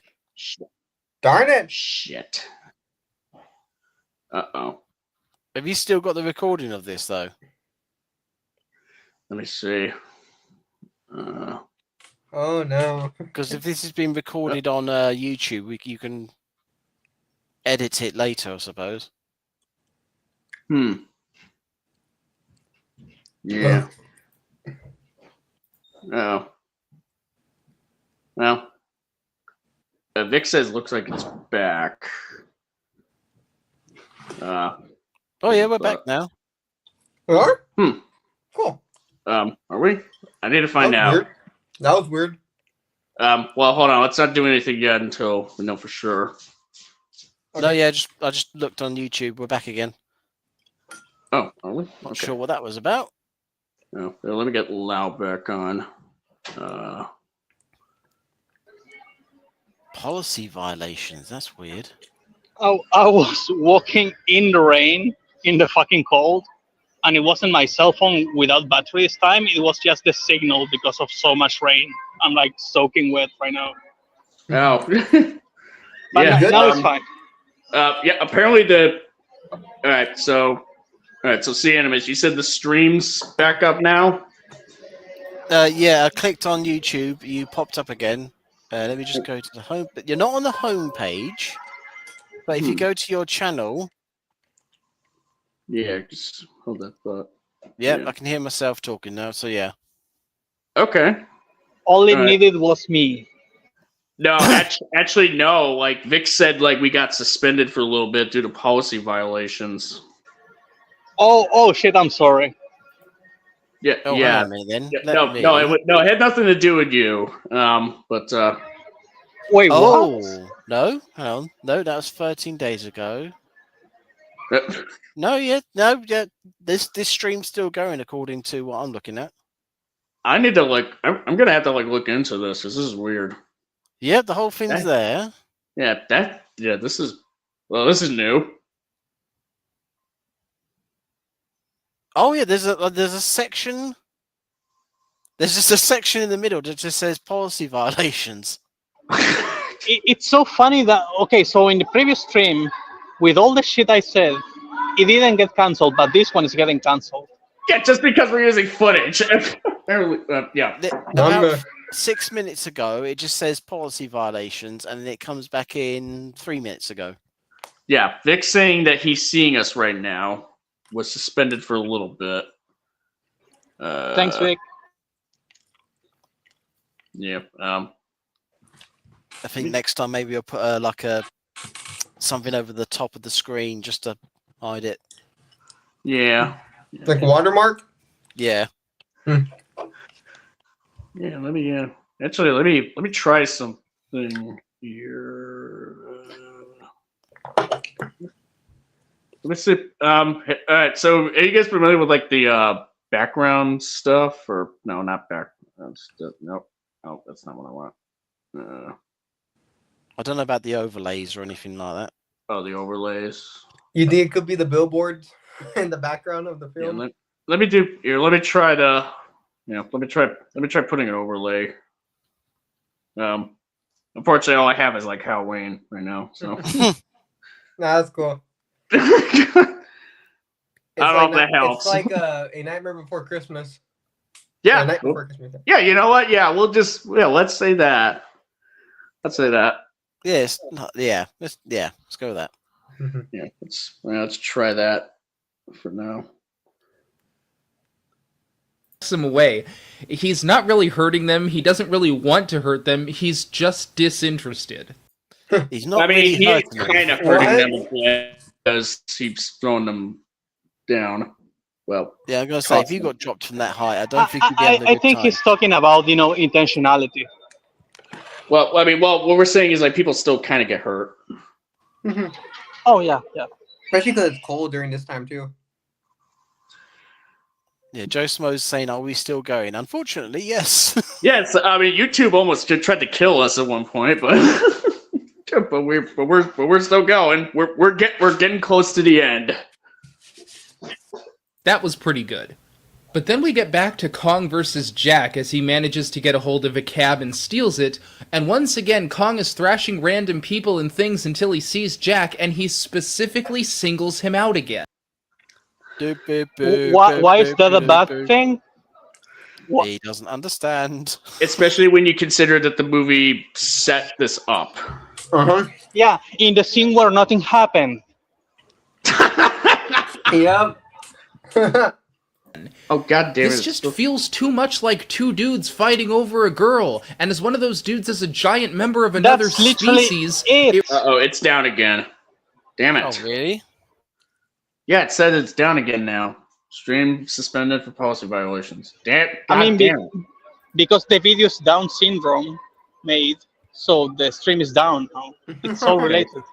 Okay, so the overlays overlay didn't help. Oh my god, why? All right. If it comes back, up, I'll probably have to gonna have to do the rest with the audio. Fortunately. That's annoying. I mean, it's not like the visuals add anything. I mean, yeah, it makes his points worse, in some cases, but yeah, can you I would say you can change how we're presented, can't you? Yeah, I mean I can, but if the stream's still suspended, then we'll have to then you know we have to wait. We have to wait and see if it comes back up. Okay.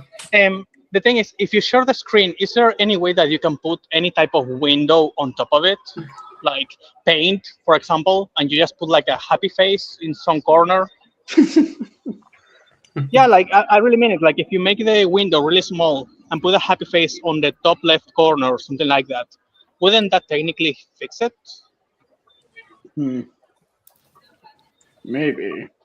I'm just asking because I don't know, like if it gives you the option to do that. Like some computers don't have paint anymore, for example. Yeah. I'd have to that's the thing. I'd have to re-render the whole video with something over the top of it. That's annoying. Yeah.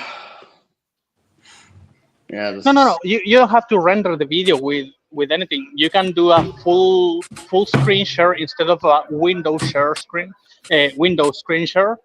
And if you're sharing the full screen, what you can do is you open a window, for example, with paint, as I said, and you just put like anything on the corner. You know, technically you're changing the image. You know, so maybe that would help. Maybe. I'm just saying that it's worth trying because it will be really easy. What would be the policy violations? Oh, yeah.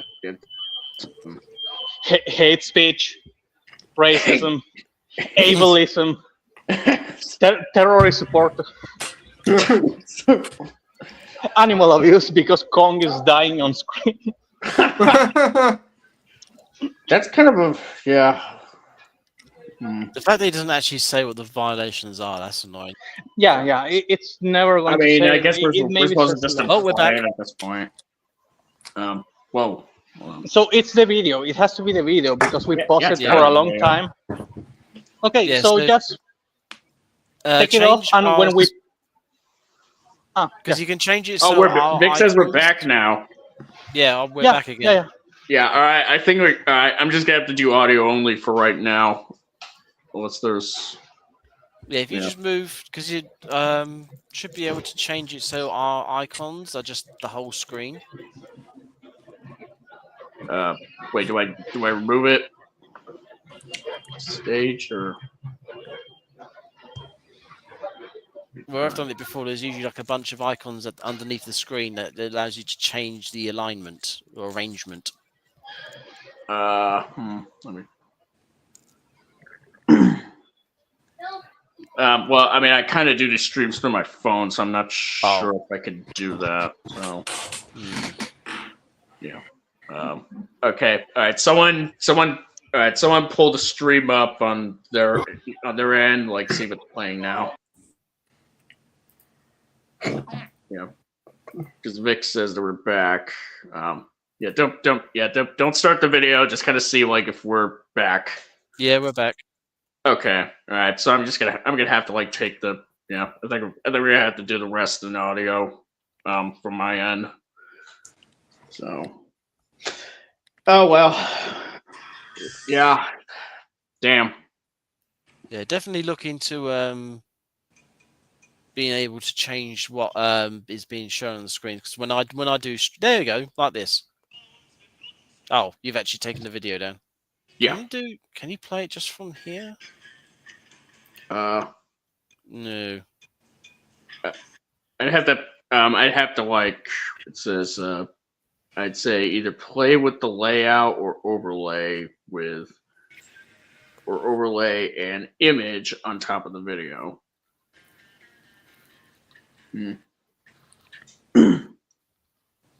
Right, well.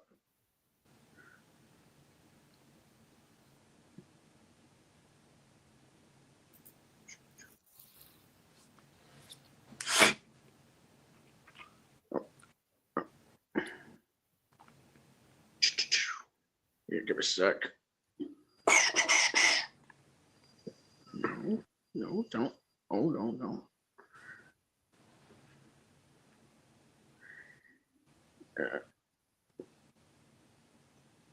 The overlay's not. Yeah, the overlay's not gonna stop it. So right now, I'm just trying to pull the video up so we can do audio. Oh, yeah. We're just gonna have to do audio from now on. Damn. That's mildly annoying. Yeah, that's a little annoying. Yeah. Right now I'm just trying to get the thing pulled up here. Yeah. Okay. It's loading. Come on.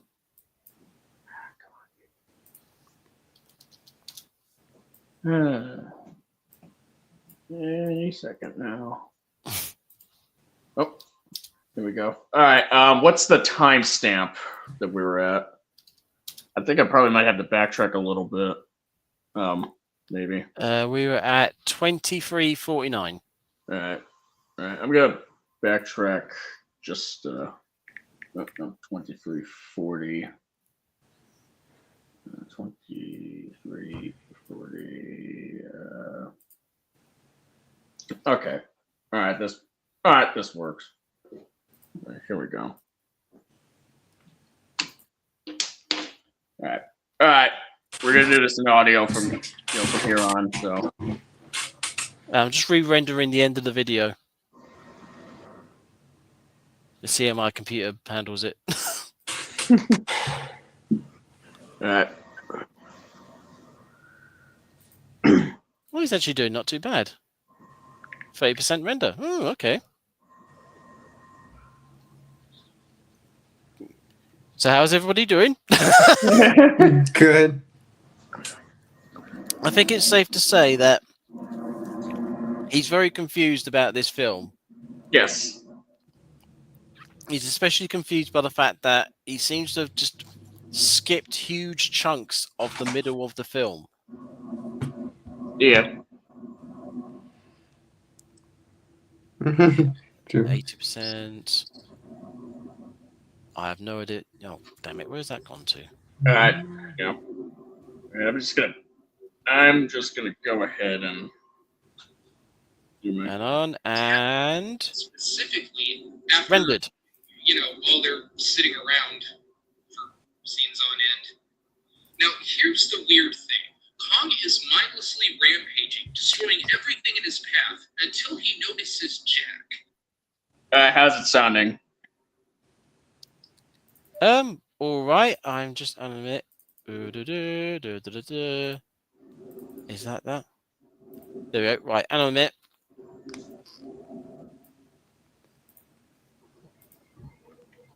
Because I've just re-rendered it with some bullshit on the screen. I just wanted to say that I think that the guy was born confused. Like his mom wasn't aware of what was going on. Yeah. Maybe. Born different, born innocent. Yeah, the new video I've just uploaded is the end of the video with my face on it. Okay. Let me All right, let's see how that looks. It really makes try the that. tone of this uncomfortable. It also gives us another problem with this film being set in 1933, as Jack does a fancy bit of stunt driving to get away from Kong. I don't think those old cars handled this well. I would have to ask, like, is he sure? Like, are you sure about that? With the John Cena meme, Yeah. Exactly. We're sure See, about Monster, when you're doing the editing, put that in there. Yeah. I mean, the thing about this is like, because like the King of the Monsters EFAP thing like did get content ID, but it never got suspended. But I guess it's maybe because of the whole EFAP, sort of format, just kind of like made it a little easier. But this is just straight up footage that he's just playing unedited. Even without the sound, it's just kind of like, and considering that we are talking about like Universal, who kind of do these things where you get content ID really easily. It's got much worse lately, like to the point where people can't even play like 3-second clips anymore. Yeah. Yeah. So. Yeah, this Yeah. should hopefully. Yeah. solve I By the mean, way, sorry. Go ahead. I just wanted to thank C for doing the thing with the video. So well, hopefully it works. Yeah. If anybody's there, whoever's left in the chat, yeah, let us know how this is going. This looks silly. So Jack is royally fucked until Anne comes to the rescue. And if you thought you were creeped out before, boy howdy. They go ice skating, or ice scooting at least. Did he say creeped out? Yes. Yes. Why? At this point, Why would we be creeped out? At this point, he's fully endorsed in the Kong and sexual relations. Wow. Yeah, this guy doesn't fuck clearly because no, it's not like there's different types of love, you know. Yeah, I guess if you're an incel, maybe you think that it's all about physical stuff. Or he just doesn't have friends, so he doesn't understand that a man and a woman can just be friends. They don't. Well, have to be... apparently he does have friends. That would He explain why he's unable. Oh, really? Apparently he had. Not only does he have friends, but he even had. I think there was a point in time he did have a girlfriend at one point. Lies. Yeah, no, lies. You lie. If you keep lying, I'm gonna call you the government of China. You're in the United Sovereignty of Uganda and China. Yeah, exactly. No, but for real, like if he had no friends, it would explain why he's so unable to have like some type of objective recognition of the movie instead of just saying that the movie is like. He seems unable to see other people's points of view, or maybe even like criticize himself. Like if he lived in a cave, I will believe it. A cave with YouTube on it. So he watches a lot of Critical Drinker and Nostalgia Critic, and so he thinks that's criticism. I know he's watched Nostalgia Critic, but I don't think he's ever watched Critical Drinker. Yeah, 2012. I don't think Critical Drinker was a. Yeah, Critical Drinker wouldn't even have been around. Yeah. Sorry. We established that this guy was the root of all evil when it comes to Critical Drinker. Yeah, sorry. It was the other way around. Who is the master and who is the apprentice? Somehow, this guy, whose name I don't remember, has returned. What is this? Is this a date? What kind of relationship are they trying to establish here? Because it's coming off like bestiality. What? No, it's not. Nah, man, It's dude, coming you know, like like E.T. bestiality. E.T. is an analogy for Michael Jackson's relationships with children. Did you know that, guys? That's what E.T. is. It's not about friendship. It's about that. Ugh. Like, does this guy like not like play with his dog or something like that? God. Like it's not like not Hassan style, dude. I meant like normal style. Oh, look at him giving him belly rubs. Oh no, that's not his belly. Red Rocket, like in South Park. I mean, I absolutely believe that Peter Jackson was trying to make this innocent, but the way he's doing it just comes off as wrong. You know, maybe if they had used their time on the island to make Kong and Anne bond over something other than staring at each other and... Dude, this guy's so dumb. No way, dude. Same thing over and over again. He's just not seen the middle of the film, so he doesn't understand what the fuck's going on. Now he's confused. Her dancing for her life. Dude, this yeah, could have dude, been a bit clearer, but it almost seems like he's treating her to a night out on the town to try and get into her pants. Oh my god! God. No, dude.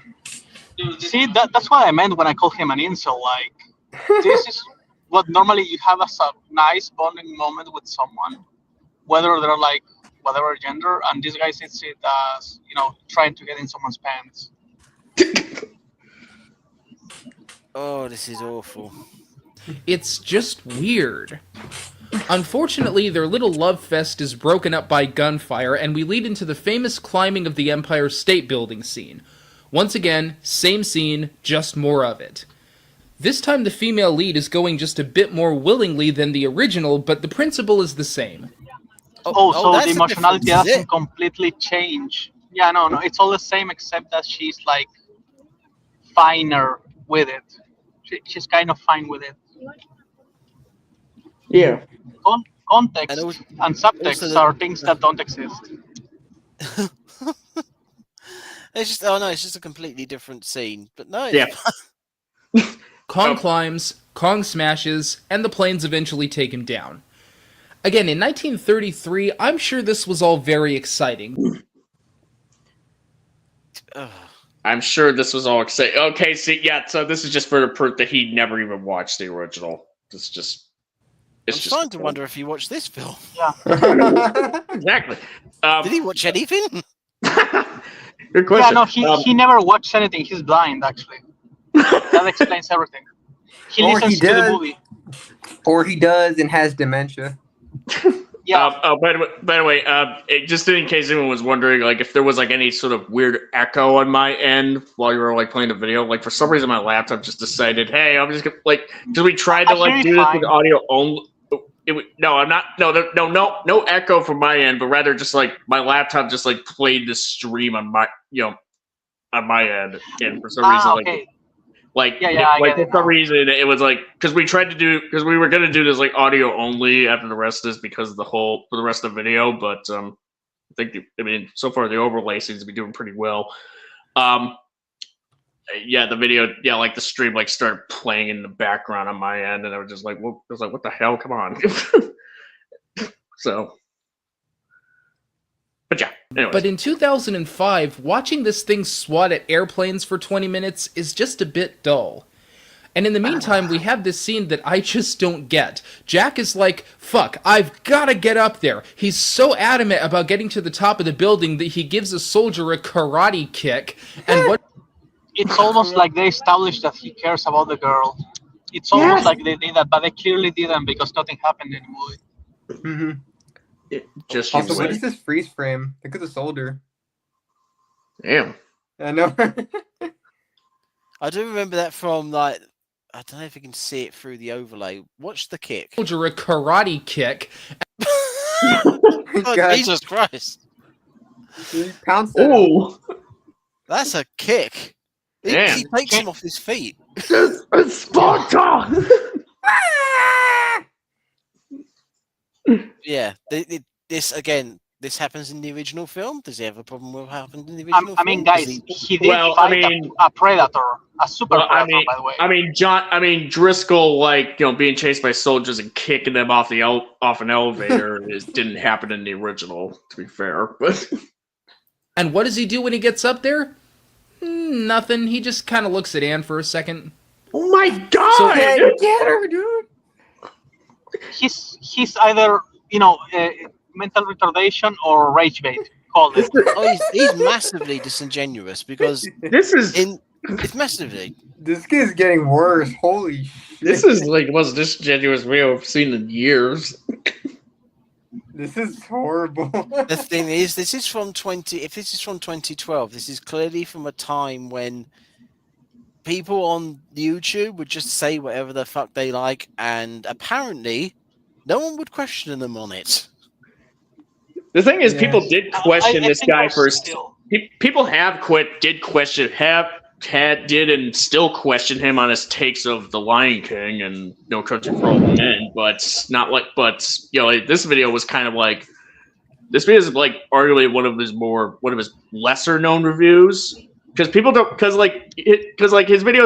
reviews on Lion King in 2001 and No Country for Old Men, they have been responded to because they were like the most infamous ones, because like he's not a fan of 2001, and his No Country for Old Men review was like so bad, like even he sort of turned on it.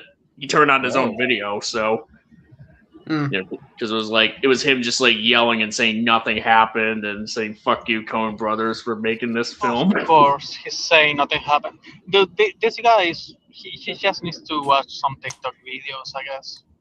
Flashy colors and some key jangling. You know what's Same as funny? the previous guy. You know what's funny? Like his favorite movie of all time was apparently Moulin Rouge. What? Really? I Yeah, don't even know what that is. That sounds. that's the movie by Baz Luhrmann with Nicole Kidman and Ewan McGregor. The Okay. musical. Yeah, it's a musical. I bet he didn't watch it. He just heard that it was like a good movie, and he decided, oh, yeah, that's gonna be my favorite movie, just like Patrick Bateman. He just randomly picked it. No, or was it Norman Bateman from American Psycho, who just has opinions on things, but he doesn't actually really care about anything? It didn't have a That watermark. has to be it. Yeah. Because you don't watch movies if you're like this. If you're making this video, then you don't watch movies. Period. Kong takes a really long time to die, and Anne is broken up about it for no reason.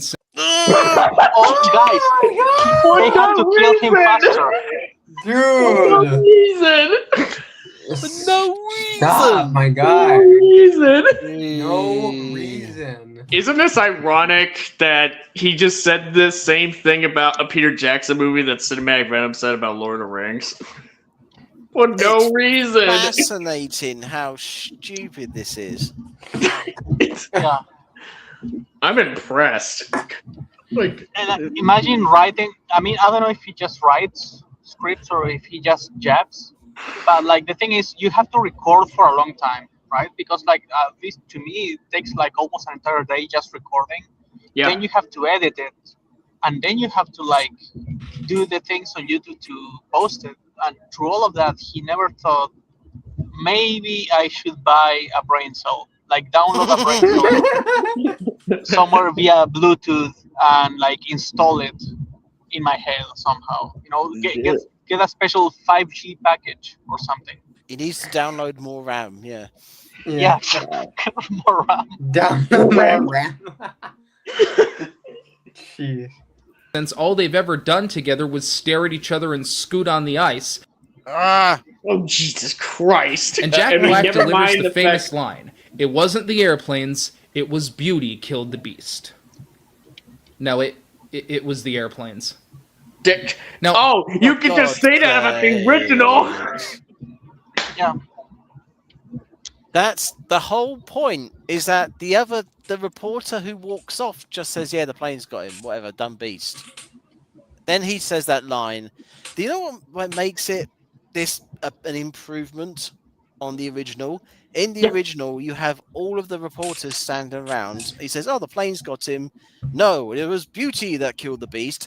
And then everybody around them goes, oh. It's like everybody hears it, everybody reports on it. In this version, that one guy says, no, it's the planes, and he walks off. And then he very quietly says, no, beauty killed the beast. And just over his shoulder is the one reporter who stayed. That one reporter heard him and wrote it down. It's like, it makes such a difference to the meaning, the impact of that saying, because he's just saying it more to himself than as a big announcement. It's like he realized the ending of the movie he never got to make, basically, at that point. Mm-hmm. Yeah. He had the perfect ending and he never got to record that. Yeah, and maybe like one guy would just pretty much write that, would take a cue from that potentially, but everyone else is just going to be, it's such a dramatic difference. I mean, it has a lot more. It has a different meaning to it. It's hard. It's such just a little change like that changes the whole film. This guy, he just says it, and then no, he's still wrong about it. Fucking idiot. No nuance. And again, he's not. He must have fast forwarded through this as well, because a lot happened up there on that building. Oh yeah, a lot happened with Kong he takes out and the Anne. airplanes. Yeah, And again, like the sign language thing even happened. Yeah, but of course he didn't pick up on that. Of course, and she stopped the planes for a while, and it's oh my god. Yeah, she was literally trying to save him. It's completely different from the original. Yeah, but no, it's exactly the same, guys. Yeah, longer. Same. No By difference the way, at like all. yeah, exactly. Like him saying he takes too long to die. It's like what a heartless piece of trash you are. And Like really, she's sad about him for no reason. yeah, that's like what a sociopath would say. That's why again, this guy is the guy from American Psycho. He just has opinions, but he doesn't have any real feelings on what he says. Like, how the hell do you have no emotions for Kong's death? I Yeah. cried a bit. Yeah. Yeah, it hits strings, dude. That scene, man. But I do like the ending compared to, because in the original he's trying to reach for her and then he falls off, so the fall kills him. In the 76, he survives the fall, only to then like die on the ground. And in this one, he dies before he falls, so it's almost like a more merciful death. Yeah, I see. And the last thing he gets to see is her. Yeah. Again, just a little bit of difference, lots of meaning. Yeah. Different, same scene, just different structure and different impacts. You can say. Nah, it's all the same. All the same. It's all the same. I'll give Peter Jackson this. I don't think he remade this movie just to make money off of the name. He believed in this project, and he put a lot of his heart into this. Jackson loved King Kong since he was a kid, and it was that love for this film that made him want to do this. But this movie gives us every big problem with remakes that you can think of. It just sits there as another version of the film. There's no point to this. For the rest of time, when people think of King Kong, they're not going to think about Peter Jackson's film. They're going to think about the original, because that was the important, groundbreaking film. That is incorrect. Yeah, it's kind of funny that a lot Yeah, of that's incorrect. people obviously remember the first one, but then how often do people refer to this as Long Kong? You don't even have to say the Peter Jackson's version of King Kong in 2005. People just call Long Kong. Long Kong. Yeah, people remember it. This is just that movie done again in a time when it's nothing special. I've talked a lot in the past about the rules for a good remake or reboot or homage to a formula, but after actually sitting down and reviewing this film, I think I've just made a case for why remakes just shouldn't be done at all. Reboots are really the way to go. Unless you're remaking something that wasn't good to begin with, all you're going to do with a remake is give people something that's less... case for why no one should ever take him seriously. That's the only thing he did. And then he has the balls to say that he made the case for anything. Yeah, that's. I just. No. I'm actually tempted to make a video now comparing this review with stuff like that, my Godzilla reviews video, or like doing like a callback to it or something, because it's fascinating.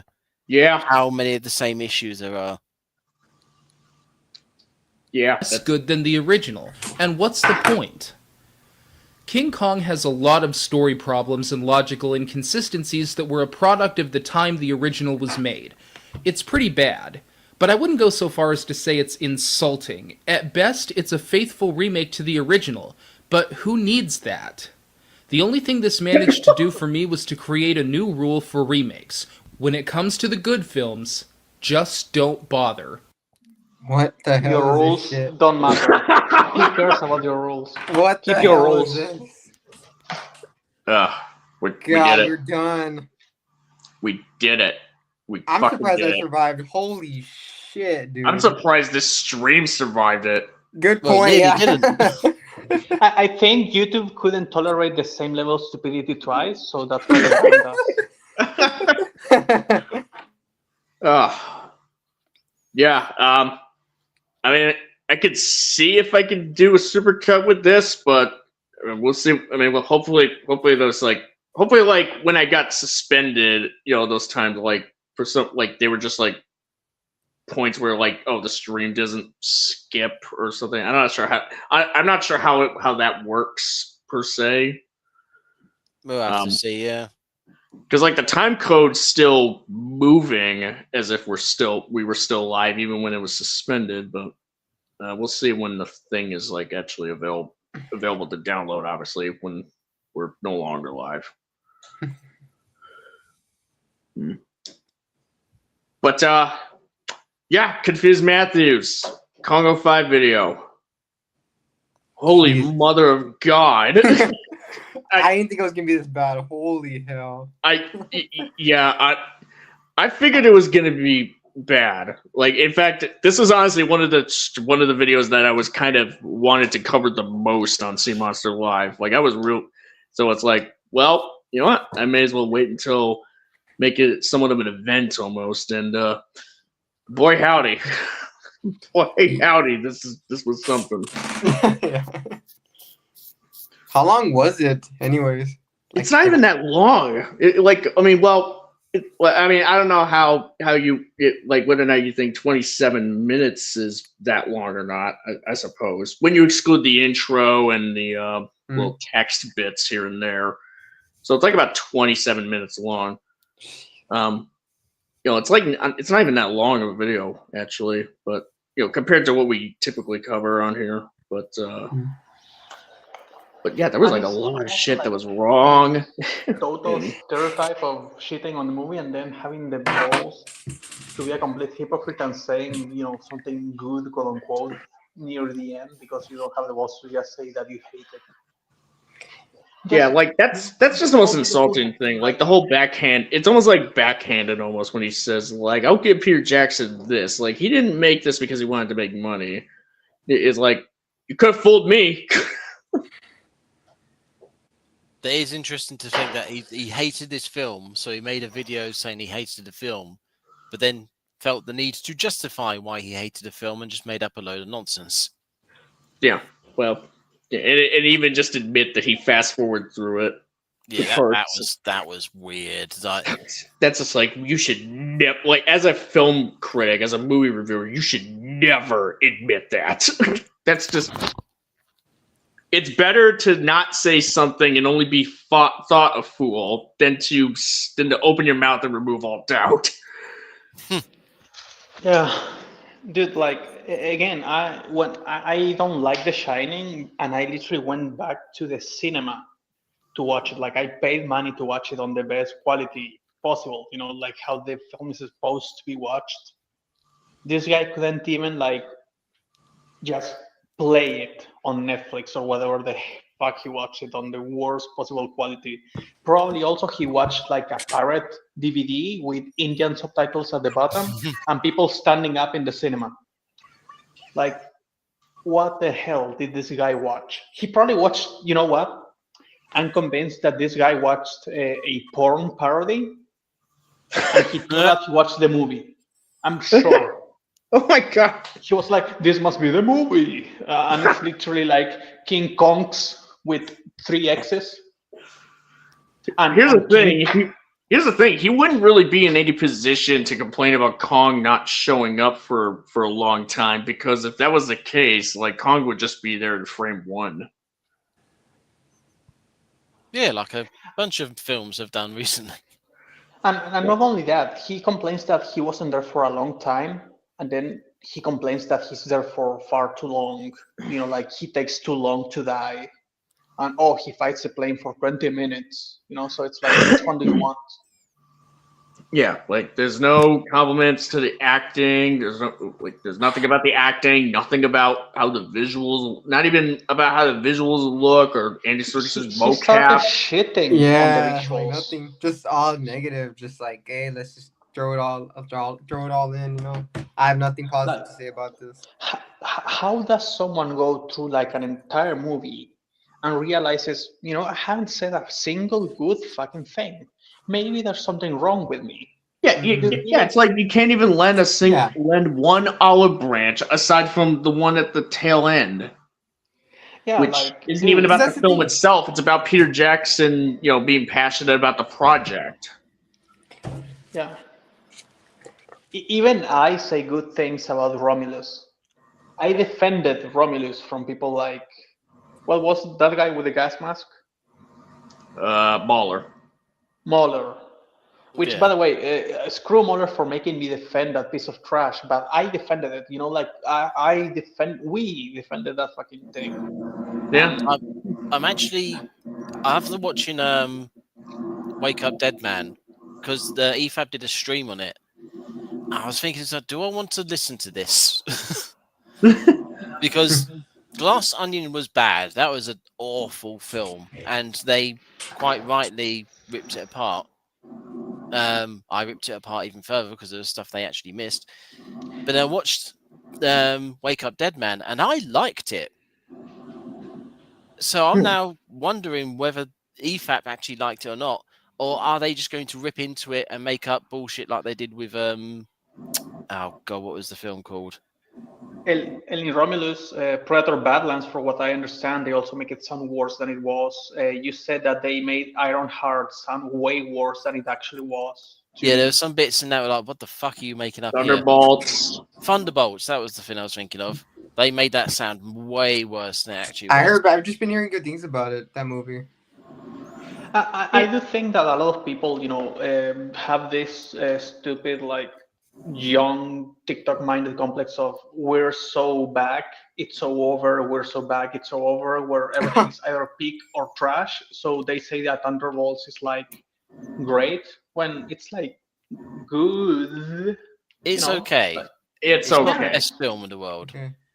And When you got depending on stuff how in it like critical you are, like, yeah, it can be bad, and some people will say that's great, but like, let's be honest, Marvel is mostly mediocre lately, which is when not you get bad. you got stuff from Mauler like from all of them really, where it's like there's a fight scene at the beginning and they say, oh, she never uses her guns, all she does is she punches and kicks them and they all just fall over. I mean, where's all the Black Widow Kung Fu stuff and all the gadgets, and why isn't she shooting people? And then I watched the film and she does all of that. Like, she opens the fight by shooting people. It's like, how could you do this? But yeah, that's why I'm not entirely wanting to watch their stream on Wake Up Dead Man. And again, all of this makes me think about like how this guy just seemed to have not watched a huge chunk of the film and felt the need to make a review on it without knowing what the fuck was going on with it.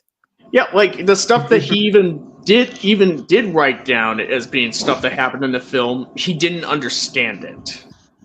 He didn't understand what was happening really. Not in so much of like, oh, it's like really that it's like a really complex movie or anything. It's like not even just taking in what is actually happening in the film in terms of like what's being done with the characters and what's being done with the plot. Like not even and how some stuff is set up for certain payoffs that come later on. There was that line where he said their love story was dropped an hour ago. Yeah, it was dropped when they were on the island. That's when their love story is the reason why it is the main reason for Jack to try to pursue Darrow so fervently. Yeah, but he also clearly missed it. And also, to be fair, like it's implied that like he complains that the movie's long, right? But to be fair, if they're spending so much time on the boat because they spend weeks on that boat, right? Like maybe 2 weeks or something like that. Like they spent a really long time. But the guy, I don't know, like they showed everything that they had to show in the boat for you to believe that he wouldn't just leave her die. But at the same time, as you said, they never go so far that you're like, like they're gonna get married by the end. And it's like in the original. Yeah, exactly. And it's like, dude, in this version, she's fucking traumatized because they basically killed someone who trusted her, right? Yeah. And she saw horrible fucking things. I don't think she would marry anyone. And in the original, she wouldn't have married the motherfucker. But like it was the times where it's like, well, you know how it has to go, right? Where a woman needs her man. So we're gonna make them marry by the end. Yes. Which, by the way, they also did in the 80s with almost every single Schwarzenegger movie where they just add a woman for no reason. Because they had to, because it's the 80s. Yeah, I mean, those instances, they're a bit like in those instances, they didn't deal with a woman being being essentially offered up to a giant gorilla and surviving an island full of dinosaurs. Oh yeah, no, but I'm just saying that it's a trope of not only the time, but something that we have had to deal with. And yeah, maybe now the romances are not like hyper believable, but I think that there is a general attempt to actually write romance the right way, instead of making women brainless and just like, oh, I need a man to marry. Ah, by the end, I just have to kiss someone because Hollywood, like there is an Yeah, attempt that at depth, even if it fails sometimes. There's the something damsel in that's distress one thing that trope. I can respect. Yeah, That is, it's quite interesting how that survived all the way through like cinematic history. The damsel in distress trope, and it's only more. I mean, you see attempts at breaking that trope throughout the years, but it's only more recently that it's been a real hard pushback against it, to the point where you have the female protagonist girl being a bossing bitch sometimes, and like being a really bitch. being a Yeah, mean, horrible person. But you know what? I'd rather have that than have the level of writings that we had back in 1933, where they were like basically brainless. And in The Shining, by the way, I cannot stop shitting on that movie. I'm sorry. In The Shining, they just turned a strong woman into like a pathetic mixture between a fish out of water and a deer in the headlights. It's amazing. You're gonna get the stream canceled just for having this take on The Shining. God damn. I just heard a deer out of water and a fish in the headlights. Yeah, that's what she is. She's like the perfect amalgamation, unholy amalgamation of those two things. Also, add mouth breathing. They made her character so pathetic. Kubrick is not like as good as people say. I'm just gonna say that right now. But anyway, yeah. To be honest, Also, I he did tried kill the only watching black some. person in the movie. By the way, I he tried didn't watching die in some the book. Kubrick movies. I tried watching some Kubrick movies, and I just couldn't get into them. I usually just fall asleep I to know. them. I know, I get it, dude. I don't even judge you. I know that a lot of people get really pissy about it because it's like mass cinema, but it's like, Yeah, The I thing don't about see it either. here's the I thing, just like don't see I'm it. not. Here's the thing, like I probably have to like give it a rewatch just to see how it like holds up over time. But like I mean, like I wasn't crazy about 2001: A Space Odyssey when I first watched it, and I say this as someone who's like a big sci-fi fan. I mean, like it really was just like. Yeah, I mean, like I kind of see what you're trying to do here from a thematic standpoint, and there's some cool things in there, like pretty neat stuff, like the whole thing with HAL 9000, being a pretty compelling antagonist. But I definitely found the human element to be really flat. Yeah, I couldn't Whereas, get I mean, the thing is, I would make a better case for 2001 being overrated than someone like Confused Matthew would, who would just say there's literally no characters in it aside from Hal, which it's like, no, there are characters in this. They're just very, very, very thin. Yeah, but I mean, I say this as somebody who doesn't like that, but at the same time, I love Full Metal Jacket. that movie's great. Alien. Yeah, and that's the thing. Everyone has something that they're good at. Like I haven't watched the other Kubrick movies because honestly, The Shining is such a horrible first impression. But like, I'm not denying that the guy is like, for example, I will never deny that on a technical level, it's a fucking masterpiece. I get that. But the thing is, he sucks at horror. And you know what? There's nothing wrong with that because it's not easy. There's a lot of people who are good at horror who are also good at comedy. It's a weird link. And as far as I know, he hasn't done comedy either, right? So it's like, maybe he's just good at other things, and what works in other genres that just doesn't work in horror. But the thing is, what works in Lord of the Rings clearly worked in this movie too, right? Yeah. Like this guy has a talent for adventure and fantasy and all of that stuff, and this guy just didn't like it.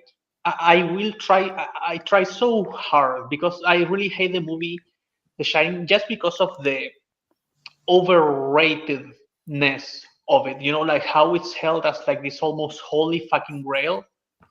It's like the first elevated horror thing. But King Kong is just like, I don't think anyone ever said, "Oh, this is like the second coming of Christ." Like everyone understands it's a remake, and no one has ever devalued the original because of 2005. Exactly. Yeah. It's not a movie that's like even the fans make it worse or more of an annoying experience. It's just that this guy has terrible taste, didn't even watch it, has like a huge ego for thinking that he has like something to say about it, even when he knows he didn't fucking watch it, and he's unable to say, "I just don't like it." Yeah. That kind of reminds me of someone I know. In some ways. Me? No, not you. It was some mutual of mine. He's a huge fan of Batman v Superman, but he doesn't really tell me why he likes it in a way. Oh, you mean Black Rooney? No, not Black Rooney. It's somebody else. Okay. I know Black Rooney liked Batman v Superman. I mean, I think he enjoyed it. Never mind. The thing is, he also likes Snyder stuff. But yeah, it's just like the difference between personal taste and objectivity. It's really not that difficult. And like, how old was this guy at the time? Do we even know that? He Like, probably would have to be. He must have been like in his 30s, maybe. You're fucking kidding me, really? What? Well, let me put it this way. I think like apparently he was like he said like for like an introductory bit where he was like introducing like a re-upload of his review on Star Wars: The Phantom Menace. Like he said he was old enough. Him and his brother were old enough to where his brother called him through a pay phone. When he got out of the Phantom Menace and told him how bad it was. So definitely like they had to have been like teenagers when episode 1 came out back in 1999. Yeah, or we could say that there were 5. So yeah, maybe, dude. Like, okay, so being no, not that 5. age, They were definitely older. They were old enough to operate a payphone. No. I mean, his brother might have been, older, and he might have been younger. I'm just trying to give him some leeway. But the thing is, being like 25 at least, and still not realizing that, hey, it's your opinion, and then you have like the facts. It's weird. Yeah. Like we all fail at that. I think every single person in the planet fails at being objective. We cannot. We're not robots. But this is a complete. This was masturbatory. This was straight up masturbatory. There was no self control. The guy was just jacking off. He just liked hearing his own voice. Wow. He never gave some thought to, hey, like, am I right on this? Like maybe I'm being too harsh. Like, no, he just he should be ashamed of this video. It's garbage. I pretty much would. I could definitely imagine that like Zim would pretty much make a better case for why Congo 5 is not that good. Because at least he would try to be like as objective as possible. But I mean, even though I think it would mainly have to do with like how it is as in like an adaptation as opposed to like a movie on its own. But I could be wrong. That's like a hypothetical. So. But yeah, I mean, I guess how would anyone sort of like rank this compared to like some other videos we've covered? It's like this is the bottom for me. Like this is the worst, one of the worst review videos I've seen in my entire life. Yeah, straight up. Like this is like I've seen foul. I mean, Dr. Skipper used to be like the worst thing I've seen until I saw this video. Well, first it was Lion King, and then it was this. I think you have the wall video from Nostalgia Critic, and then you have god, the wall video. Oh my! But this is worse because you know what? At least with the wall, you can say this is so cringe. You have developed a new experience of cringe. You have The Office, and then you have the wall video, which was like a peak event in history. Mm-hmm. Yeah. Yeah. Well, I mean, I'm talking about like just like videos we've covered on Sea Monster Live, or on like some of these streams. Oh, sorry. Yeah, no, this is the worst. Straight up. I'll probably have to look back through some of them, but EFAP is still one of those ones where it's got all the same problems in that they get to parts later in the film and they're going, I don't know who this is. I don't know why they're doing this. I don't understand what's going on here. Yeah, that's true. With this video, he has the, I don't know whether it's the stupidity or the gall to admit that he hasn't actually watched the film properly, that he has just skipped huge chunks of it, which is why he doesn't know what's going on. But with that EFAP video, we are watching them watch the film, and they're still doing it. Yeah, that's that one's probably EFAP's Cotton video is definitely like would confuse Matthew. You could there's at least like room for interpretation, I suppose. You know, where it's like you could be good faith. Well, actually, even then he admits like he didn't watch the whole thing. Yeah, the thing is complicated. You have a different degree of how stupid you can think the guy is. I don't think that there's a positive way of looking at this. The guy is just like either it's literally the meme. It's literally mental retardation or rage bait. It's one or the other. There's the amount of times that we've had to pause this video and and even like play back some of his points just to process like what he said is staggering. He's definitely stupid in this case because of just there's lots of bits where he just missed, where he says, "Oh, nothing happened," and that's because he skipped over it. And then there's other things where he said the film is relying on the spectacle of CGI, which nobody's impressed by anymore because 1933 had stop motion. I think that 2005. There's no other way around that. 2005 really nailed it when he said this guy has dementia, because he's like, we don't like it. We don't think this is good. We all know this, and it's like, who's we? Like, he really has dementia. He thinks he has like this mental audience. He has main character syndrome or something like that.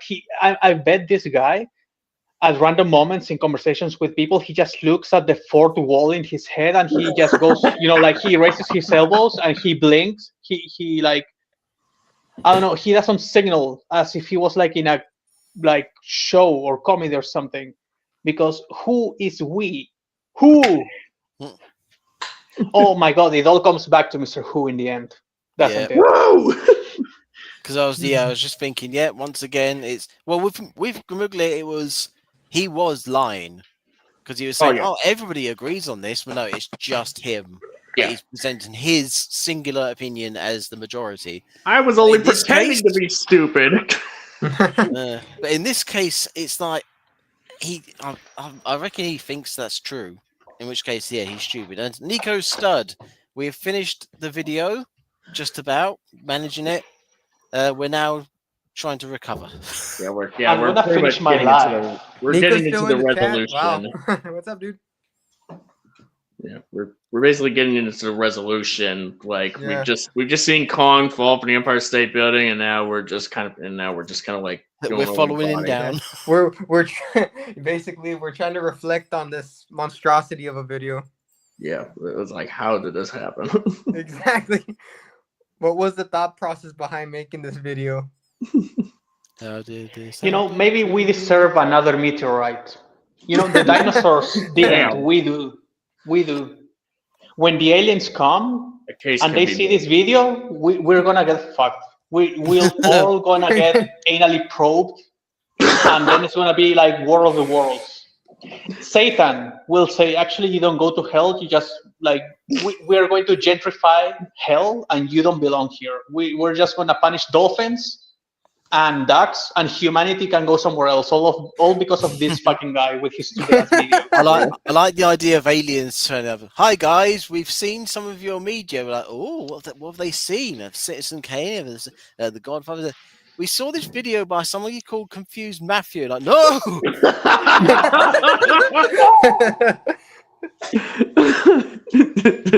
Which one? It's like, oh, great! It's his Lion King video. Actually, no, it's his Kong 05 video.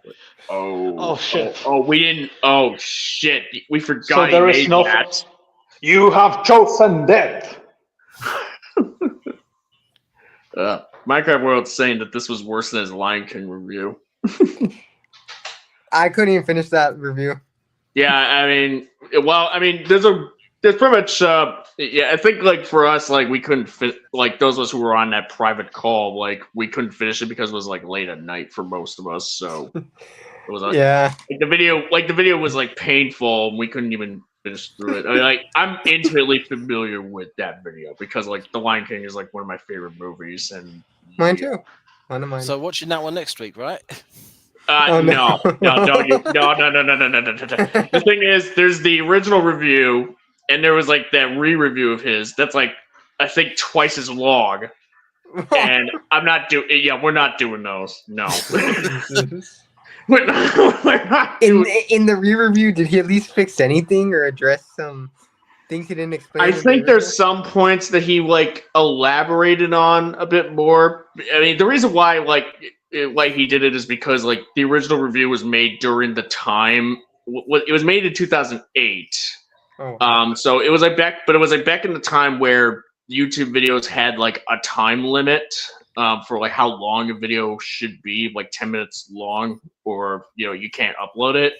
So so he was kind of limited essentially in terms of what his videos could be, essentially. So in a way, in a way that may almost be like a benefit in an ironic sense, because like, well, at least he focused on like the worst shit he could say and just get it over quick. Yeah, he was literally his points were so stupid YouTube could not contain them all. Minecraft World was dreading his War of the Worlds 05 review. I think his War of the Worlds 05 review is probably going to be better than this. But that but I say that, but knock on wood. So I'll pray for you. I'm going to pop off now. It's 1 o'clock in the morning. We may as well let's all kind of start popping off now. Yeah. Before this stream gets suspended again. I suppose. Any shilling does anyone want to do here? Not at the minute. Really? I haven't got much in the pipeline. The hell's that? Oh God! Someone's pulling up his re-review of the Lion King. Who's doing that? Right, I'm going. Bye. Okay. Good night. I don't even want to promote something related to me in a video where we share space with this guy. Honestly, like, and it's not even like my stuff is that good. It's just that I feel disgusted. Disgusted. He disgusts me. Okay, so nobody wants to chill right now. All right. Yeah, I'm good. Aside from me, I guess. I'm confused. Matthew's out from all his nonsense. That's fair. I guess I'll chill, and then we'll finally close this this arduous chapter. I would rather get Stuckmanized than get confused Matthew. I think here's the thing. Unironically, like you say that, but Stuckman did promote did a sponsorship for gambling, so whereas I don't think Confused Matthew would ever do that. So Confused Matthew gambled his brain cells and he lost. So like he participated in it. He didn't sponsor or promote or advocate or encourage people to do the same. So that's why he's making YouTube videos so we can rebuy them back to his memory. Yeah. All right, but I guess I'll do my showing. This has been your host, the Sea Monster. Thank you all so very much for enduring this. This one might be for the history books in a lot of ways. So I have yesterday my Godzilla vs. Destroyer video released, so y'all can check that one out if you haven't. As far as like a supercut for Kong 05, I'm kind of have to like figure that out. It's probably not going to be out until like this year, because now until January potentially, because like not only do we have like the because I think this stream also kind of gave us some good material to work with. So it's probably going to be a long Kong stream almost, supercut. I guess the superest of supercuts potentially. But for the time being, stay tuned for more content that's to come on here, Sea Monster Essays, or follow me on Twitter at Sea Monster KCI. Blah blah blah. But till next time, good night. Take care, folks. Don't be confused anymore. Yeah, just